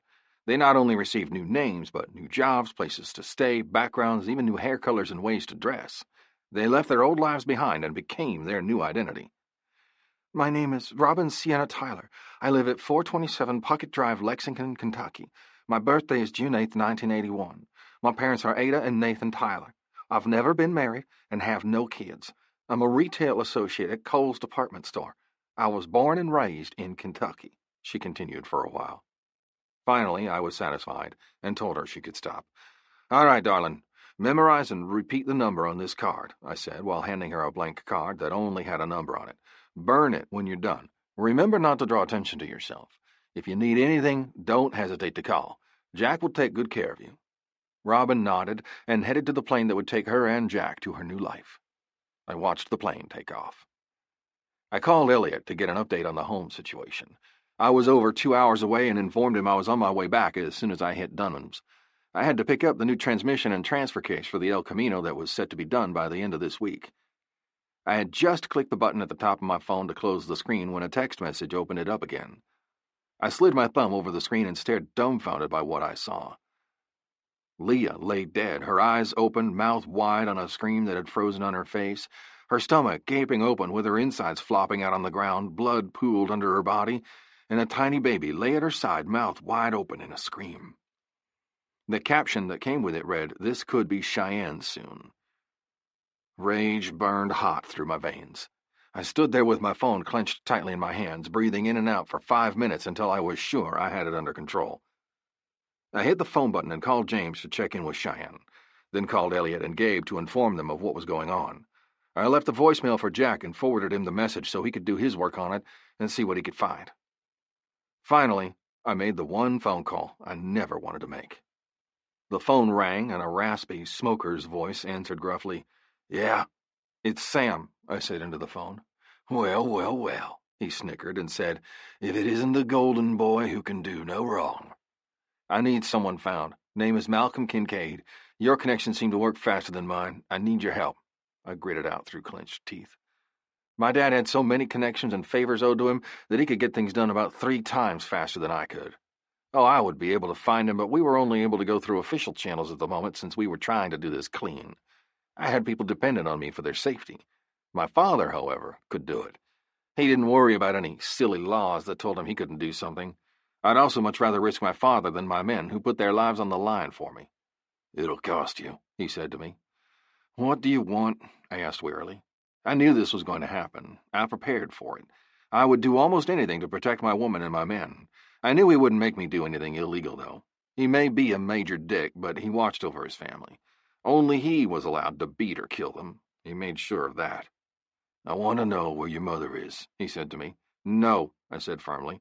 "I'll do a lot of stuff, but it won't be illegal, and I won't give her to you." "It was worth a try," he laughed. "I'll get back to you on the favor. I'll ask around about this Malcolm. I'll put Mac on it and let you know. This number where you work?" "Yeah, appreciate it," I said to him. "Oh, this won't be pleasant. You can count on that one. I'm going to make it something that will absolutely kill you to do," he said, and then hung up. My stomach dropped when he said that. The bad part was that he would make it unbearable. He would probably think about it and rethink it until he came up with something that he knew I would loathe. It was bad enough that he now knew where I lived and worked. He could find me and visit any time he felt like it. I walked back to my Suburban and hopped in, grabbing a hold of the OS bar as I went. I got a small smile on my face when I first heard Cheyenne say OS bar. According to her, the OS bar, or the oh shit bar, was the bar that hung above the door that you grab onto when you're four-wheeling in the mud. She then proceeded to tell me that any self-respecting Southerner would call it an OS bar, and I should start doing so now. Rolling my eyes, I continued to call it a handle until she started bugging the shit out of me. I finally relented. Honestly, I didn't really care what I called it, but I loved to pick on her. I was just about to head to the interstate when I got a call from the officer who'd questioned us last night. "Mr. Mackenzie, this is Officer Anderson from last night. I just wanted to update you and inform you of the condition of the baby." "Yes, sir, thank you. And what is the baby's condition?" I asked. "She's doing well. Small. She'll definitely be there for a while, but she should survive, pending any complications.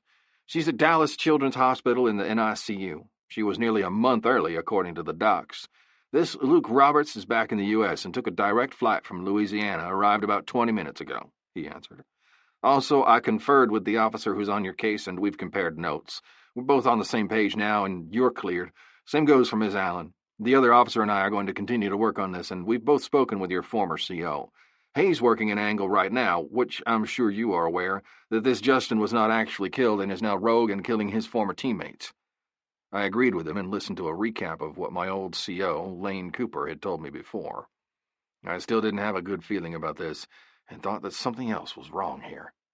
Cooper also informed me that he's trying to get a hold of a Malcolm Kincaid, but hasn't been able to make contact with him. Hearing his name again made my blood come to a boil. Everything that was going on seemed more on Malcolm's scale, I thought. Now that the idea had taken root, I thought more and more that he might know something. Malcolm was a member of our old unit. He was a hothead and didn't get along with anyone. We were at the base camp when a slew of MPs came in looking for Malcolm. We knew he was a bad seed, and I had filed many complaints to my CO about his attitude and many actions that others and I had witnessed him doing. By that time, things were more serious because he was accused of raping an Afghani teenager, which was witnessed by 2 young Afghani soldiers. The girl just happened to be the sister of the guy who'd killed Justin with a bomb that was strapped to his chest. Justin was thrown up against a wall and wasn't found until much later after the wreckage was cleared. I'd identified the body as Justin's by the tattoo on his arm and the writing that surrounded his wrist. The rest of the body was unrecognizable. The 2 soldiers had reported to their CO that they'd seen Malcolm interrogating the girl, and when she wouldn't give up more info on her brother, he used a different type of punishment to get her to talk. Our CO decided that enough was enough. We were all sick of his actions, and no one stepped up to defend him. We were appalled by what he'd done, and the turn he'd taken had forever burned the bridge back to us. He left in a rage, fighting the MPs with everything he had. He was imprisoned for 3 years and was given a dishonorable discharge from the Army. He had dropped off the face of the earth when he was released. No one had seen or heard from him since. Now, it seemed a little fishy that we were experiencing all of these deaths and threats from Justin when he would have never harmed a soul who didn't need to be harmed. He was the choir boy of the group. When he was stateside, he went to church every Sunday, attended Sunday dinners with his mama. He even gave you the shirt off his very own back, which he'd done quite a few times in the time that he'd served under me. Officer Peterson, I never thought this was the work of Justin. The information that we received only said his name. We don't have actual proof it was him. Now, Malcolm is a complete asshole and would do this in a heartbeat. I guess I had a feeling that it could be him, but I didn't want to think it was him. It would be a very good idea to look into him. I'm going to tell my men to do the same, I said to him after he was finished. Okay, I'll relay that to the other officer. I let out a small, relieved breath, glad that the baby wouldn't be alone. The phone call wrapped up quickly after that, and we agreed to keep each other updated on any new info that came our way. I sent another quick text to Jack, telling him he needed to look into Malcolm's whereabouts as soon as he got a chance. I then sent out a group text to the other men telling them my suspicions. I got texts back with agreements that it was possible and closed my phone again, shoving it back into my pocket. I stopped by Dunham's 5 minutes before closing time and grabbed my parts, stowing them in the back of the SUV. I hopped on the interstate and headed back to Kilgore, fighting some light traffic most of the way. All the way home, I thought about the possibility of Malcolm being behind this. The more I thought about it, the more I became certain that it was him. Now I had to find out how and why. When I arrived home, I parked the Suburban beside Cheyenne's Silverado, climbed out and headed to the door. I walked inside and started dropping the stuff out of my pockets when I saw a dart gun and a note sitting beside it. The note said only 2 words: watch out. My eyebrows clashed in the middle of my forehead, and I was just about to call out to Cheyenne when I heard a little pfft sound and felt something hit me in the back of my arm. I turned, looked on the floor, and saw a little yellow Nerf dart lying at my feet. I smiled and looked up, but didn't see her. The couch was in the middle of the room. She could be hiding behind it. She could also be in the hallway, just waiting to ambush me. I picked up the dart gun and called out, "You know I did this for a living, right?" I heard her snicker in the general direction of the hallway, and I headed that way. I stopped, stripped off my boots so I could walk quietly, and then went down into a crouch, rounding the corner to the hallway. She wasn't in there either, so I poked my head into our bedroom. I was barraged with a hail of fire coming from the direction of the bed. Going down on one knee, I reached my hand under the bed and yanked her out from under it by the ankle.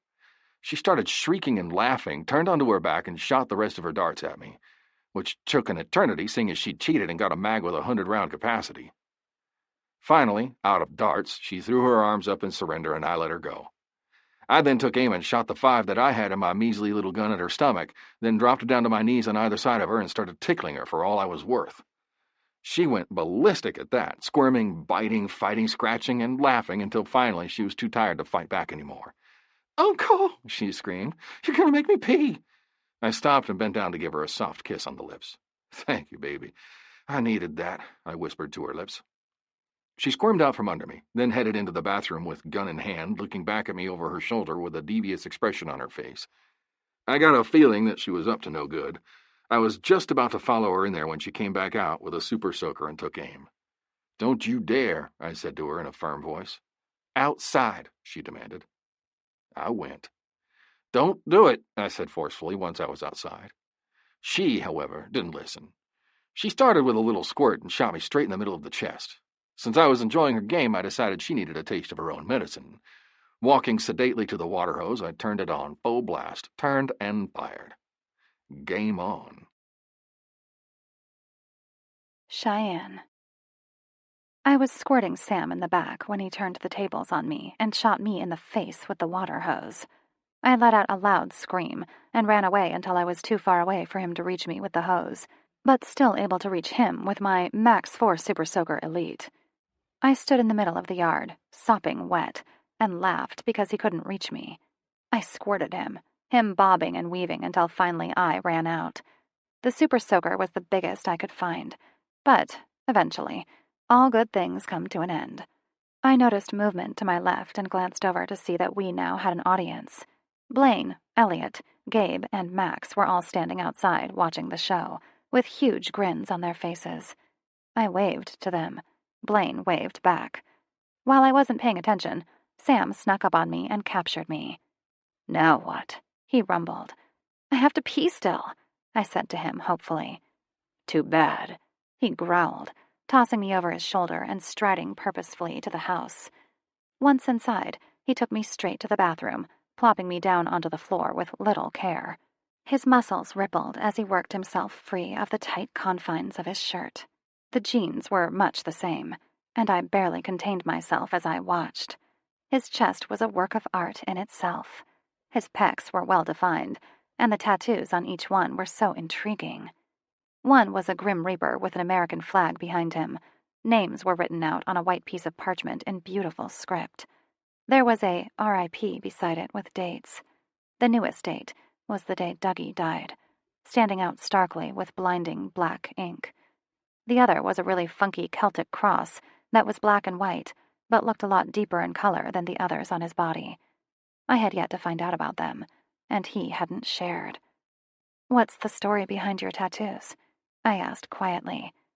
"This one's the men who died under my command." He pointed to his left pectoral. "This one is the one that my dad got his buddies to give me when I was 13. Nothing special behind it, only that I remembered my mom liked crosses, and if I had to get one, I wanted it to be memorable." 13? I asked. "What the hell?" "Yeah, that was my dear old dad for you. Hurt like a SOB, too. Was done like they do in prisons. They put the ink on there with a needle, by hand." I decided I didn't want to know any more, because knowing that his father had made him suffer when he was a young boy made me nauseous. I stripped off my shirt and bra with relative ease. It was the wet jeans that I had a problem with.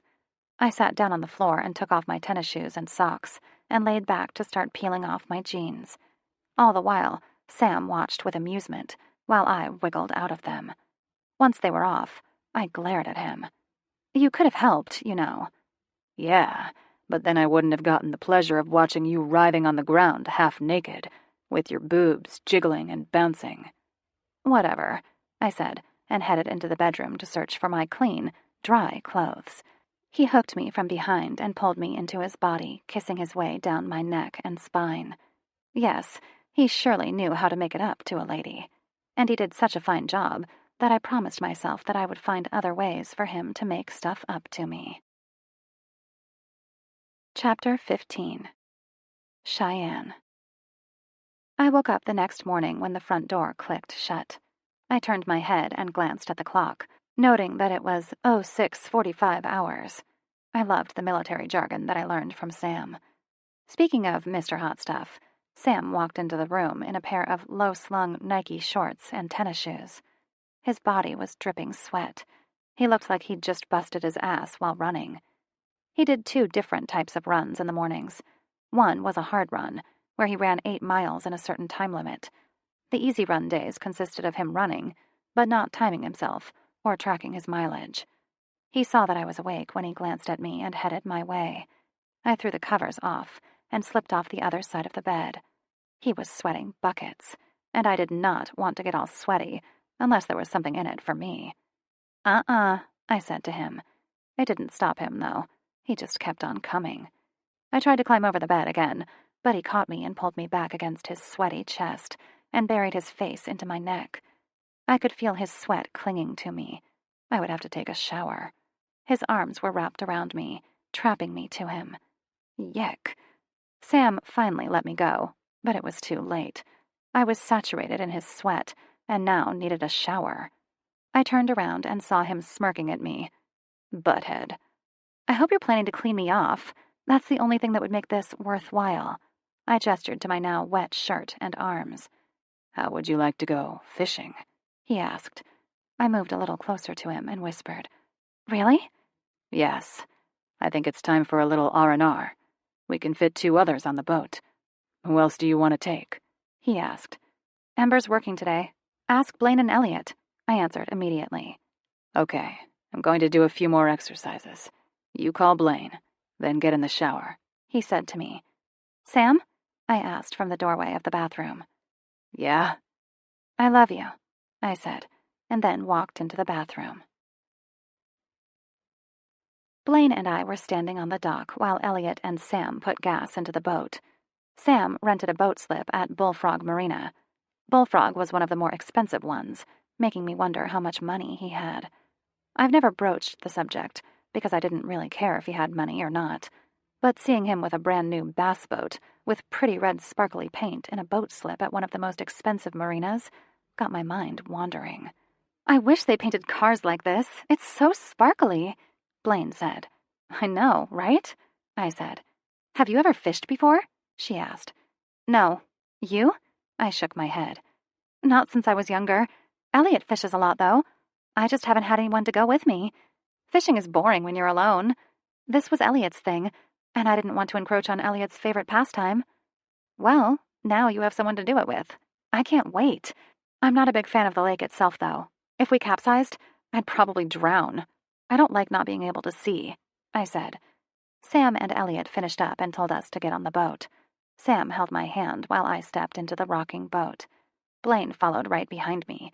Then the guys demonstrated their macho-ness by just jumping in, not rocking in the slightest, as the boat jumped at their added weight.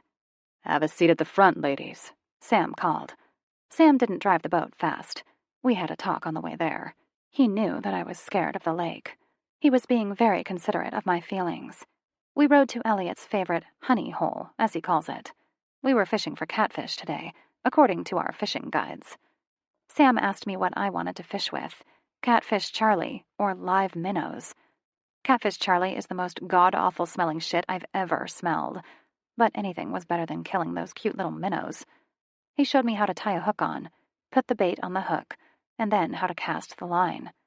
Elliot was showing Blaine the same thing on the other side. Watch your cork. When it goes under, give your pole a good yank to set the hook. Sam showed me. It wasn't even 2 minutes of having my line in the water before I had a bite. 1 second my cork was there, the next it was gone. I gave an excited squeal and set the hook just like Sam taught me. I started reeling my line in when suddenly it went taut and the fish started to fight back. Blaine let out an excited squeal beside me and reeled her line in too. Both guys stopped what they were doing with bright smiles on their faces as they listened to Blaine and I carry on. My pole was bent in an arc. I really had to put some muscle into reeling. I was hoping that my line didn't break. I saw the flash of white about 3 feet into the water right beside the boat and started getting really excited. Sam stood on the back of the fishing deck with a net, bent down, and scooped up my fish. It was the ugliest fish I'd ever seen. Fairly big, too, but being that ugly, no one was likely to go around it. That is one ugly fish, I said to him, jumping up and down and clapping my hands. It's a mudcat, and it's huge. Probably a good 6 pounds. Here, hold it, Sam said. No fucking way! I'm not touching that. I said. "Hand me the net, Sam," Elliot said from behind me. Sam handed Elliot the net, then put the fish in the live well. He baited my hook for me, and I cast it back into the spot I was just in. I turned to watch Blaine as Elliot caught her fish in the net. It wasn't as big as mine, but still fairly big. "Yay, Blaine!" I cheered. She beamed at me. Then I turned around to my cork, except that my cork was no longer there. I yanked my pole up, and it started pulling immediately. This went on for the rest of the hour. Blaine would catch one, I would catch one, Blaine would catch one, and I would catch one. Sam and Elliot were our bait boys. They also took off our fish. They each sat back with a beer and waited for the next fish to come along. Blaine and I caught 18 fish in the first hour. The fish must have gotten smarter, though, because after that hour, we didn't catch any more. "Can I have a Coke?" I asked Sam. "We don't have any Coke," he said. I was almost 100% positive that I put some Coke in there. In fact, I knew there was some in there. "Y'all drank the Coke? The only thing left is beer?" I asked. I was starting to get annoyed. He leaned back in his seat, a smarmy look on his handsome face. His jean-clad legs stretched out in front of him. He had on a dark gray t-shirt, a black Ranger's ball cap, and aviator glasses. He was looking at me like I was nuts. "There is some Dr. Pepper left," he said slowly. Oh my God, I was going to kill him. I turned my head and looked at Blaine. Was I missing something here? She smiled. "You just said there wasn't any Coke," I yelled. "There isn't any Coke. There's Dr. Pepper." He raised his voice back at me. I'm pretty sure that there was steam coming off the top of my head. In Texas, a Coke was a Dr. Pepper. A Coca-Cola was a Coca-Cola. His Yankee ass probably would never understand. "Can you hand me a Dr. Pepper?" I asked him sweetly. He gave me a measuring look, then tossed me a Coke. Blaine had her hand covering her mouth, stifling the giggles that were shaking her tiny body. Elliot was looking at something interesting across the lake. "So, were y'all gonna fish?" I asked. "Why bother, since you won't take the fish off the line? You were catching them as soon as you threw it back in the water," Sam asked sarcastically. I gave him a beaming smile. "Yeah, we're pretty freaking awesome if I do say so myself." The boys finally did fish, and ended up catching 2 more apiece, but they weren't keepers like all of ours were. We pulled up at the dock, hopped out, and waited while Sam and Elliot secured the boat back into its slip. Sam also produced a stringer, and he carried the fish to a flat concrete table, where he proceeded to kill them one by one. I don't know if you've ever experienced skinning a fish before, but let me tell you, it is gross. They break some little bones on each side of their heads, skin them, and then twist their heads off, all while they are alive and making croaking noises. Needless to say, we only watched the first one being done, then busied ourselves inside the marina. We arrived home around 7. Blaine and I hugged goodbye. I unlocked the door to the house and undressed on my way to the bedroom, while Sam unloaded the truck and stashed the fish. I took a quick shower, came out, and then decided I would get dressed as soon as I lay down for a minute. I didn't wake up until around 4 a.m., wrapped around Sam. I smiled, then fell back into dreamland. This was heaven. Chapter 16. Cheyenne. "Are you ready to go visit your grandma, Kayla?" I asked. Janie and Kayla were drawing with chalk all over Sam's patio.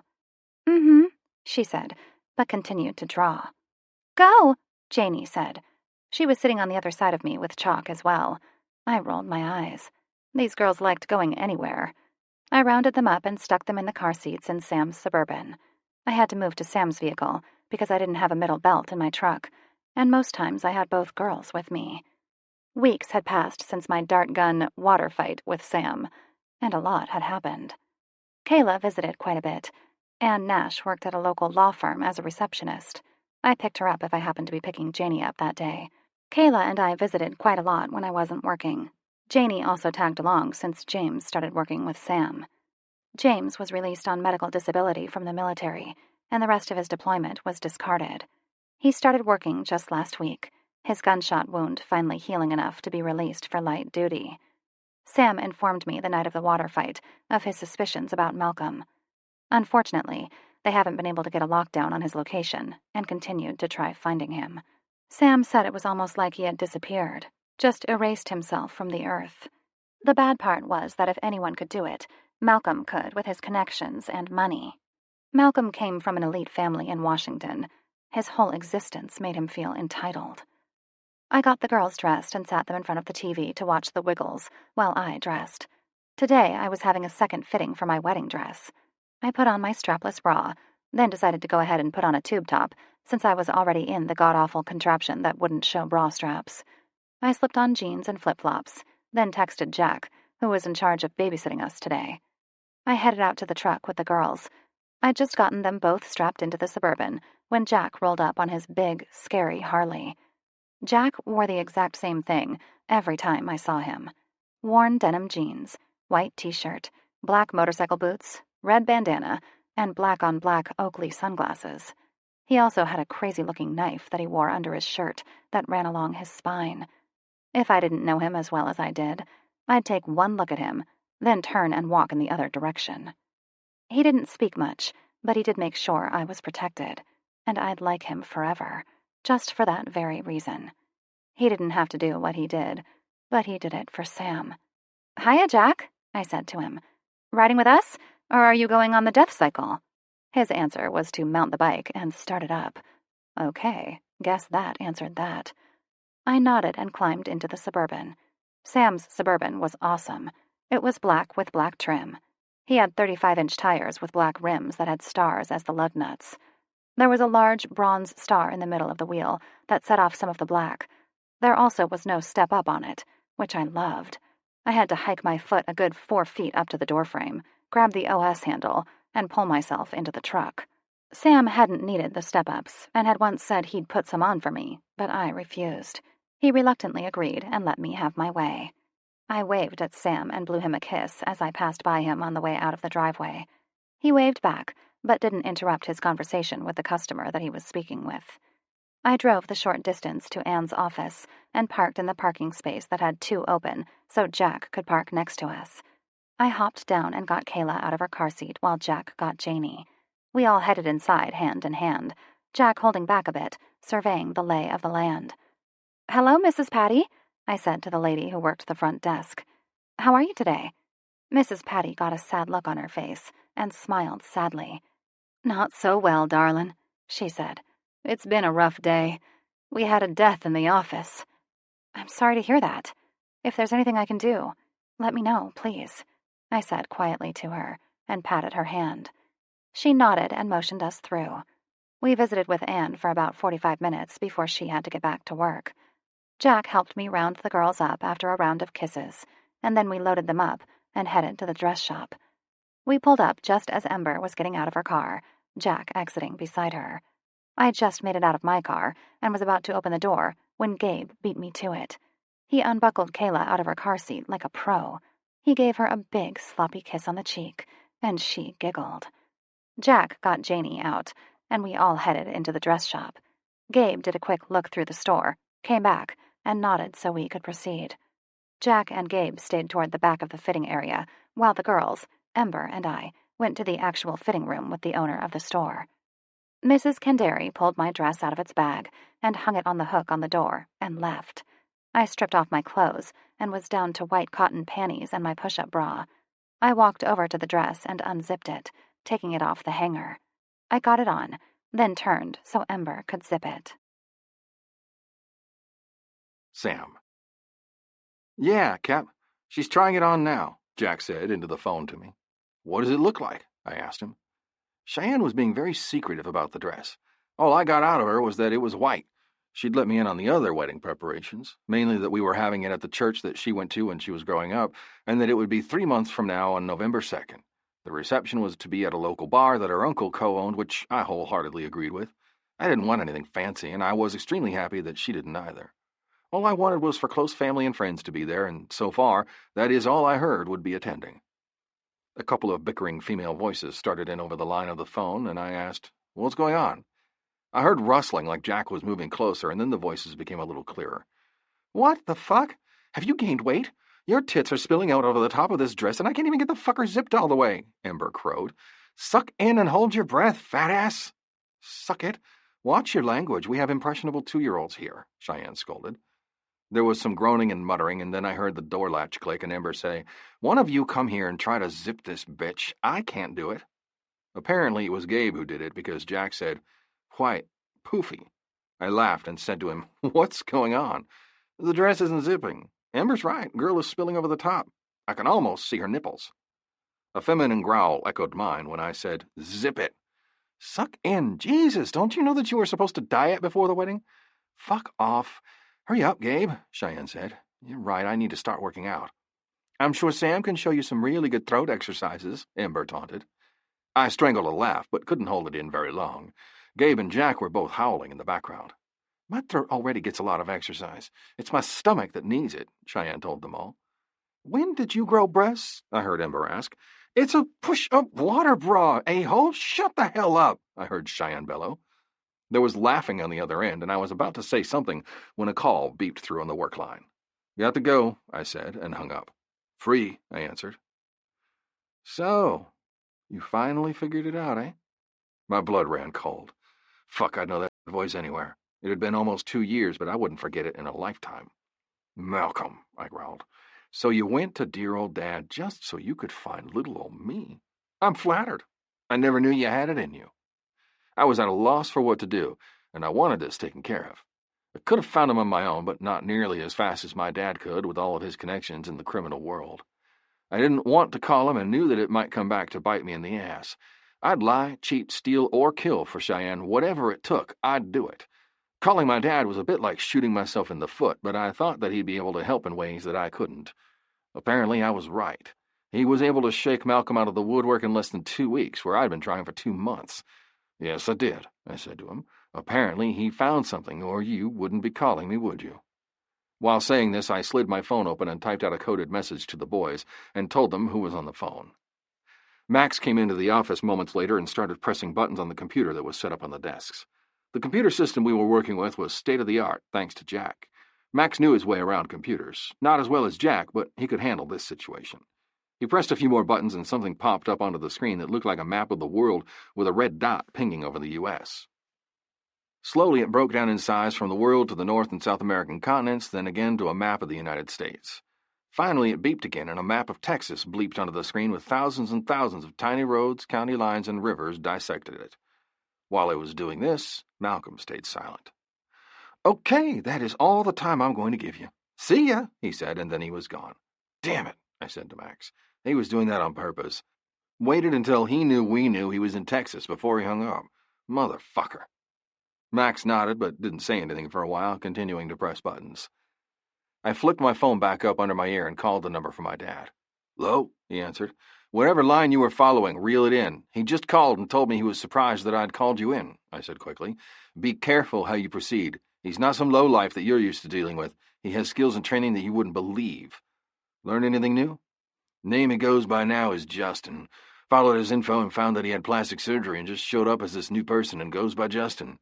He was heading south from Washington. That's all I know." That lined up with what we now knew of his location being in Texas. His family was from Washington, so that made sense that he would still be around there. The plastic surgery, however, threw me. What would he look like now? "Thanks. Keep me updated," I said and hung up. I relayed the information that I'd gotten from my dad to Max, and we discussed the possibility that we might have already been in touch with Malcolm and not even known it. We were chasing a fucking ghost. "What do you think?" I was saying when I was interrupted by my phone ringing. Jack's name popped up on the screen, and I hit the answer button on the screen and answered. "Hello?" No one answered. There was a hissing, pinging, and a popping sound, and the sound of raspy breathing, some pained moans, but no voice telling me what was going on. Finally, Jack said, "We've got trouble." "What is it?" I asked gruffly. "Where are you?" My heart was in my throat. Jack was on Cheyenne duty today. "Pines and Sheffield. A car pulled out in front of Cheyenne and she T-boned them. We'd left the dress shop not 2 minutes before. The guy just fucking pulled out. It's hard not to see that black behemoth of yours. They're okay. Shaky, but okay. Cheyenne looks like she could have possibly broken her arm and have a concussion, but other than that, she's fine. The girls are talking. Gabe and Ember are taking them in her car to the ER. They're making Cheyenne ride in the ambulance because she lost consciousness for a few minutes. They're going to GSMC. I'm going to ride with her. Meet you there." By the time he finished with his explanation, I was already on my bike and heading out of the driveway. Max was following me, I was sure, but he had to close up shop and call James to tell him what was going on. I arrived at the hospital in no time and rushed inside. There was a man working a counter at the front, and I gave him Cheyenne's name. "They're still 2 minutes out," the man said, while pointing to a little room with a nurse sitting behind a desk. "Can you go in there and give them her information?" I nodded and headed to the seat in front of the woman. She smiled at me and introduced herself as the triage nurse. "My name is Judy. What's the patient's full name and date of birth?" she said gently. "Cheyenne Renee Allen, March 3rd, 1987, I answered. "How are you related to the patient?" she asked. "I'm her fiancée," I explained impatiently. We continued through this for 5 minutes. I'd just finished when there was a commotion in the doorway behind her. I looked over her shoulder to see them roll Cheyenne in on a yellow gurney with 2 paramedics pushing it on either side of her. Cheyenne was in a sitting position with her injured arm secured to her chest. Her face was already starting to bruise and redden where the airbag deployed and hit her face. Jack was walking behind the gurney, trying to stay out of the way, but still close enough to get to her if he was needed. I rose, walked behind the triage nurse, and watched as the paramedics and a nurse transferred her from the gurney to a hospital bed in a curtained-off little room.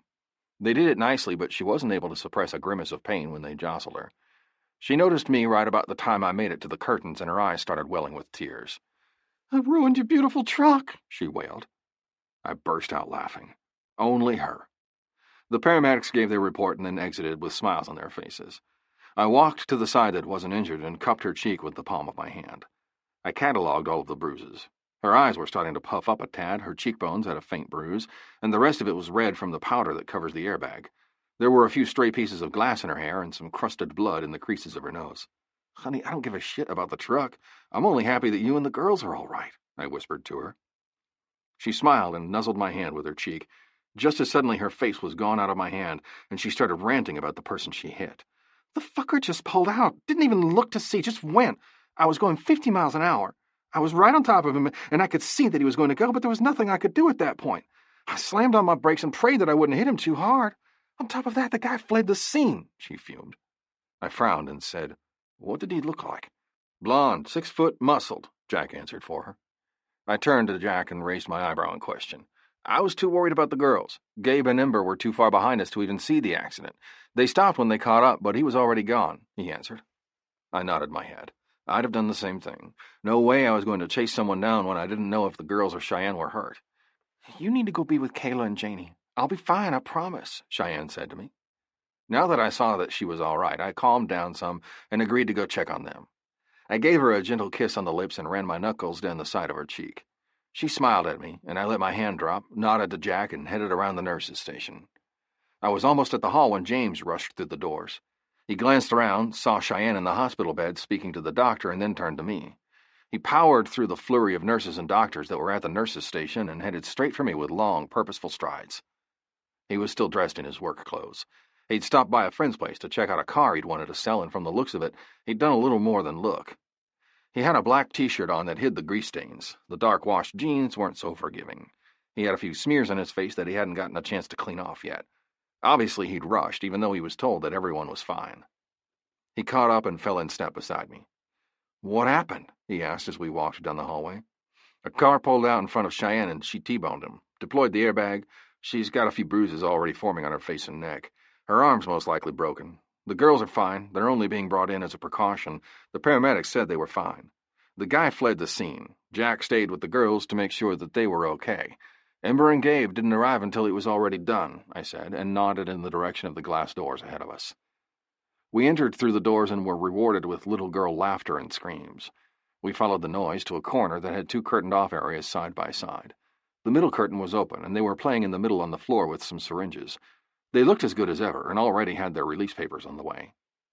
Gabe and Ember were in the corner, sitting on 2 chairs, stood up when they saw us, and came over. "How's Cheyenne doing?" she rushed out. I went over the whole story again for the both of them and assured her that she was doing okay.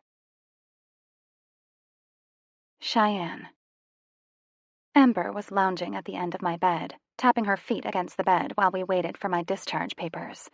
The nurse said they were waiting on my labs to return. As soon as they were reviewed by the doctor, then I'd be all set to leave. Sam and Gabe were outside waiting on us. Ember and Sam had fought over who was going to stay with me. Ember won because she pointed out the obvious to Sam. "Don't you have some shit to do? Calls to make?" she'd said sweetly. Sam rolled his eyes, gave me a peck on the lips, and said he'd be outside waiting for me. Just then, a cute little nurse with hot pink scrubs came up to us, along with an older doctor. The nurse was wheeling what looked like an ultrasound machine over and set it up right beside the bed. "Did you know you were pregnant?" the doctor asked. I stared at him blankly. Pregnant? Ember asked. "Yes, ma'am," the doctor confirmed. "You have quite a bit of HCG floating around in your blood, too. I'd say you were at least 4 months, if not more." 3 months is possible, I said to the doctor. Not 4. My first time with Sam was exactly 3 months ago. 4 was physically impossible. "Well, let's go ahead and have a look," he said to me. "Are you comfortable having this young lady in here while we do this?" Yes, I said to him. We'd seen everything there was to see on each other. A little view of the vag wouldn't be the first time. Hell, peeing in the same room was normal for us. Ember had been incredibly quiet. She got up and went to the side of my bed where the machine was directly in front of her, so she could get a better look. The nurse lifted up the gown past my stomach and squirted clear jelly stuff all over my stomach. The doctor took the wand off its holder and spread the jelly out along my lower abdomen. Goosebumps broke out over my stomach at the feel of the cold gel. The black screen showed shades of gray and looked grainy. "Ah," the doctor cooed. I looked at the screen and squinted. My heart sped up a little bit. Yes, that was definitely a baby. Fucking Sam.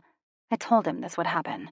You could make out a big, large head and tiny little hands and feet branching off the body. There was a little, tiny heartbeat, and something inside my chest restricted. Tears started to prick my eyes. I didn't mean for there to be a baby, but I could say that I was definitely happy. I was carrying a piece of Sam with me, the man I loved with all of my heart. The doctor was moving around the wand again. Suddenly, I could see 2 of them. I stopped breathing. No way. Holy guacamole. Fuck me. "Well, congratulations. It's twins," the doctor exclaimed. "They look to be about 3 months gestation, just like you said. The extra baby would certainly account for the higher level of HCG in your system." The doctor rambled off some more shit, but I didn't listen. Ember grabbed my hand and squeezed, but that didn't affect me much either. I was released shortly after with a prescription for painkillers, a note to make an appointment with my doctor for my arm, and an OB/GYN for the babies as soon as I could arrange it. Ember watched me dress in silence, and we were escorted out through the doors by a nurse. Sam and Gabe were standing off to the side of the entrance, leaning against the brick of the building. He smiled at me, but his smile died just as quick when he took in the look on my face. Ember was standing behind me, to my left, so I could make out that she was shaking her head in my peripheral vision. I ignored her and walked up to Sam slowly. He glanced between Ember and me with a raised brow. "What is it?" he asked. "What is it?" I said calmly. "You really want to know?" "Yes, otherwise I wouldn't have asked," Sam said, with a tone that was perilously close to being smartass. I smiled at him, poked him in the chest, and then let him have it. "You knocked me up!" I yelled. 2 older people who were sitting on the bench beside the doors were watching us closely. The lady smiled and whispered something to her husband, but they both continued to watch the show. "Not only did you knock me up, but you knocked me up with twins! What the fuck? Did you have to have super sperm? Couldn't you just have normal sperm? No, not Sam. He has to have super swimmers. I'm going to be as big as a house!" I kept yelling. Sam shut me up with a kiss. Not a nice kiss, either. His tongue pillaged my mouth. He was kissing me as if he didn't expect to live past this moment. It didn't take long before I was kissing him back. I anchored my good hand in his hair and hung on for dear life. I heard a throat clear, and I broke my mouth from Sam's and glanced to my right, where Ember and Gabe were watching us with smiles on their faces. "What?" I growled. "You probably won't be as big as a house. Maybe just a barge," Ember told me nicely. "Fuck off," I said to her, and started stomping across the parking lot. Sam grabbed my hand and turned me in the opposite direction, leading me to his bike. Sam stopped beside his bike, pulled my body into his, and gave me a kiss on the forehead. "I love you," he said quietly. Then he left without waiting for me to answer him. Sam. We all left the hospital and got a quick bite to eat at the barbecue place that was around the corner. We dropped Janie and James off at their house and then went home. Kayla was asleep by the time we pulled into the driveway. Kayla was staying with us for the next few days while her grandmother went home to finalize selling her house. She'd been about to come home once she heard about the accident, but I stopped her. I unstrapped Kayla from her car seat while Cheyenne got herself out of the car and started heading into the house. I went directly to Kayla's temporary room and laid her down on the bed, removed her shrews, and then covered her up. I went to the kitchen and got a glass of water for Cheyenne to wash down her pain medication with, then headed into the bedroom to see her struggling to lift the shirt over her head.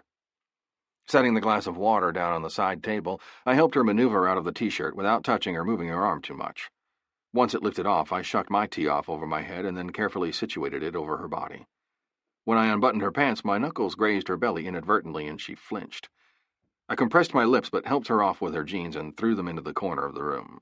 She went into the bathroom. I followed and waited to see if she needed any more help. She went about ignoring me to the best of her ability. I helped her use the facilities, then put her hair into a ponytail at the top of her head, just like she liked it. It may have been slightly lopsided, but she didn't complain. She smiled slightly, then headed into our bedroom and climbed on the bed. She eased down onto her back and let out a relieved breath. The t-shirt rode up slightly. I slid it up farther as I sat beside her on the bed, facing her. A nice line started at her shoulder blade and went diagonally, ending at her lower ribcage from the seatbelt. That wasn't what I was interested in, though. I placed my hand flat on her tummy, letting it rest lightly. Her breath hitched. I leaned down and let my nose and lips run lightly over her stomach. I gave her small kisses every once in a while, then laid my head on her stomach. She was crying uncontrollably. I gathered her into my arms and held her. "It's going to be okay," I whispered to her. "You suck," she gasped out, slowing down the crying jag. I laughed and brushed back the wisps of her hair. I was ecstatic. The night I met her, I hadn't been prepared for her. I was only there for a drink, then I was heading home. It had been a few months since I'd been with a woman. I was tired of the nameless faces. I wanted something more. Never in my wildest dreams would I have thought that the perfect woman would come barging into my life. When we started kissing, all of my sanity flew out of the window. Never once did it cross my mind to find a condom. I'd never gone bare before, and being in her with nothing between her slick heat and my dick was almost indescribable. I'd intended to use protection with her, but she made my brain short-circuit. I didn't think about protection until it was done. On the way home, I was trying to recall where I'd put the condoms when I moved in. My dick inside her bare, feeling that wet, slick fist of her channel made me think about getting more, not about covering it up. Everything was different with her. Not once did I worry about getting her pregnant because I knew she was mine. Her pregnant meant that she wouldn't be slipping through my fingers.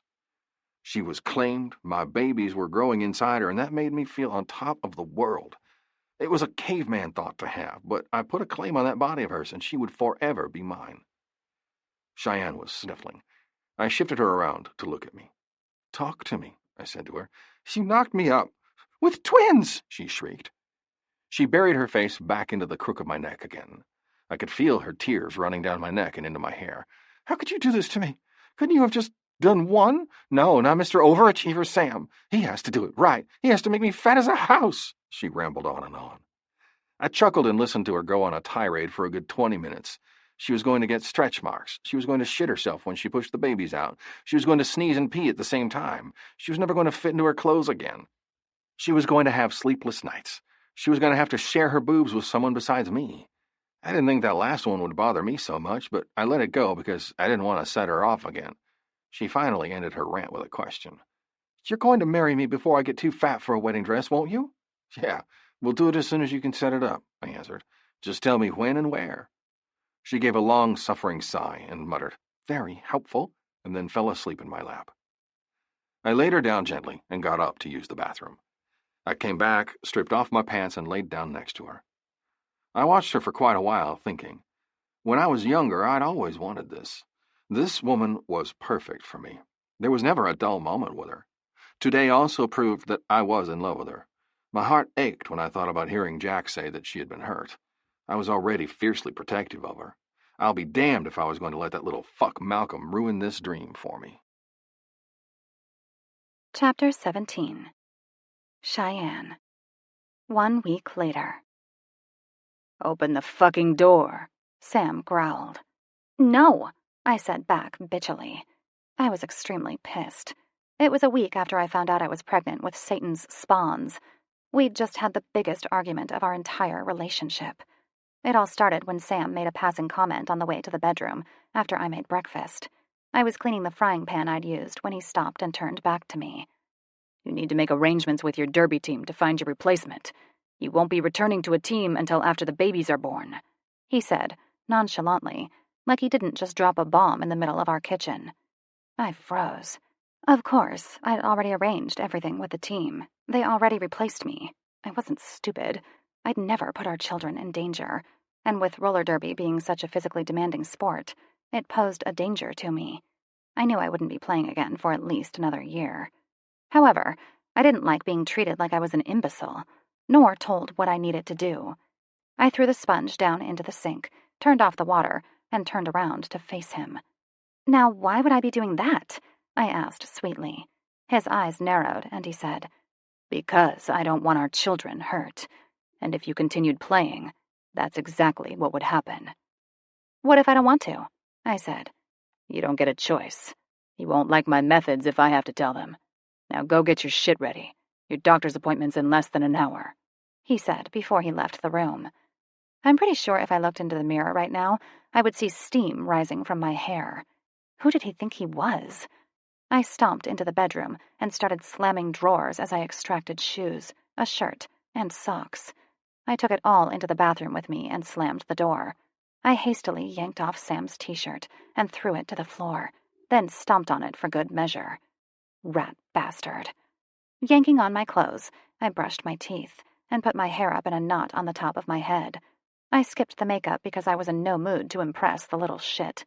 I took my phone from the inside of my bra where I kept it when I didn't have any pockets, sat down on the toilet seat, and opened up my Kindle app. I planned to sit here for another 20 minutes until he was ready to go. And I was going to give him the silent treatment until he apologized, or I blew up. I started reading a Janet Ivanovich book because I could always count on her to give me a good laugh and lighten my mood. I sat there for a good 15 minutes before the no-good bastard interrupted me. Sam tapped on the door, informing me he'd be outside, and to meet him there when I was ready to go. I sat on the toilet and cracked up for another 15 minutes before I exited the bathroom and headed outside. Sam was leaned up against my truck with his arms crossed over his rock-hard chest. He was wearing his usual outfit of faded blue jeans, black shirt, and aviator glasses. Except today, he had on a black baseball cap that made my mouth water. It wasn't the first time he had worn a baseball cap, which he did so rarely that it was a treat when he did. The look on his face showed that he knew what my reaction would be, which was why he did it. My mind strayed, and I started wondering how his ass would look in baseball pants when I heard the end part of his question. Done pouting? Sam asked. Fuck you, I said to him. Oops, I forgot I was going to do the silent treatment. He walked over to the passenger side of the truck and opened the door for me. I gave him a look, but hopped in. I slammed my hand down on the lock, and then lunged to the other side and locked his door too, just to piss him off. He had the keys in his hand, but as long as I kept my hand on the lock, he wouldn't be able to get in. Arriving at the driver's side, he tried the handle, but I kept my hand covering the lock. He gave me a look, but I smiled a sweet smile at him and ignored the silent demand he was giving me. And here I was now, 5 minutes later, and he was getting pissy. Good. I wanted him in a bad mood. If you don't open this door right now, you'll regret it, he said to me. I gave it another full 30 seconds before I laughed and took my hand off the lock, scooting back to my side of the truck. I would have kept doing it, but I didn't want to be late for the appointment. I know it was childish, but it alleviated some of the anger that was still roiling in my tummy. I already quit the team. I don't need you treating me like I'm a dumbass. All you had to do was ask nicely and not tell. I would have told you that I'd arranged it already. I love you, Cheyenne. I know I can be a little overbearing, but I don't think I could handle it if something happened to you. I'd do anything to keep you from hurting, and if that's pissing you off, then I would do it in a heartbeat, Sam said, cupping my cheek. Whatever, I said, rolling my eyes, but I was smiling inside. I loved hearing Sam tell me he loved me. It made my insides feel all gooey. We arrived at the doctor's office with 2 minutes to spare and were asked to sit in the uncomfortable waiting room until my name was called. We waited 45 minutes, and I was getting annoyed and was about to go complain when a nurse called my name. Cheyenne Ellen, a cute blonde bitch called. Her eyes widened when they landed on Sam. and I decided I was going to hate her. She didn't look like she weighed over $120, and I was going to have to hop my fat ass up onto a scale and have my weight checked in front of her. Yay. Sam stood off to the side while the nurse, indiscreetly, called off my weight so everyone and their brother could hear how little I worked out. She took my blood pressure, drew some blood, then led us to a small room. You don't have to take your clothes off today. Just have a seat, and someone will be in shortly to try to get the baby's heartbeat. The doctor should be in not long after that, she said, before giving Sam one more longing glance. She's cruising for a bruisin', I said to Sam while jumping up onto the exam table. Sam laughed but wisely said nothing. He walked up to me and gathered me into his arms. I know you are scared, but it'll be all right, baby. I'm not going anywhere, he said into my hair. Something loosened in my chest that I wasn't aware had wound tight. I turned my head into his chest and kissed where his heart beat against me. The door opened up behind me, and a pixie-like voice said, Hi, I'm Amy. I'm going to see if I can find the heartbeat. Amy was cute and married, according to the ring on her finger. Lie down and raise your shirt, please, she said to me. I complied and settled with my arms behind my head. Sam watched in fascination from his position across the room where he was leaning against the wall. Amy took her little wand and smeared the cold gel on my lower abdomen. She moved it around until a faint whir, whir could be heard through the little speaker on the handheld device. The heartbeat is 142. Good and strong, she said as she pulled the wand off my stomach and went to clean off my stomach. I opened my mouth to tell her about the twins, but Sam beat me to it. Wait, he said. She looked toward him questioningly. At the ER, they said there were 2. You still need to find the other heartbeat, he explained. Amy squealed and pressed the wand back to my stomach with a delighted expression on her face. We don't have any twins. It didn't say it in your chart. I didn't know. Let's see where the other one's hiding. She smiled. She went on for a couple more minutes, sliding the wand this way and that, before finally finding the slick little devil low toward my right hip bone. This baby's heartbeat was lower, at 132, but still strong according to Amy. Amy left shortly after and informed us that the doctor would likely be another 15 minutes or so, since it was his busy day. Sam was wearing a cat-ate-the-canary smile and was practically bouncing in place by the time the door closed. Seeing him this happy made me super happy. Take a chill pill, mister, I glared at him. Make me, he said, while giving me a kiss. It was another 10 minutes before the doctor came, gave me a thorough exam, and sent us off to the ultrasound tech. The tech took us in and had me lie down on another exam table. Shirt up and lie back, please, she said. There was a flat screen on the wall directly in front of us. Once I was situated, I looked toward the screen. The tech squirted the gel on my tummy and started rubbing it around on my stomach with the wand. I turned and watched Sam's face as soon as the picture was projected onto the screen. He seemed in awe. They looked like tiny little aliens, but they were my little aliens. I took a picture of him with my phone so I could forever keep the memory. The tech sent us on our way with 6 pictures and a short video. Neither one of us spoke while Sam settled the bill, and we made our way to the elevator. The elevator was empty, and I pressed the G on the buttons. I'd just stepped back when I found myself pinned against the opposite wall, Sam's mouth clamped to mine. Once he pulled back, I asked, So, you're happy? Never in my life have I been happier than I am right now. The only thing that could make this moment better is if we were married, he whispered against my mouth. I gave him one final kiss before the doors opened. I practically beamed for the rest of the day. Little did I know that I would be cursing him later. Sam. Hello? My mom answered. Hey, Ma, how are you doing? I asked her. I'm doing okay. How are you? She asked back, going along with the nice conversational tone I'd set. I'm going to be a father. I just came right out and said it. The phone fell and landed on the floor with a crash.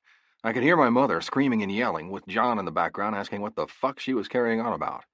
I smiled and waited for her to get it together. It had taken quite a while, and John picked up the phone to ask me if I knew what the fuck was going on. I told her I was going to be a father, I said. Well, I'll be damned. Is it that chick that you met at the bar? He asked. Yeah, it's that chick, I said laughingly. John laughed too. John knew that she was mine.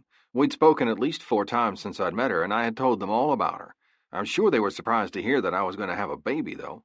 Tell her it's twins, I said happily. Oh, fuck. Leslie, calm the fuck down, John said to my mom. My mom quieted down, but started right back up again when he told her that it was twins. Apparently, being 32 years old was too long to wait to have kids, and she was happy that I was finally giving her grandchildren, or at least that's what I got from the screaming and shrieking she was doing. Chapter 18. Sam. Per Cheyenne's order, we moved the wedding date up. I was told to arrive at Whispering Lodge and to not forget my nice boots. The previous venue was booked, so the women found the next best thing. Personally, I would have been happy with a justice of the peace and a meal at IHOP, but Cheyenne wouldn't go for it. I parked the Suburban that I'd just bought this morning in the parking space closest to the front doors. Luckily, business was doing well, and I didn't have to wait for the insurance to issue a check. I parked toward the corner of the lot so we could have easy access to the exit when we were ready to leave. I got out and walked into the building, keeping an eye on my surroundings, just in case. Gabe had the privilege of hanging with the women this morning. I'm sure he was having a super time. I'd received texts hourly on how awful it was, but everyone else was busy with other things. Plus, he had a thing for Ember, and he would not trust anyone else to take care of her. James had stopped by with the girls, but it was easier to get things done when they weren't there to undo everything that had previously been done. James was actually supposed to be back any minute. I walked into the lodge and smiled when I saw my mom running busily to and from this and that, giving orders. I missed the hell out of her, and I was lucky that she was able to get here on such short notice. I smiled at the memory now. I loved having my mom around and seeing her so happy. There was a time, when I was younger, that her smiles were rare and fleeting. I had seen her smile more in this last week than I have since I was a young boy. I walked up to my mom and enveloped her in a big bear hug. She hugged me right back. We stayed like that for a long while, and she pulled back and looked at me, then reached forward and straightened the bars on my chest, even though they were perfect. "You look very handsome," she sighed wistfully. I smiled and said, Yeah, you can thank Cheyenne for it. This is itchy. I do not miss this part of the military. These uniforms make me uncomfortable." Cheyenne had begged me to wear my uniform. She also begged the other guys to as well. So we were all decked out in our dress uniforms, medals, bars, and all. We'd worn them for Dougie's funeral, and Cheyenne said we looked so handsome that she just had to have it for her wedding, too. My mom led me to a room off the side of the hall, told me I had about an hour, and left. I raised my eyebrows as she closed the door and left me in here alone. Well, she never used to act like this. John was good for her. Elliot, Jack, and John arrived within minutes of each other, all of them decked out in uniforms. James came to check in, but turned right around and left so he could be with Cheyenne. Gabe came in, went to the bathroom with a zippered bag that held his uniform, returning 5 minutes later, dressed, except for his shoes. "You've got some balls marrying that woman," Gabe said. "They're fucking nuts. There wasn't a minute today that they weren't joking around, playing pranks, or teasing each other. Are you sure you want to do this for the rest of your life?" I smiled and said, "Yep." We joked around for another hour, until Blaine came to tell us to take our places. Elliot practically drooled when he saw her dress. We left him to it and headed out into the main hall. I stood at the altar with the preacher, and the guys all went and took a seat, except for Jack, who stood up with me. "You ready for this?" he asked. "She was made for me. I'd kill for her. I'd die for her," I said simply. Meet in the Middle by Diamond Rio played, and I started laughing. Only her. The doors opened and my breath stalled. She was beautiful. There were no words to describe how heart-stoppingly beautiful she was. She was wearing a white strapless dress that had some sort of crystal beading all over it. The cups molded to her breasts and perked them up perfectly. The bottom half reminded me of Cinderella, it was so poofy. Her hair was up in some sort of torture-looking updo, with little ringlets coming out here and there. She had one single necklace on, one that her mom explained her husband had given her before he died in combat. She made it about 5 steps in when I decided I couldn't wait any longer. I took off down the aisle, looking only at her. People started laughing, but I didn't take my eyes off her face. I got to her once she was about a quarter of the way down the aisle and grabbed her around the waist. She wrapped her arms around me, and then went a bit further and wrapped her legs around me as well. James had let go of her, or he would have been brought along for the ride. He shook his head, laughed, and walked to a seat and sat down. "You look exquisite," I whispered to her. "You look mighty handsome yourself," she said back to me. "That uniform does things to me." I laughed and walked her down to the preacher, noticing smiles as I went. Once there, I set her back down on her feet, and the preacher proceeded with the service. Luckily, it was short and quick, because all I could think about was getting Cheyenne out of that dress. Chapter 19. Cheyenne. Cocksucking bastard. I muttered to myself as I threw my jeans into the ever-growing pile of clothes that didn't fit anymore. Those didn't even make it past my fucking hips. What the fuck? I pulled out a pair of charcoal gray yoga pants that had a fold-over waist with little stars in bright neon green dotting the band. Guess these were going to have to work. I checked my phone to see a text from Sam. Sam, don't forget to take your vitamin. Rolling my eyes, I made my way into the kitchen and shook out a purple pill. I washed it down with a swig of milk from the carton. Sam was being extremely overprotective since he found out I was pregnant. I still wasn't sure how I was going to handle it if it got any worse. 3 more months. 3 more months, I chanted to myself. Today's the first day of my bi-weekly appointments with the doctor. Smiling, I pulled my phone from inside my shirt and typed out a message to Sam. Cheyenne. Done. I'll see you in a minute. Sam. Bring me a clean shirt. Heading into the bedroom, I picked a clean black shirt from the drawers, most likely the same color as the one he was wearing. He only worked in black t-shirts because he didn't have to worry about getting them stained. I grabbed my keys, his shirt, my backpack, and walked out to the new truck. He kitted it out with almost the exact same things he had on the previous one, except this one was white. It became my vehicle because I never used mine anymore. The reason was that Sam was a giant ass who threw a fit when I took my own truck. He'd put me in an armored convoy if he could swing it. Instead of throwing a fit, I just accepted the inevitable. It was easier. Starting it up, I drove around the building to the front of the garage. Only one of the doors was open today because it looked like it was about to rain, and they didn't want rain blowing inside. I parked in front of the open door and got out.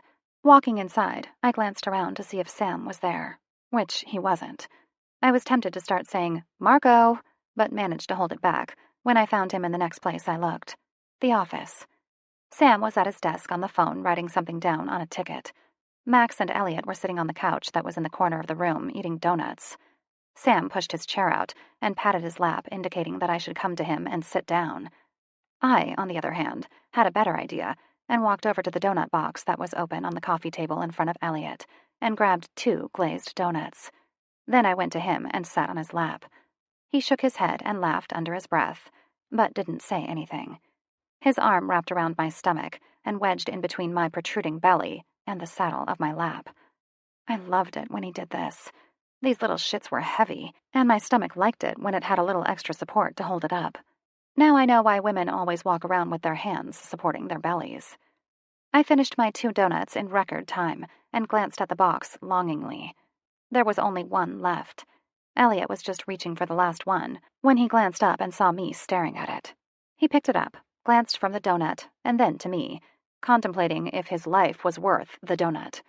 I gave him my best puppy dog eyes and curled my lip down with a pout, putting a little quiver in for a better touch. With a long, suffering sigh, he got up and walked the donut over to me. I snatched it out of his hand and shoved it in my mouth. Thanks, I said around the donut. It came out sounding more like Frank's. However, Elliot just laughed and went back to his seat at the couch. Max rolled his eyes and reached forward for a bottle of milk that he'd obviously gotten when he went to go get the donuts.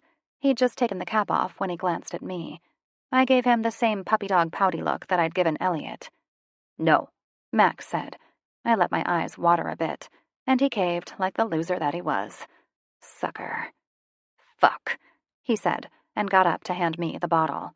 I smiled, took the milk from his outstretched hand, and drank deeply, belching when I was through. Jesus, Max said.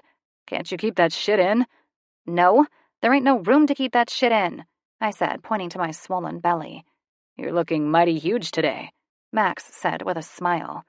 I was just about to get up when Sam's arm tightened on my waist, preventing me from getting moving. I settled for the easy way and flipped him off.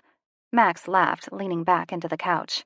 Elliot stayed quiet, deciding not to get into the argument that he knew would happen. Sam hung up the phone and then wrapped his other hand around me, too. What time is your appointment? Sam asked me. 9:45, I said, and then laid my head back against his chest. I loved this position. I'd do it forever if I didn't have to worry that I was making it hard for Sam to breathe. Not that he'd complain. One of the babies kicked hard, right where Sam's forearm rested on my stomach. Sam moved his arm so his hand rested where he'd just felt the kick. The babies loved the sound of Sam's voice. They could be sleeping peacefully, and Sam could say something, and they'd be wide awake and kicking the fuck out of me. At least they weren't kicking my vagina this morning. A particular violent kick, and then a roll followed, making Sam laugh. Elliot and Max were watching this with smiles on their faces. My stomach looked completely unnatural when they moved. It'd get all wobble-jobbed and alien-like when they were awake. Max got up to throw the donut box away and stopped to feel, too. They did this a lot. I was like some amusement game. They loved poking and prodding my stomach to see if they could get a reaction. All they had to do was start making a racket in the garage, and the babies started flipping out. This amused the shit out of them, so they did it often. I glanced at the clock and saw that I needed to leave now to make it to my appointment on time. Bracing myself on Sam's thighs, I propelled my body forward and out of his lap. Sam helped by putting his hand on my ass and lifting. I turned around and looked down at Sam. "Are you coming with me today?" I asked him. "Max is going," Sam said to me. "I have a meeting with a group from California who wants us to design a bike for them." Honestly, Sam, and no offense, Max, I don't want him with me. The women in the office are going to flip if they see me with some other man besides you. They see me with a different guy every other week. I always hear them whispering out in their little cubicle. I know they talk about all the men I bring with me. He wasn't going to go to your actual appointment. He has a hearing screen on the next floor down. He's going to go do that while you have your appointment. You'll wait for him in the waiting area until he gets back. Understood? Aye, aye, Captain, I said, and saluted him with my middle finger. This is for your protection, Cheyenne. It's not like I want to have some psycho after you. I know, but it's been fucking 7 months. Find him already, I yelled. I have every available resource on this. I hate my father's guts, but I called him for you. He was getting riled now, too. I nodded and went to the restroom for a pee break before I left. I peed a lot. Apparently, pregnant women did this a lot, and women pregnant with twins did it even more. I also figured to just let it go before it got out of hand and I started crying, as I always did, too. I came out and Sam stood and walked with me to the truck. He didn't seem mad anymore, and I felt bad. I knew he was trying his hardest, but this was getting old. He opened the passenger door for me and the foot bar came down. I made a face at it and placed my foot on it to help me get into the truck. I had to let Sam put the foot bar in because when I was about 5 months pregnant, I could no longer lift my girth up into the truck without assistance. Even with the bar, I still had a hard time getting in without the steering wheel. That is why Sam was there to help. There was only so much an OS bar could handle, and my weight was steadily rising. He helped me up into the truck, gave me a quick kiss, said to call him when I got done, and then slammed the door. He tapped the side of the door, and we were off. Chapter 20. Cheyenne. We arrived at the doctor's office, and Max walked me in, checked me in, and then sat with me until I was called. We waited about 15 minutes before I was called back by my usual nurse. I headed toward her as Max got up and walked out of the office. "How are you feeling today?" she asked me while handing me a cup. "Fat," I said truthfully. "That's normal. You're 28 weeks today with twins. When most women are this big, they're delivering their baby. They don't have 3 more months to go," she explained. Bitch. Thanks for pointing out the obvious. She led me up to the bathroom and pointed to the door. I went inside, proceeded to piss all over my hand, and get just enough in the cup to provide a sample. I placed it in the window, and then washed my hands. I opened the door, and the nurse motioned to the scale. I hopped on and closed my eyes, because I really didn't want to see how much weight I was gaining. I had already gained 30 pounds, and from what I've read, I have about 1 pound a week until I deliver. 175, the nurse said. "Let's get your blood pressure." I gritted my teeth as she did my blood pressure and led me to a room where I sat for another 20 minutes waiting for the doctor. The doctor got the exam over quickly and ordered a growth ultrasound to see how big the babies were. "Next time, we'll start checking your cervix to see if you've dilated any," he said to me on the way out. Oh, yay. Just what I wanted. My doctor's sausage fingers feeling me up. Sam will love that. I was led to the ultrasound room, and a cute little pixie who looked like she weighed barely over 100 pounds gave me an ultrasound. The babies were around 4 pounds each, and had the cutest little chubby cheeks I'd ever seen. She let me leave with 2 pictures of each baby, one of their cute little faces, and one of their girly parts. The girly parts were new for me. The last 3 ultrasounds I'd had done, the babies hadn't cooperated, and we weren't able to see what they were. Everyone had a poll going and assumed they were boys because of the amount of food I was putting away. They should have known better, though, because I was able to put 3/4 of a large pizza away by myself. I walked out of the doctor's office and headed in the direction of the elevator. I typed a text message and included a picture of the sonogram, pressing send when I ran into something solid. Cold eyes met mine when I looked up. He smiled at me, and I noticed a rag in his hand, but had no time to react before it was placed over my mouth. I got a breath full of something that made me lightheaded and gave me an awful taste in my mouth. Too late. I realized now that I'd made a mistake by leaving. I wasn't even thinking. I was just so caught up in the babies that I never took a second to think. Sam preached to me often not to leave without an escort. He told me that this guy was dangerous. I knew better. Oh, Sam, I thought, before everything went black. I woke up with a bad taste in my mouth and my head pounding. I opened my eyes and looked around the hotel room. I was in a bed. There was another bed right beside the one I was lying on. There was a TV in the middle of the room, hanging on the wall. There was also some medical stuff laid out on a breakfast table across the room. My heart started pounding. The bathroom door opened, and a built man, dressed in black cargo pants, a black t-shirt, and black boots, stepped out. He had blonde hair and a very pretty face. His eyes, however, were dark brown, almost black. When I looked into his eyes, I saw only a void, like he didn't have a soul. He came up to the side of the bed and stared down at me. I tried to curl my arms protectively around my stomach, but they stopped with a snap. I realized that they were secured to the bedpost with zip ties. His eyes were scanning my body and finally settled on my stomach. The floor dropped out from under me, and I prayed that the babies would be all right. "Do you know who I am?" The man asked. I shook my head and willed myself not to cry. "Malcolm, ring any bells?" He asked me, staring me straight in the eyes. My breath caught in my throat. Oh, shit. Oh, fuck. I had a feeling, but having it confirmed made my situation seem all the more horrible. Yes? I stammered out. "Good. So you know what happened to Sam's other girl?" Malcolm asked me. Yes? I choked. He nodded, and then walked over to the table where the medical supplies were sitting. He picked up a scalpel and came toward me, standing over me. "The last one wasn't alive when I did this. You better not move too much, or your baby might get hurt," he said to me. Pure terror enveloped me. I panicked. I had to get him to talk. I had to stall for time. Sam had to know where I was. I was still wearing my tennis shoes, and Sam told me that he'd planted a tracking device in 3 pairs of my shoes, which is why I only ever wore my tennis shoes out anymore. I only had to wait a little bit longer, and Sam would be here. "Why are you doing this?" I asked, trying to sound strong, but the quiver in my voice betrayed how truly scared I was. He gave me a reproachful look and reached for the shirt that covered my belly. I could feel the babies moving. For sure, Malcolm was able to see them moving, too.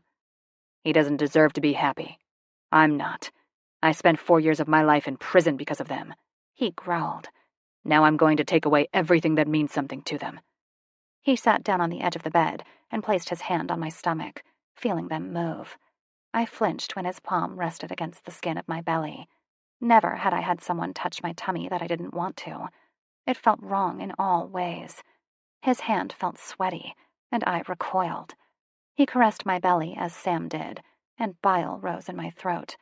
When Sam did it, it felt beautiful. Now, with Malcolm doing the same thing, I felt tainted. He sat like this for a few minutes, almost as if he was in a trance.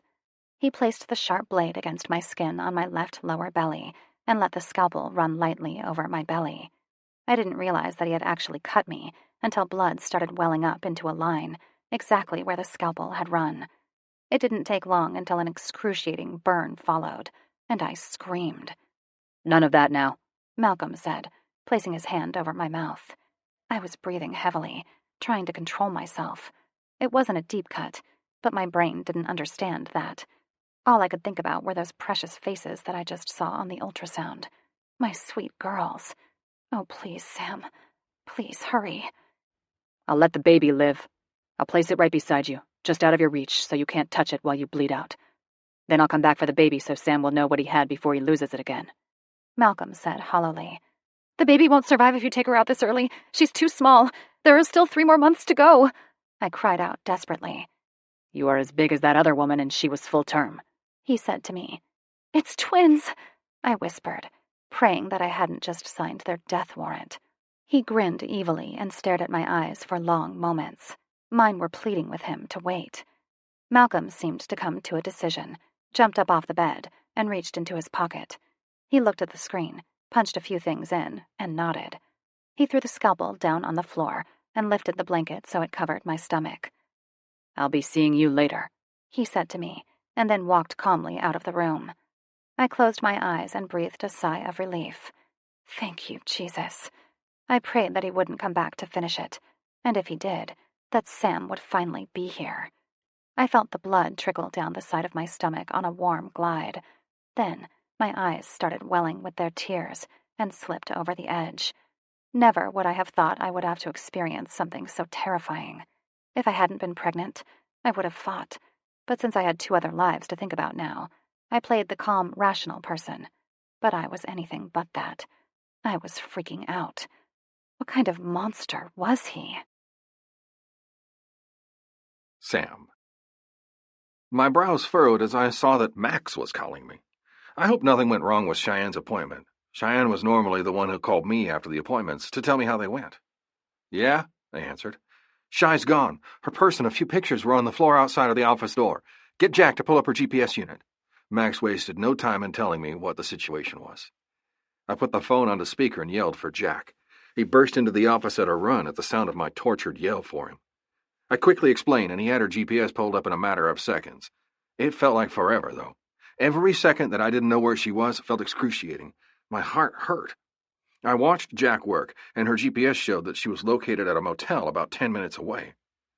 Jack stayed in the office in case we needed more info, but Gabe and Elliot were able to come with me. James was at a meeting with our former CO about the Malcolm situation.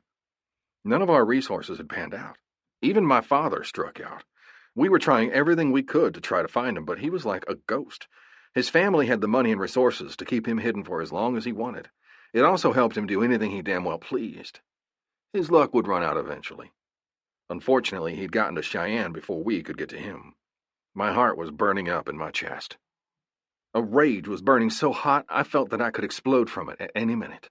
A terror that I'd never felt before was coursing through my body, something that I'd never experienced, not even when my father beat my mother and me. I prayed that we'd be able to get to her in time. I was making a deal with God that if he could spare her, I'd do anything. I've never been much of a religious person. My childhood showed me that life wasn't fair and you couldn't depend on God, but I was praying anyway. Anything that could give her a chance to survive this, I would do.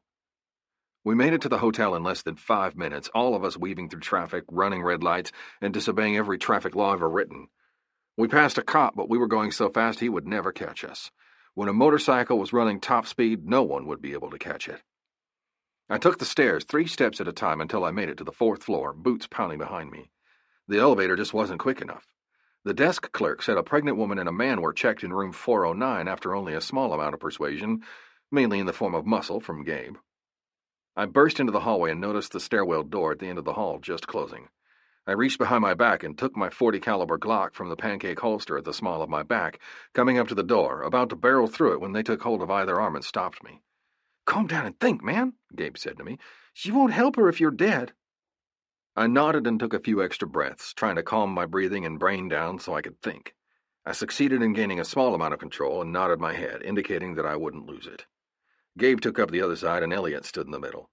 Elliot raised his foot, used the bottom of his boot, and planted a solid kick right beside the door jamb.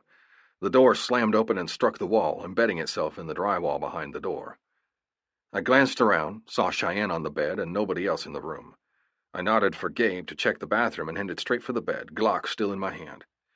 She had her big hazel eyes on me and followed me as I crossed the room to her. I sat on the side of the bed and took her in. "Are you okay?" I asked her. My stomach. He cut me. I don't think it's too bad, but he was going to cut them out of me, but I argued and told them they wouldn't survive if he took them now," she stammered. I reached for the blanket and yanked it down, exposing her big belly, as well as a straight line that went from hip bone to hip bone. It was slowly oozing blood. I hissed through my teeth. Rage was like a big ball in the pit of my stomach, and it was growing bigger and bigger the longer I sat here. I took a deep breath and let it out. I quickly pulled the comforter back up, putting pressure over the cut with my whole arm. The babies were kicking up a storm, and I took comfort in that as I turned to Gabe and took the towel he was holding out to me. Elliot was busy cutting her hands free from the bed rail. "Ambulance is on the way, maybe 5 more minutes," he said to me. I nodded, replaced the comforter with the white towel, and placed my hand on her cheek. "It's not bad, baby," I said to her. "Like a scratch." She smiled a watery smile and let out a small laugh. "You're a terrible liar. I know it's not just a scratch, but it's also not very bad, just superficial. I think he intended to cut them out of me, though. You surprised him. Thank God you thought to put that in my shoe," she said, while lifting up her shoe and wriggling it. The paramedics made it up to the room then, motioning me out of the way and taking over. They agreed that the cut was only superficial, but thought it best to take her to the hospital just in case. I rode in the front of the ambulance while the guys followed behind on their bikes, mine being left behind until someone could fetch it for me. I called James to let him know that his sister was all right and that she was being taken to the hospital. We argued on whether he needed to come or not, but I explained to him that it was likely we wouldn't be there for much more than a quick check. James told me he would pick the girls up and that they would be staying with him at the compound where he recently took up living since his mother took a semi-permanent job on the Florida coast. I wanted to beat my head against the wall. I should have never volunteered to watch Kayla when I knew all this shit was floating around. That was just one more person I had to think about and protect. I thanked him and sat back, letting my head relax against the headrest. I absently twirled the ring on my left ring finger. It brought me comfort, calmed me down, and reminded me of what I now had in my life. Marrying Cheyenne was the second best thing that had ever happened to me, the first being the babies. I snapped out of my head with a start when the ambulance came to a halt outside the ER. I hopped out and headed around the ambulance to watch the medics lower her down from the back and wheel her through the automatic doors. I held Cheyenne's hand the whole way, only letting go when we had to pass through the narrow doorway of the hospital room. The doctor agreed with the paramedics' assessment and only covered the cut with a liquid bandage. They told us to watch the cut and make sure it didn't become infected, and then did a sonogram just to make sure everything looked all right with the babies. It was amazing how different they now look compared to how I first remember seeing them at only 3 months. They were perfect little babies who had chubby cheeks and cute little smiles on their faces. The doctor stopped on a shot of their nether regions, and I was stunned to see that it was a girl. "It's a girl?" I asked. "You didn't get my message?" Cheyenne asked. "No, what message was that?" Right before, I was sending you pictures of the ultrasound. They're both girls," she said. "My phone person pictures are gone." "Max has them. That's how he knew something was wrong and you were gone," I said quietly. I was extremely happy and relieved. 2 girls. They weren't dating until they were 30. I was going to be that dad that met their dates at the door with my shotgun. Is it legal to put a GPS chip on your kids? God, just thinking about what could happen to them in this fucked up world made me break out in a cold sweat. I vowed to myself that I wasn't going to sleep until I found that little prick, cut off his arms, and beat him to death with them. He was as good as dead. Cheyenne. "I want a hamburger," I said to Sam. "Wendy's." Sam smiled and pulled up at the little speaker box and ordered me a number 1 with a large chocolate frosty and a bowl of chili. "Tomorrow, I want pancakes and French fries," I declared. What? He asked. Why would you want those 2 things together? "How is that any different from hash browns and pancakes?" I queried. Well, not much, I suppose. You just don't hear that kind of combination, he explained. Our order was handed to us, and we pulled back into traffic heading back home. I had my entire order eaten before we pulled into Free 5 minutes later. I was just sucking down the dregs of my frosty, then let out a little tiny belch. 3, Sam said. "No way! That was at least a 5, I teased. No, that was pitiful. You could have done way better. Even Kayla and Janie could do better than that, he chided. I handed him my trash, opened the door, and slid out of the truck. "I would kill for a ride on your motorcycle right now. I miss it," I said to him as we walked to the door. He chuckled, opened the door, and said, "That would look really funny. I think it's against a biker code somewhere to do that." "I'm sure it is. I don't think I would even be able to hold on," I said to him, turning sideways to slip past him into the house. My belly rubbed against him as I went, and he laughed. "Sorry, I forget how far I stick out sometimes," I said. "It's okay, baby. I like it when you touch me," he said huskily. I smiled over my shoulder and went to the bathroom to pee. Once that was done, I walked into the bedroom, stripping all of my clothes off as I went. Sam was already on his back in the bed, hands behind his head, staring at the ceiling. He was wearing a pair of red boxer briefs that cupped his package beautifully. The muscles in his arms stood out because of how he was holding his arms. The V of his abs looked more prominent as well. I licked my lips and let out a breath. His face looked like stone, however. "Are you okay, honey?" I asked him as I sat on the bed. He turned his head my way, then let his eyes trail down my naked body. I was over being self-conscious about my body in front of him. Once the belly started poking out, I went out of my way to hide it, and he called me out on it. Sam was looking at me now, as if I'd grown even hotter in his eyes. That made me so very happy, because I would forever have a changed body thanks to my lovely fat babies that are growing inside of me. "Yes, baby. As long as I have you, I'm perfect," he said, reaching for me and pulling me down so that I was spooned from behind. He reached back and turned the lamp off, plunging us into darkness. He grabbed the pillows at the end of the bed and situated one between my legs, while the other went to support my belly. He dragged the comforter over to us, and then wrapped me up in his strong arms. "I love you, Sam," I whispered into the darkness. "I love you too," he said back to me. I fell asleep not long after that. I woke once, my heart pounding and terror running through my veins. But Sam's husky voice pulled me out of the nightmare that I was having. "It's okay, baby. I'm here. It was just a nightmare." I settled back down, then turned in his arms, getting in a more comfortable position, and fell back asleep. What I didn't know until later was that Sam stayed awake the entire night, his hands alternating from my stomach to feel the babies move, to my heart, so he could reassure himself that it was still beating. Chapter 21. Sam. "Need you to get here," Jack said without preamble. "Can it wait?" I asked. I was in the process of sucking Cheyenne's responsive pink nipples. It was not a good time, but Jack wouldn't have called me if it weren't important. "No," he said, and hung up. "I gotta go, baby. I'll be back as soon as I can," I whispered into her ear. 6 weeks had passed since Cheyenne was kidnapped. Her stomach healed with only a faint pink line that reminded us of what almost happened. Surprisingly, Cheyenne bounced back with nothing worse for wear. She didn't act as if anything even happened. She told me a couple of days later why she wasn't more upset. Her explanation made my heart swell. She knew I would come for her. It never crossed her mind that I wouldn't be there for her. She didn't want me to blame myself because there was nothing I could have done differently that would have changed anything.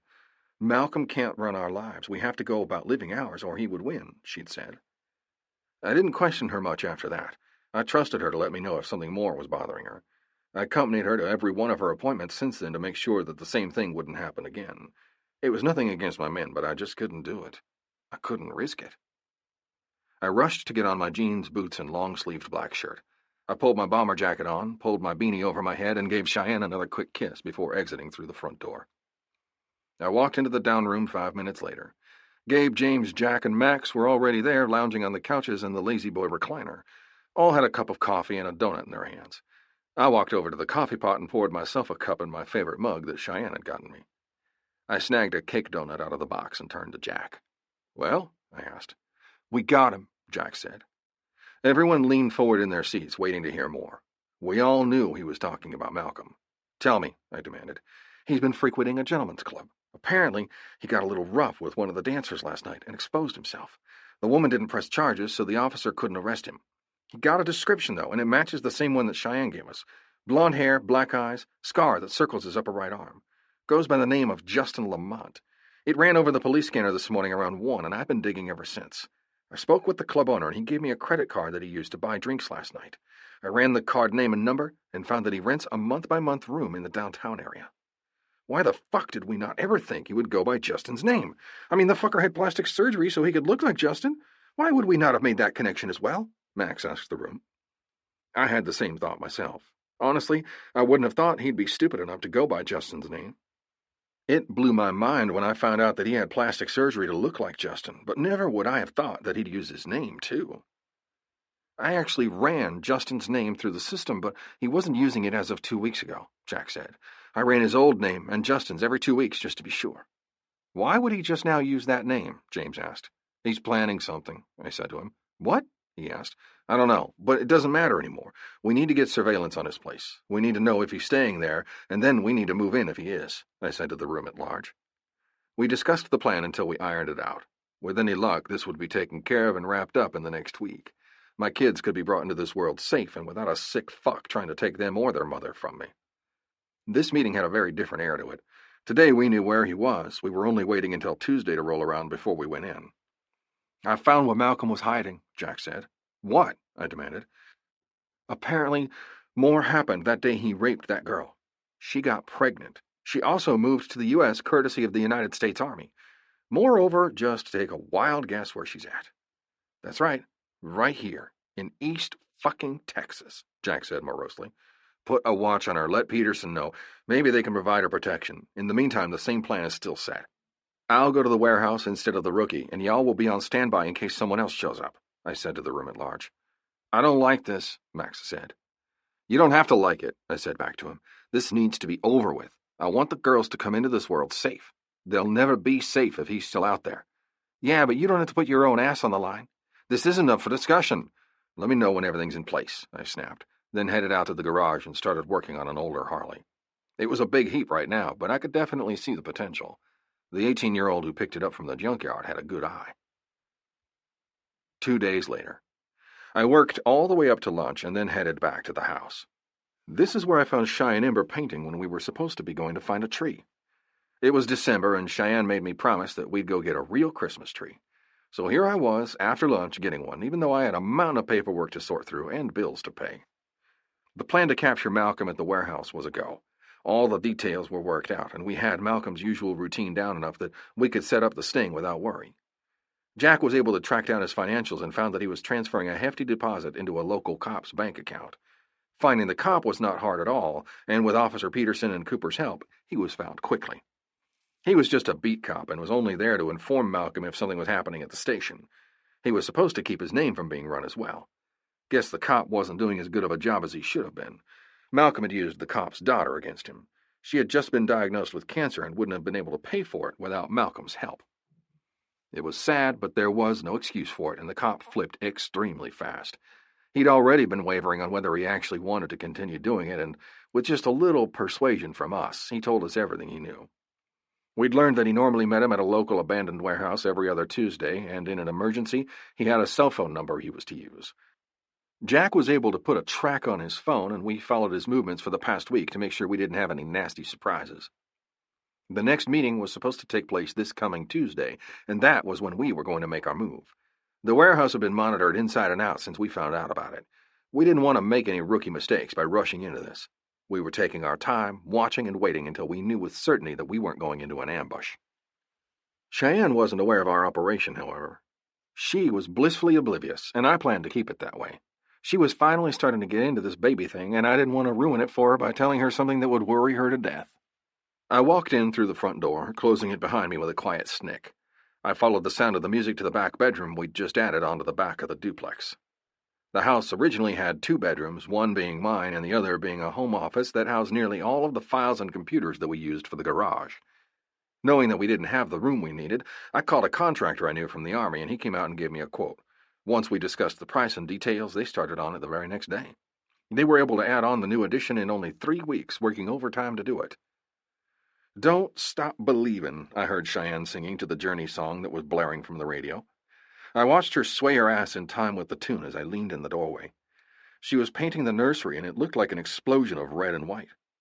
It looked like someone puked a circus up, but I wasn't going to say a word. As long as Mama was happy, Daddy was happy. "The smell of wine and cheap perfume," she sang once more, strangling the word perfume with a high-pitched squealing sound that in no way came close to sounding like perfume was supposed to sound. "Who sings this song?" Ember asked. "Journey," Cheyenne answered. "Well, then why don't you let them sing it?" she asked. "Twinkle, twinkle, little bitch, I want to throw you in a ditch," Cheyenne sang, then threw the small paintbrush at her that she was using to paint the trim.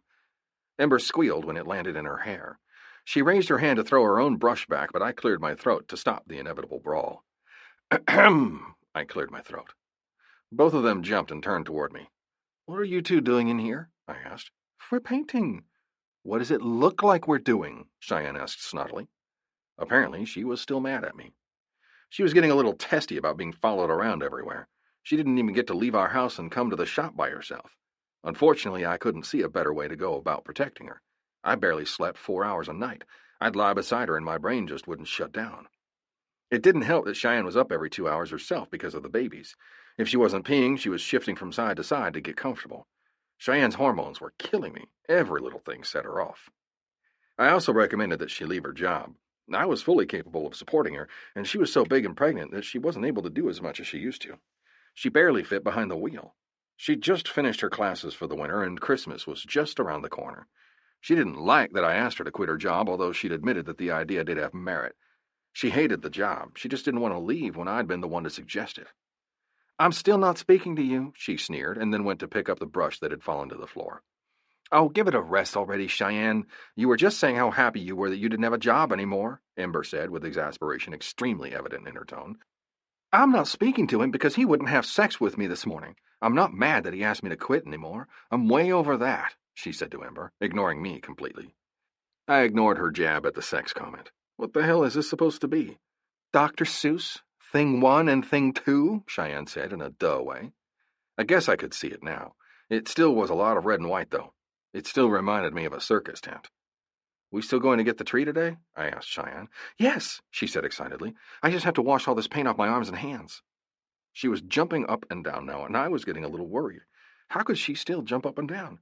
She was all stomach. It was surprising that she didn't topple over since she was so front-heavy. She stopped hopping to go to the paint and pour it back in the bucket. She tossed the used paintbrushes into a Ziploc and was out of the room before Ember and I could say another word. Ember looked over at me, and we both rolled our eyes. "Sometimes I worry that she's going to fall over and not be able to get back up again," Ember said quietly. "We should invest in a life alert."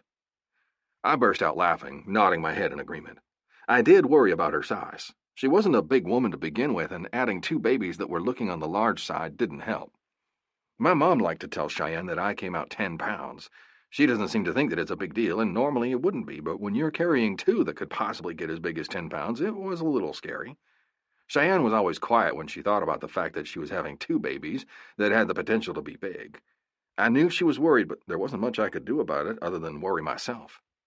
Ember, you know better than to say something about her weight. I seem to remember a couple of weeks ago when you were visiting and I came in to find you and Cheyenne in a cat fight on the floor. What was that about again? I asked her. That was because she told me I was looking like an orca. I was wearing black yoga pants and a white camisole that didn't go over my belly all the way. She pointed out that usually orcas didn't have belly button rings, Cheyenne said as she came back in, wrapping her arms around me from behind. Her big belly pressed into my lower back. I could feel the babies moving around against me. They didn't like having pressure on them and rebelled when they felt it. "It was just a joke," Ember laughed. "It wasn't supposed to set you off." It was actually quite funny to see. We heard Cheyenne and Ember yelling, and we gave it a little while to see if it would stop. It was normal for the 2 of them to get into screaming matches. However, this time it had continued to escalate, and I broke off from the guys and opened the front door to peek inside. Of course, the guys were right behind me. I could see them both on the ground. Gabe, Jack, and I had started laughing until tears formed in our eyes. Ember was getting her ass kicked, but it wasn't like she could fight back against a pregnant woman. Cheyenne was sitting on top of Ember, her big stomach practically pinning her to the ground. She kept yelling for Ember to take it back, and we never fully got the story until we were able to separate them. "Ready," Cheyenne said into my back. Ember hopped into the back seat of the Suburban, and we dropped her off on our way out so she could have some brother-sister time. "Bye, guys," she said as she slammed the door. "Where to?" I asked her. She gave me directions, and we arrived at the tree farm within the hour. There was a bonfire roaring in the open area with a hot chocolate stand, a Santa sitting on his big green chair, and a checkout stand farther back. There was a sign that said, "Feel free to pick a tree," and under it that said, "Saws hung on the hook." I grabbed a saw and Cheyenne's hand, and we set out to find the perfect tree. Cheyenne. "I want this one," I said to Sam. "I don't think this one will fit." He hesitated while eyeing the tree. "It's perfect. I want this one. We'll make it work," I said back. It really was perfect. It was darker than most of the other trees. It also was poofier and didn't have any bald spots. "I don't think this one's for sale. It doesn't have a pink tag like the others," he said warily. I looked all around the tree, but didn't find one of the pink ribbons that were tied to the other trees that were for sale. So I walked over to a tree that had a ribbon and stole it off it. I tied it to my tree and waited, tapping my foot as Sam stared back at me. I'm not sure that was allowed, he finally said. We had been looking for nearly an hour. My back hurt, my vagina bone hurt, my feet hurt, and I wanted to sit down. I marched over to him, grabbed the saw from his hand, then stopped beside the tree thinking about how best to get this done. I've got it, Sam said, sounding exasperated. He dropped down onto his knees, then down to his stomach so he could crawl underneath the tree and started sawing away. The muscles of his back bunched and flexed with each forward and back motion, and my mouth started watering. My sex drive didn't go down like some women's did during their pregnancies. Mine seemed to skyrocket, and I was sure that Sam was pretty tired of having to practically service me. Our fight this morning stemmed from me wanting sex, and I was about to get some before he was called away, just like 2 days ago. Normally it wouldn't be that big of a deal, but my hormones were wonky and didn't care whether it was rational or not. I cried for nearly an hour after Sam left. Not that I would be letting him know that. He didn't need me to add to his list of worries that he was carrying around. The tree fell over, and Sam stood up while wiping the dirt and pine needles off the front of his shirt. He handed me the saw, then picked the tree up like it weighed nothing. We walked to the front again, and Sam dropped the tree beside the others that were waiting to be shaken, then stuffed into that little bag that would compact it down to a more manageable size. Do you want to sit in Santa's lap? Sam asked jokingly. I smiled, then walked towards Santa and waited in line. I glanced over my shoulder to see Sam with his hands on his hips, staring up at the sky like he was contemplating not killing me. Santa gestured me forward when my eyes returned to him. He patted his lap, gesturing for me to take a seat. I didn't hesitate.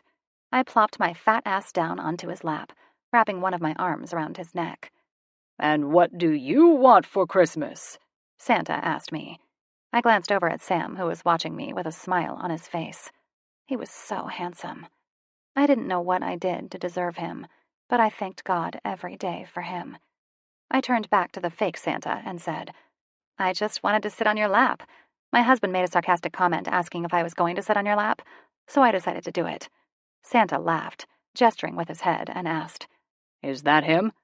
Yep, I said. We spoke for a few more minutes and took a picture before I headed back to Sam, who had just gone to pay for the tree.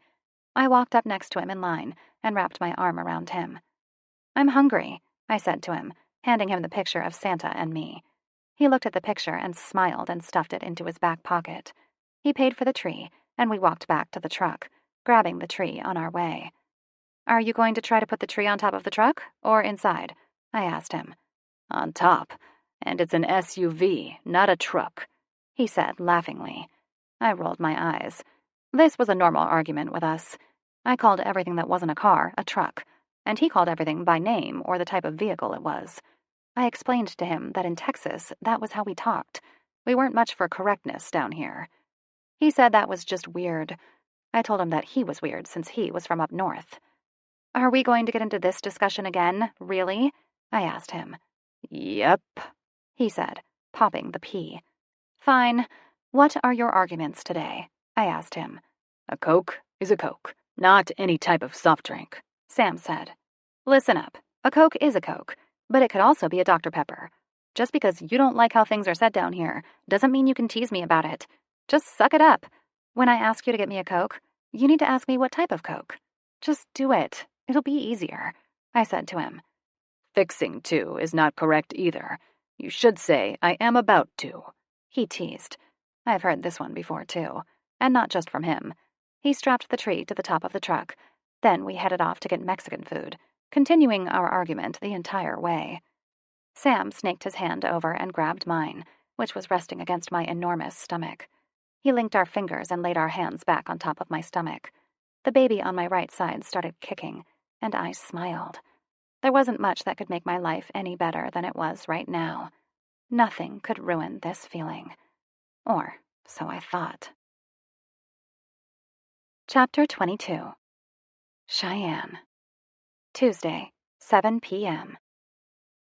And where is Mr. Mackenzie tonight, Shamu? Ember asked. He went for a guys' night. Kind of like a last night out with the guys before the babies get here, I answered her. I was folding baby clothes and putting them away in the dresser. I washed them all with that expensive-as-fuck baby detergent, then folded them all into little goddamn piles. Earlier, I packed a diaper and hospital bag. I'd been putting this off because I really hated doing laundry. That must be why all us women are supposed to be gathering here. They said Elliot had a little cold, so he'll be hanging with us this evening with Blaine. They should be here shortly. I told them to grab some pizza, Ember said absently, picking up a tiny onesie and folding it. We were almost to the end of the basket when Blaine and Elliot walked in. Blaine was carrying a 2-liter Dr. Pepper in one hand and Mountain Dew in the other. Since I wasn't able to drink, they decided to go non-alcoholic tonight, just for me. Elliot carried the pizza and set it down on the table. His phone must have vibrated because he pulled it out of his pocket and scanned it, then replaced it back into his pocket. He looked tense, almost like he and Blaine had a row before they came in. I reminded myself to ask her later what happened. We spent the next 3 hours laughing and watching a new romantic comedy. Elliot was a good sport and never once complained about our taste in movies. I glanced at him every so often and noticed that Blaine and Ember were also giving him curious glances. He wasn't acting his usual self, either. He was upset, or he was sicker than he was letting on. It wasn't normal for him to be so distant. He was usually the life of the party and always had a joke to say. Tonight, he was just so serious. Periodically, he'd take his phone out of his pocket, scan it, and then replace it again. I wondered if he was keeping in touch with Sam. I, however, didn't receive one text message, and I was beginning to worry. It wasn't normal for him to go more than an hour. He was always so worried that I'd go into labor. I only had 4 weeks left, and the doctor said it was normal for twin pregnancies to happen anywhere from 32 to 38 weeks. I was on my 36th week. It could be any time. Since the babies were both in breech position, I would be getting a C-section in 2 more weeks if something didn't happen before then. We were on our second movie when I started to get a very bad feeling that something was horribly wrong. I just didn't feel right. Sam. 11:09 p.m. He's here, walking around the west side. He should be at your door in 2 minutes or less, Jack said through my earpiece. Copy, I whispered. Follow the plan. I waited in the shadows cast by the street lamp that ran along the outer edge of the warehouse. The door that Malcolm was supposed to be entering was to the right of where I was standing. 2 minutes came and went. I was just about to confirm with Jack again when Malcolm cautiously entered through the door. According to the rookie cop we'd interrogated, Malcolm would head for the room straight in front of him and wait for him. Tonight, Malcolm was in for an ugly surprise. Malcolm strode across the floor and was about to enter the room when I sidled up behind him. I had my .45 in my hand and had it pointed at the back of his head before I spoke. "Hello, Malcolm. Long time no see," I said dryly. At the sound of my voice, he froze. It took him all of 3 seconds before he came unstuck and reached for his gun that was in a shoulder holster underneath his arm. "Stop," I said to him. "Hands up." Malcolm raised his hands above his head just as Max's voice crackled in my ear. "Bogey, coming in hard on right side," Max growled into the earpiece. "2 more coming in on the left," James said about his end. "Take them out," I said to them. I heard agreements, but no gunshots.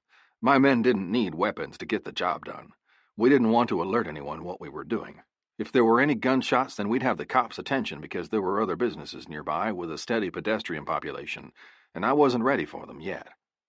Well, if it isn't Mr. Perfect, how is that sweet woman doing? The baby's thriving?" he asked viciously. One after the other, Jack, Gabe, James, and Max reported that their men were down. They were to stay outside until we had more info on who else would be joining this meeting. The rookie didn't have a clue. We were playing it safe and monitoring the outside just in case. "On your knees, spread them wide," I said to him calmly. He dropped to his knees and spread them as far apart as he could, with his hands behind his head. I walked up behind him and withdrew his gun from his holster, placing it into the waistband of my jeans at the small of my back. My own gun I kept in my hand while I patted him down with the other. I was just pulling out the .38 from his ankle holster when his head fell forward and he twisted, trying to take out my knee. I twisted out of his way, just in time. His body fell off balance and he fell face first, catching himself on his hands.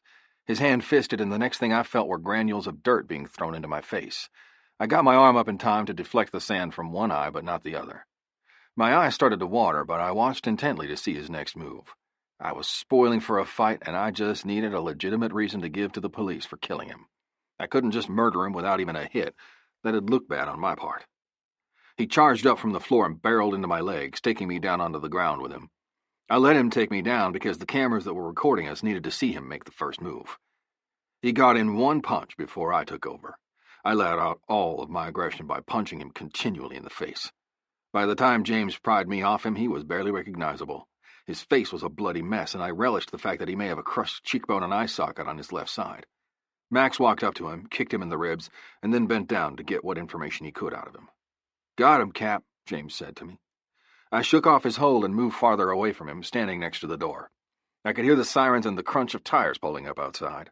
I wanted to make sure I was far away from him when the cops finally made it inside. Once the cops were in, it became a flurry of activity. The other men, who were outside, were loaded up in cruisers with guards standing sentry, watching over them. Malcolm was given medical treatment by the paramedics and then was loaded up onto a stretcher. I watched him cautiously because I felt he was really laying it on thick with the paramedics. I hadn't hurt him so badly that he couldn't walk and knew that he was up to something. Just as I was about to inform the young cop that he should cuff him to the gurney, Malcolm reacted with a flurry and had the cop's gun in no time flat. He pulled the smaller of the paramedics in front of him and had the gun pointed at her temple. Everyone around him backed off to give him some room when he demanded it. I had my .45 out and pointed it at his head, just like everyone else was doing. Unfortunately, I didn't have a shot. Malcolm pulled the young woman in front of him just right and put his back to the open bay doors of the ambulance. "Let her go," I demanded of Malcolm. "You're not ruining this for me. I go out my way, not your way," Malcolm replied, holding her closer. One of the younger cops started to make a move to Malcolm's right, and instead of Malcolm taking his gun and pointing it at the cop, he turned the gun and pointed it straight at me, smiled, and fired. I heard another gun discharge at almost the same instant, but it was too late for me. In the seconds before the gun fired, I locked my eyes with Malcolm but didn't see him. There were over 15 people in the open area in front of the warehouse, but I didn't see them either. I saw Cheyenne's eyes. I was seeing two fat, chubby little girls with golden ringlets surrounding their smiling faces. I was seeing Cheyenne walking down the aisle. I knew I wasn't going to make it, and I prayed harder than I've ever prayed before.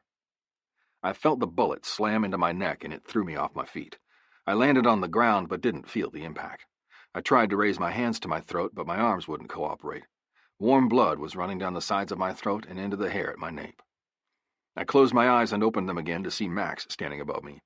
He was saying something to me, but my mind didn't comprehend. I watched as there was a flood of activity around me, but I slowly lost the ability to keep my eyes open. I was so tired. James. 11:47 p.m.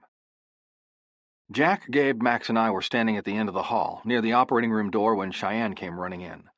I turned and watched her come. My heart hurt for her. Ember and Elliot were at her side, making sure she didn't fall, but she only had eyes for me. Her face was tear-stained, and she was shaking like a leaf. I opened my arms when she got close, and she hit me with such force that I took a step back.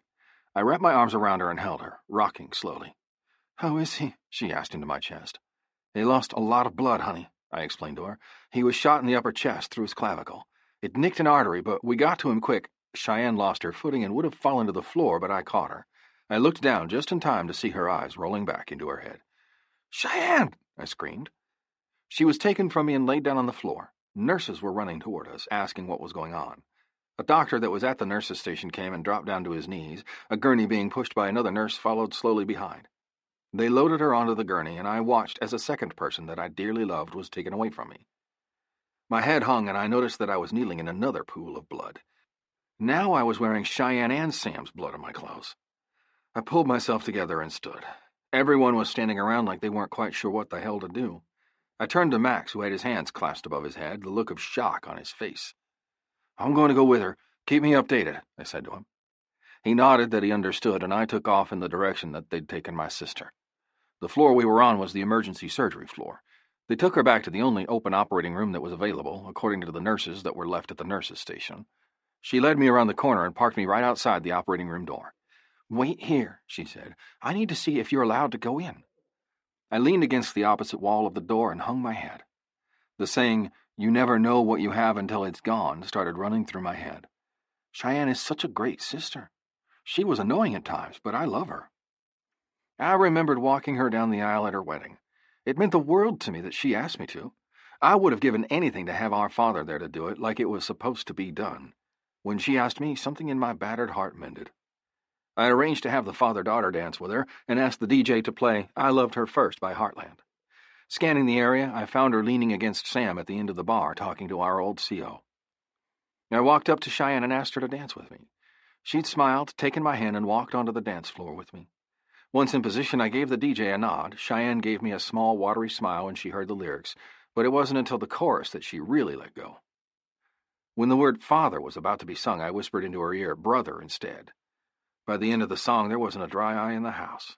The next song was also another slow song, but I stopped and took her face into my hands. I love you, Shai.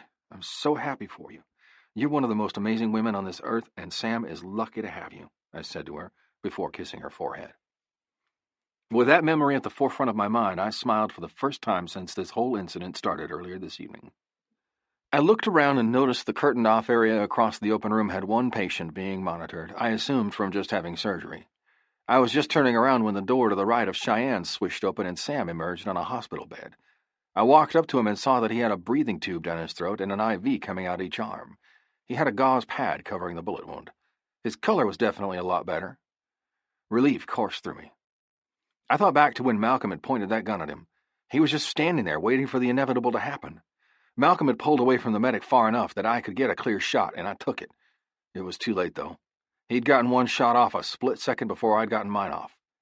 I turned, hoping that Sam would still be standing, but he wasn't. I ran over to him. Max, Gabe, and Jack beat me there by mere seconds. Gabe had his fingers poking into the gaping wound that the bullet had ripped through his collarbone. Sam's blood was spreading out at an ever-increasing puddle on the floor, and I prayed harder than I'd ever prayed before. Seeing him now gave me a little life back. I let out a reassured breath. The nurse that was wheeling him out saw me and smiled. He's doing well. He was nearly awake when we started wheeling him out. He should be awake soon, she said. Where are you taking him? I asked her. Just over there to recovery. He should be there for an hour or two, just to make sure he won't need another emergency surgery. Once he's nice and stable, we'll take him up to the 3rd floor. He won't need the ICU and will be in the main recovery wing, she answered. His wife's in here, I gestured to the other OR with my head. Can you let him know when he wakes up? He'll want to know. The nurse nodded, looking concerned. The nurse that went in to check to see if I could go in with Cheyenne came back out and walked up to me. She gave me a sad smile, and my stomach dropped. The doctor doesn't think it's a good idea for you to come in. She isn't doing well. They were just about to take the babies out when I went in there. If they're doing well, they'll bring them out for you to see, then take them to the nursery to get checked over, she explained. Can you go in there and tell her that her husband made it out of surgery fine? I asked her. She nodded and went back in. So I waited. It wasn't 10 minutes, but it felt like a lifetime waiting for more news. I glanced over at Sam to see a nurse talking to him at one point. It looked like he was moving his hand. I assumed he was awake. I turned back to the door of OR3 and watched it until the nurse emerged with 2 wailing babies in a clear plastic box that was pushed on top of a metal cart. I smiled wide when she finally made it to me. They were perfect. Each was red-faced. One had a hell of a scream. They were both wrapped in blankets with pink writing on them, and each had a pink and white knitted cap perched on the top of their heads. I reached over and ran my knuckle down one cheek, then the other's. Beautiful. Cheyenne's doing much better. They were able to get the bleeding to stop once these 2 were out. They're sewing her up now. She should be out within 20 minutes or so, she said brightly. Can we take them over so Sam, their dad, can see them? I asked her, pointing at Sam in his bed. In answer, she smiled and started wheeling them over in his direction. The motion of the cart made the twins stop with their harpy screams. They looked around wide-eyed. Once they were close enough, I could see Sam become alert. His eyes were directed straight at me. He hadn't noticed the cart the nurse was pushing, but it didn't take him long. His eyes trailed down and he saw the 2 babies in the cart. His eyes widened, and I could hear the heart monitor start beeping a little faster. I smiled wide when I got to him and said, Well, you did good, old man. They're perfect.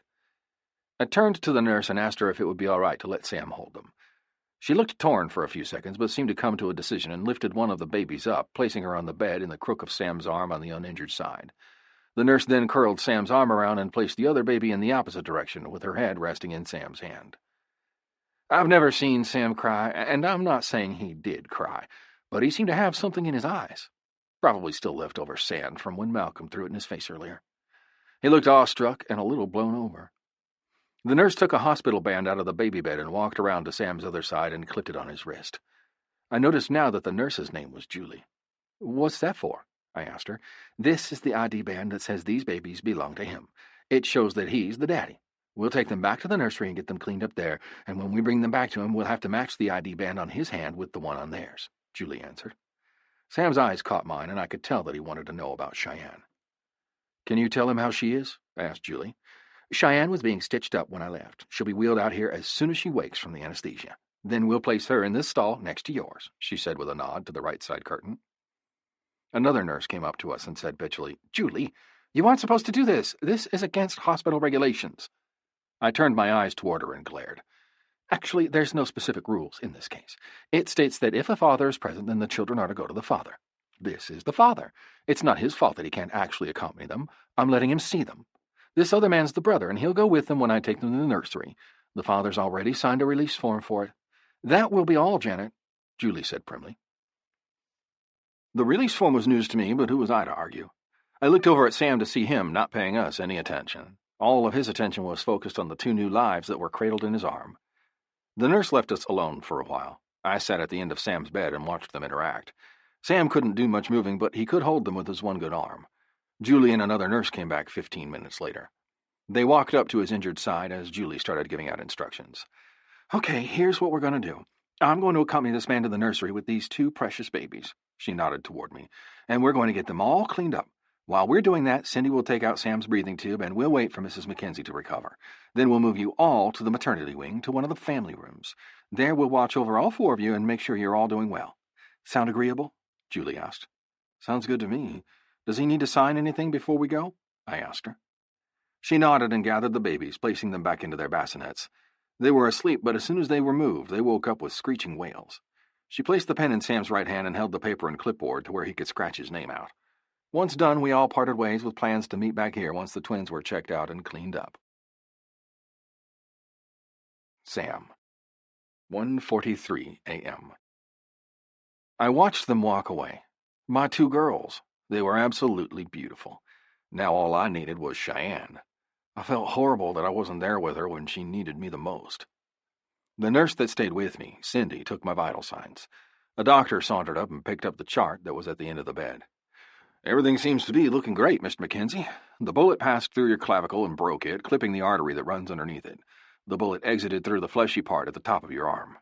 You were lucky. It missed your lung by a mere 4 centimeters. If that happened, you wouldn't have been feeling so well right now. You ready to have that tube removed?" he asked. Apparently that was a rhetorical question because he went to the tube that was down my throat and started the process of untaping it. "Cough out when I start pulling. It'll make it easier," he instructed. I coughed as the tube was pulled out of my throat, which started a coughing fit that shot fire through my left shoulder. "When Cindy checks the incision, we'll place your arm in a binding that will keep you from moving it. It will make it feel better," he was saying, but I wasn't listening anymore because Cheyenne was being wheeled to the bay beside me. Her eyes were fluttering like she was awake, but not quite coherent. "How is she?" I asked. "She is doing great. She was alert in the operating room and seems to have just fallen asleep." "Oh, never mind, she is awake again. Seems that the sound of your voice woke her up right fast," said the male nurse that was attending to Cheyenne. Her head turned toward me, her eyes locked with mine, swimming with tears that started trailing down her cheeks. "Sam," she whispered, "so you took the easy way out and had them by C-section, huh? You owe me $20, I rasped to her. We made a bet a couple of months ago. She'd claimed that she would deliver them naturally. I said no way was she doing it naturally, and most likely she'd be having a C-section and be high on the good drugs. A blinding smile overtook her face, and she said, "I love you. Love you too, Cheyenne," I said back to her. I passed out as soon as I saw Cheyenne's eyes close. I didn't know how long I was asleep before I felt moving. They were wheeling me to an elevator. "Where are we going?" I asked the orderly who was pushing me. "Maternity wing. You will be our first male patient," the orderly laughed out. "Sounds good to me," I said. It wasn't long before we arrived in a very spacious room. Cheyenne was in the middle of the room, and they wheeled me over to her right side and locked me in. I refused any pain medication, and they took out one of the IVs and left the other in to give me some antibiotics. Cheyenne was still asleep, so I watched her and waited. It wasn't long before James and the babies arrived, accompanied by Nurse Julie, who seemed to hang on James's every word. I laughed. Only James could pick up a girl in a hospital. Since Cheyenne was still sleeping, they wheeled the girls over to me and placed them in my arm like they'd done earlier. Nurse Julie left. James walked over to his sister and kissed her forehead. It made me a little jealous because I want to kiss her right now, too.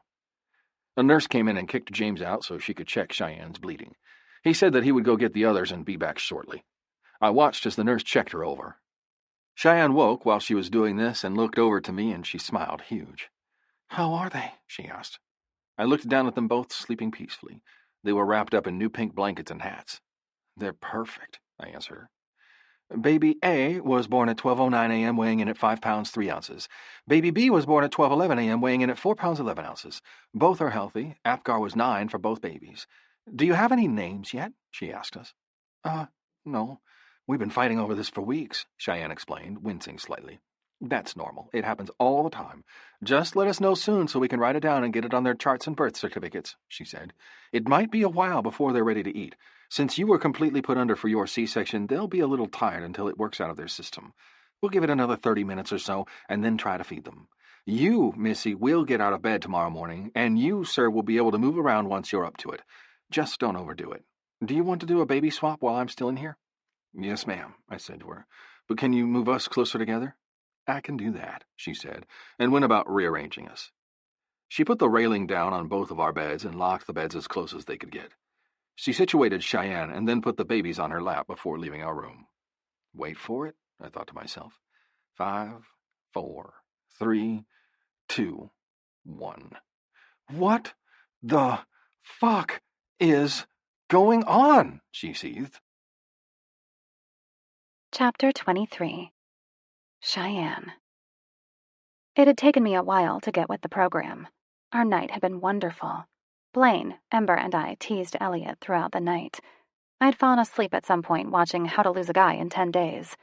I was woken by hushed, panicked voices and a hand smoothing my hair back. I peeled my eyes open to see Elliot crouched down beside the couch, his face serious and grave. "What is it?" I asked him. "Sam's been shot. It's not good. He was taken to ETMC in Tyler. We need to get you to the hospital," Elliot said quietly. I didn't really comprehend what he said. How'd he get shot when he was at a bar? I went to that bar all the time. My heart felt like it was ripping to tiny little shreds. I closed my eyes and pleaded with God not to take him away from me. Our babies haven't even gotten a chance to meet him yet. The trip to the hospital was hazy. I remember going up to James, and then nothing. I woke up and knew something was wrong. A nurse was by my bedside and explained what had happened. I started looking around frantically for the babies, or Sam. I turned left first to see a blue curtain, then right, and my heart started to mend in my chest. Sam was staring at me with love in his eyes. I fell back to sleep shortly after that, woke up again to find myself in this new room. Sam was beside me talking to an older woman that I assumed was our nurse. What caught my attention, however, were the 2 little tiny babies nestled into the crook of his arm. They were so tiny, and wrapped up all in pink. I yearned to hold them, but Sam looked so happy right then that I wouldn't have pried them away from him for anything. Once I'd ascertained that they were all right, I surveyed Sam. He had an IV in the arm not holding the babies. His hospital gown was sagging, and I could see a white bandage pasted over his collarbone area. He had dark circles under his eyes, but that didn't make him any less handsome. His right hand looked bruised, and the skin was broken in places. The nurse was looking at me expectantly. Obviously, I'd missed something. She nodded and moved Sam's bed closer to me, lowering the rails. Then she moved the babies over to me, and I got my first good look at their faces. They were so freaking cute. Sam and I made pretty babies. Their faces were red and scrunched up. Their eyes were shut in sleep. I could see their chests rising and falling with each breath. They almost lost their father today, and I was starting to get pissed. I'd almost lost the love of my life, and I didn't even know why. I was seething mad in no time, and not even the sweet innocent faces of the girls could control the amount of pain and anger that was welling up inside me. I turned my head from the girls and stared into Sam's eyes. He seemed like he was bracing for something, and I was going to oblige him. "What the fuck is going on?" I hissed. He let out a slow breath, then went into his explanation. I was shocked. He'd lied to me. I knew there was a good reason behind it, but I still couldn't help but feeling a little hurt over him keeping such a big secret from me. "Why didn't you just tell me?" I asked him softly. His multiple I love yous, kisses, and hugs from this afternoon started making a little more sense now that I knew he'd gone out to hunt down Malcolm. His hand grabbed mine. "I needed him out of the way. I wanted my babies to grow up without this shadow lurking over them. I didn't want to lose you. or them, to this piece of shit. I'd die if I lost you. Hell, I almost did lose you." He ended on a growl. "It was your fault for getting shot. Jesus, our babies almost lost you, and they never even had you. I've barely had you," I said. Sam sat up, grimacing slightly, and turned to me as best as he could. He placed his hand on the side of my face and whispered, "It's okay, baby. It's over now. I'll never leave you again. I love you." I let out a slow breath and said, "I love you too." The babies took that time to wake up. Of course, it was at the same time, and I paged the nurse to have her come in and help me feed them.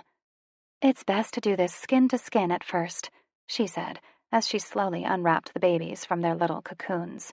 10 fingers, 10 toes. Oh, so cute. Once they were unwrapped down to their tiny little diapers, she pulled the hospital gown down and revealed my boobs.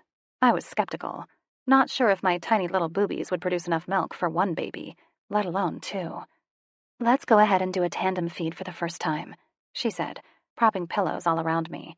She laid one baby on one side and one on the other, and we latched them on. They clamped on like little tiny Hoover vacuums. It was the weirdest sensation I've ever felt.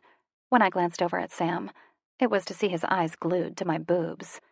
A burst of laughter shot out of me, and his eyes met mine.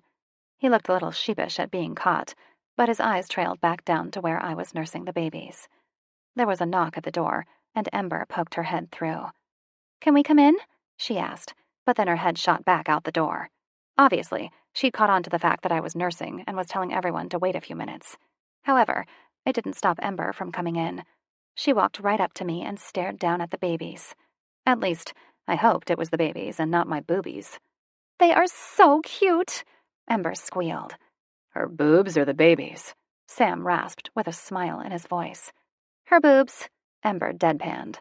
Sam burst out laughing, then groaned. I looked over at him and gave him a sad smile. Yes, we were both going to be hurting for a while. I finished feeding them, and Ember helped me wrap them both back up in their blankets. "I went back to the house and got your suitcase. It's all outside with the rest of the herd. Do you want me to let them in now?" Ember asked. I agreed, and Ember went to the door and opened it wide to let them in. Everyone was there. Gabe, Ember, Jack, Max, Blaine, Elliot, Janie, and my mom. Everyone oohed and awed over the babies, and we started dropping names. Sam and I were really trying not to bust guts because it hurt both of us tremendously. Some of their ideas were just plain crazy. Everyone left after an hour of visiting, and we settled down for a little nap. The babies woke every 2 hours to eat during the night. I could see now that this was going to be a full-time job. Around 9 the next morning, the day nurse came in to get me up and moving. Sam had both babies between his legs, sleeping soundly. He'd gotten up around 6 this morning to go to the bathroom. He made it look easy. He only had a slight grimace of pain. I, on the other hand, felt like I was dying. I had an arm wrapped around my middle, and the nurse had her arms under my armpits to help me stand. Once my legs were under me, I was able to move more easily. I went to the potty, showered with the help of the nurse, then dressed in yoga pants and a nursing tank from my bag.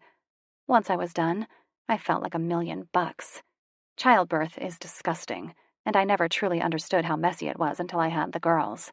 Instead of sitting back down in my bed, I walked over to the chair that was on the other side of Sam's bed. He watched me with a slight pitying look. I didn't know who had it worse, but neither one of us was in good shape at the moment. I glanced at his body and drooled a little. I'm such a horn dog. I just gave birth to 2 babies, and here I was panting over Sam less than 24 hours later. He was wearing flannel pajama bottoms and nothing else. He'd put his dog tags back on, though. "I want to get their newborn photos taken. One of the pictures is going to have them holding onto your dog tags," I explained. He smiled and ran his finger down the side of Prue's face. We'd decided earlier to name them Piper and Prue. I was a big fan of the TV show Charmed, and have always loved the names of 2 of the 4 sisters. Sam was tired of arguing with me, and he let me have my way. Or so he said. He looked up into my eyes and smiled.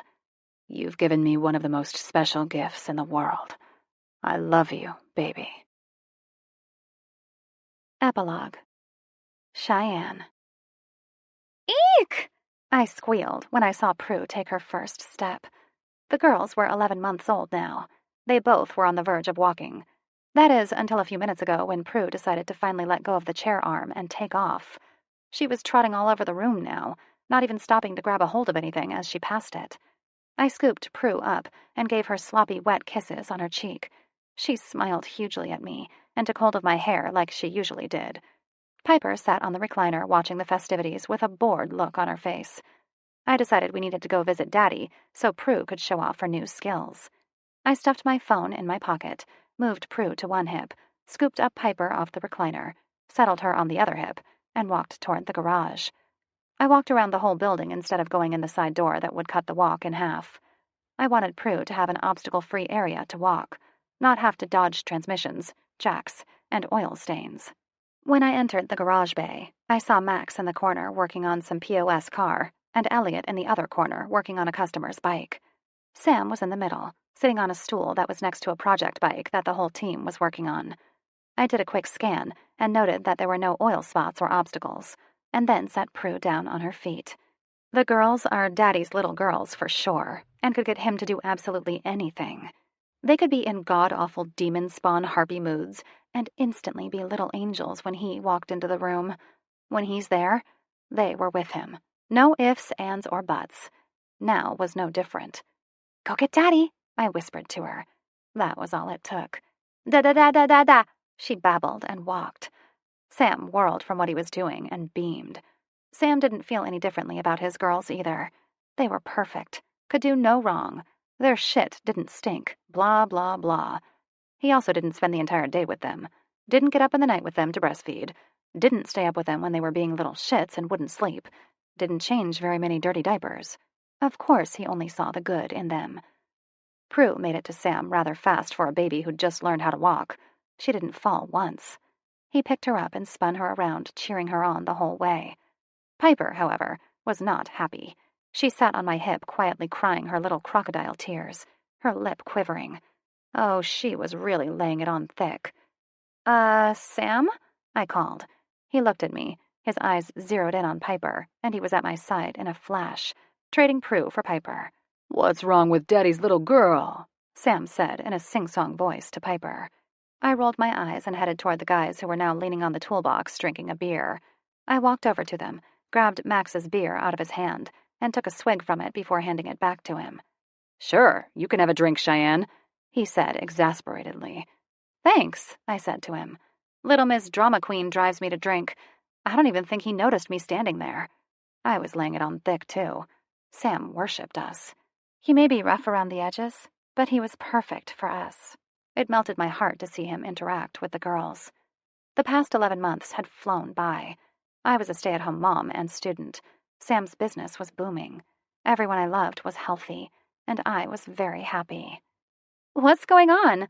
I heard called from the doorway of the office. All of us turned and saw Blaine. She was glowing, as she should be. She was a cute pregnant woman. She was tiny and petite, with the cutest little baby belly. She was wearing a floor-length yellow spaghetti-strap dress that fell loosely over her belly. It had a gathered top that accentuated her big old boobies that had grown with her pregnancy. I wasn't that lucky. I still had small boobs, no matter if I was breastfeeding or not. They never grew 1 inch. Isn't that what was supposed to happen when you're pregnant? Sam said that my boobs had grown, but I didn't see it. Blaine walked up to Elliot and hugged him around the waist. He curled his hand around her shoulders and pulled her in tighter. "It's the Piper show," I said. I came to show him Prue walking, but, of course, Piper pulled out her crocodile tears when her daddy didn't show enough attention to her. Blaine laughed and pulled Prue out of my arms, giving her a big kiss on the neck, making her shriek in laughter. Sam finally ambled up to us, but only because Piper had an evil smile on her face, which meant she got what she wanted. He threw his arm around my neck and dragged me closer to him, giving me a kiss on the top of the head. He didn't let go, though. This was the thing he did since I had the babies. He never stood next to me without touching me somehow, whether it was hand-holding, hooking a finger in my belt loop, or wrapping an arm around my neck as he was doing now. Something changed in him that night, 11 months ago. He was now a little more serious, a little more protective, and a lot more open about his feelings. I heard a car pull up behind us, and Ember slammed her door shut with an excessive amount more force than was necessary. "Where is he?" she asked angrily. We all knew who she meant. Gabe. He went to pick up some lady so she could take her car home, Max said gently. Oh, really? The same lady that I just saw him leave Deacons with? She seethed. Uh-oh. This was how they acted now. They tried their best to avoid each other, but when it couldn't be avoided, they fought like cats and dogs. I'm pretty sure that picking up some lady to bring her to her car doesn't require lunch and hand-holding, she shrieked. I glanced at Sam and told him with my eyes not to say anything else. Then I walked toward Ember, taking her hand. I dragged her behind me and walked with her into the office. I sat her down in the chair and parked my hiney down on the desk in front of her. Talk to me, I said. He kissed me. He came over, and we got into a fight. He backed me into a corner and trapped me with his body. He kissed me, and I finally admitted my feelings for him. He left shortly after that when he got a call from Sam. I've been waiting for him to call me for 2 whole days, and I haven't gotten one single word from him. Here I am, walking into Deacon's, hoping he was there. He's there, all right, just not alone. He's there, but with another woman. She was crying at this point. I didn't know what to say. I've got to go. I've decided I don't really want to see him right now anyway. It might make me say something that I don't want to say. I gotta go. I love you, Shy Shy. I'll call you later tonight, she whispered, utterly dejected. She walked out through the front of the office, got into her car, and backed out of the driveway just as Gabe was pulling in. He rolled down his window and was making a gesture at her for her to roll down hers, but she just zoomed off. Gabe pulled up and parked his truck in the only open spot. He eased out of the truck and walked up to us with a cute little brown-headed hussy following in his wake. I glared daggers at her, and then transferred that glare to Gabe. What's up? Gabe asked. You fucked up, that's what, I said to him bitchily. Why? He asked. Did you have a good time at Deacon's? I asked. His eyes widened a little, and he glanced quickly at the tart next to him. She saw me. He stated the obvious. You bet your ass she saw you, buddy, I said. Hope it was worth it, because she can hold one hell of a grudge. You'll be lucky to even get a nod from now on. She's right, Max said. There was this one time I snuck up behind her and scared the shit out of her. I laughed my ass off and didn't notice that she was staring me down. She makes it her life mission now to scare me. It doesn't work as well as it used to, but she still tries. When I woke up in the hospital bed, it was with her face nearly touching mine. She scared the absolute piss out of me. The bitch. She doesn't forget anything, nor does she forgive. Her mind is like a freaking vault. She can tell me things that I used to do that pissed her off when I was 6. I told Gabe seriously. Her car broke down. What was I supposed to do? Leave her on the side of the road? He asked angrily, gesturing toward the girl. Her eyes had narrowed while we spoke. She looked like she was holding on to her tongue, but just barely.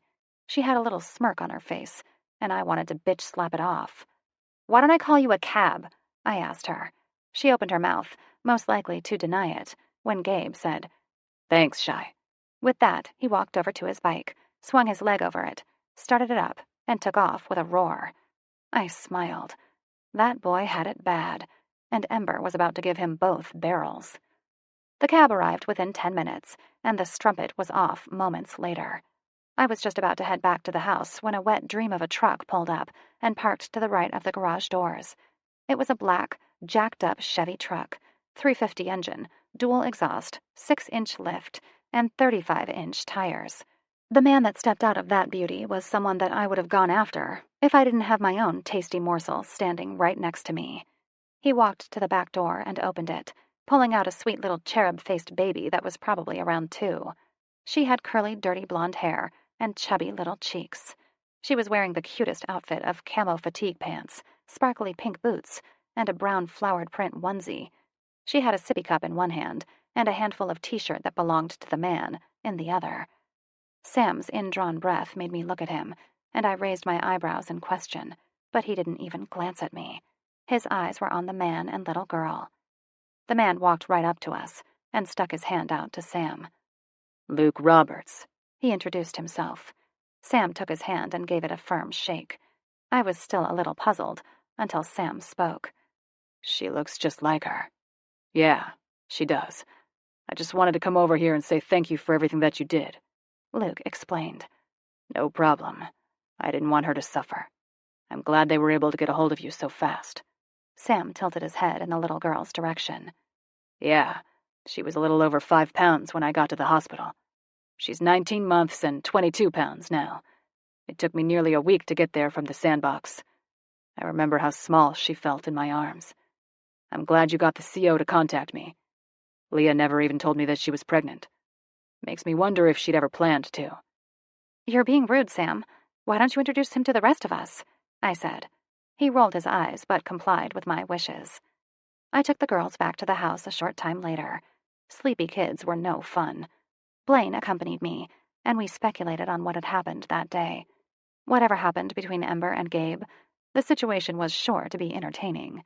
They were two of the most pig-headed people I knew, and fireworks were about to fly. Sam. I closed the door to the twins' room and padded down the hall back to Cheyenne, glancing at each picture that lined the hallway in between our room and theirs along the way. One was our first family portrait when we all left the hospital 3 days after the girls were born. I was in a sling with my arm pinned to my chest. Cheyenne was in a wheelchair with both babies nestled in her arms. There was a shitload of flowers on a cart right beside her that was also overflowing with presents we'd received for the girls. Cheyenne looked radiant 3 days after surgery. I, on the other hand, looked tired. I was not used to getting up every hour, and that is what we did the entire time we were at the hospital. The girls were not good sleepers. They were crabby and cried nearly all the time. Most babies were very calm and sleepy, according to one of our nurses. The second picture I passed was of Prue and Piper curled up on the side of my bare chest. Each had a dog tag fisted in their hands. My hands covered their naked backsides. That was not a good memory, although Cheyenne laughs every time she remembers when we got their photos taken. We were just finishing the pose when both girls decided to pee at the exact same time. Piss ran down my chest and pooled in the waistband of my jeans. It was gross. The picture clearly captured the wet on my chest and pants, and my eyes squeezed shut with a grimace formed on my face. You can see Cheyenne laughing while reaching to take Prue from me. I, however, found nothing funny about it. The third photo was of Cheyenne when she was 8 months pregnant. She was topless with her arms covering her breasts. She was standing in a field of bluebonnets. I was kneeling at her feet with my naked back to the camera, kissing her swollen belly. That one was a funny memory for me and not for Cheyenne. She had to pee quite badly and ended up popping a squat behind a tree. I still tease her about it. The final one I passed was of all my girls straddling my bike. Cheyenne was in her usual jeans and knit-ribbed tank and boots. Her hair was curly and down, blowing in the wind. Prue and Piper were dressed much the same way, except they were wearing onesies with skulls and crossbones, jeans, and motorcycle boots. They each had a black headband with huge red flowers on their head. All of them were laughing. This one was my favorite. Everything about this photo was perfect. It made me see how wonderful my life has become. Life had changed for us since I was shot. We learned to appreciate life a little more because there was no guarantee that we would be on this earth for much longer. We still fought like cats and dogs, but we never went to bed mad. I walked to the side of the bed and jumped on it. Cheyenne bounced twice, giggling the entire time. I took her by the arm and dragged her to me as I settled on my back. She wrapped her arm around me and laid her head on my shoulder. "Sleeping, I assume," she said sleepily. "Yes." Prue had her butt on the pillow and her face smashed into the blanket. Piper had her frog in a death grip. Both dead to the world. Chewy went outside but returned to his post, I murmured. Chewy was extremely protective of the girls. If we didn't get to them fast enough when they were crying, he would come get us. The first time this happened, I thought something was really wrong.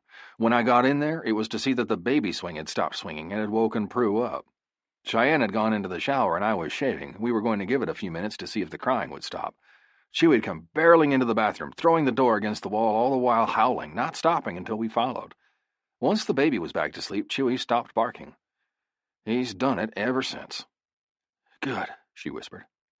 She was asleep moments later. She had full days now that she was back in school. She went to school from 8 to 3 and studied her butt off while taking care of the twins. She was trying to catch up for the semester she'd missed after she gave birth and decided she didn't want the girls to start daycare so early on in their lives. I didn't object. I loved having her watch the girls. I wasn't a big fan of her working so hard, though. The way she was going, she was slotted to graduate with her nursing degree in 6 months, and damn anyone or anything that got in her way. The upcoming months were going to prove entertaining, though. Gabe and Ember's relationship drama, Blaine and Elliot's pending arrival, the so-called favor I owed my father, and the news of Luke Roberts joining the local PD. I extended a job offer, but he declined and informed me that he already signed on with the Kilgore PD. He did say that he would help with the Freebirds when he could. I was thankful for that. We could use all the help we could get. Cheyenne roared her way into my life when I least expected it. Not a single second passes that I don't thank God for what He's given me in that woman. Moving to this little boomtown was the best decision I'd ever made. It brought me the woman I love, 2 perfect baby girls, and some of the best friends I could ever ask for. No longer did life pass us by. We lived every day as if it was our last, because one day it would be. And I didn't want to miss a second. This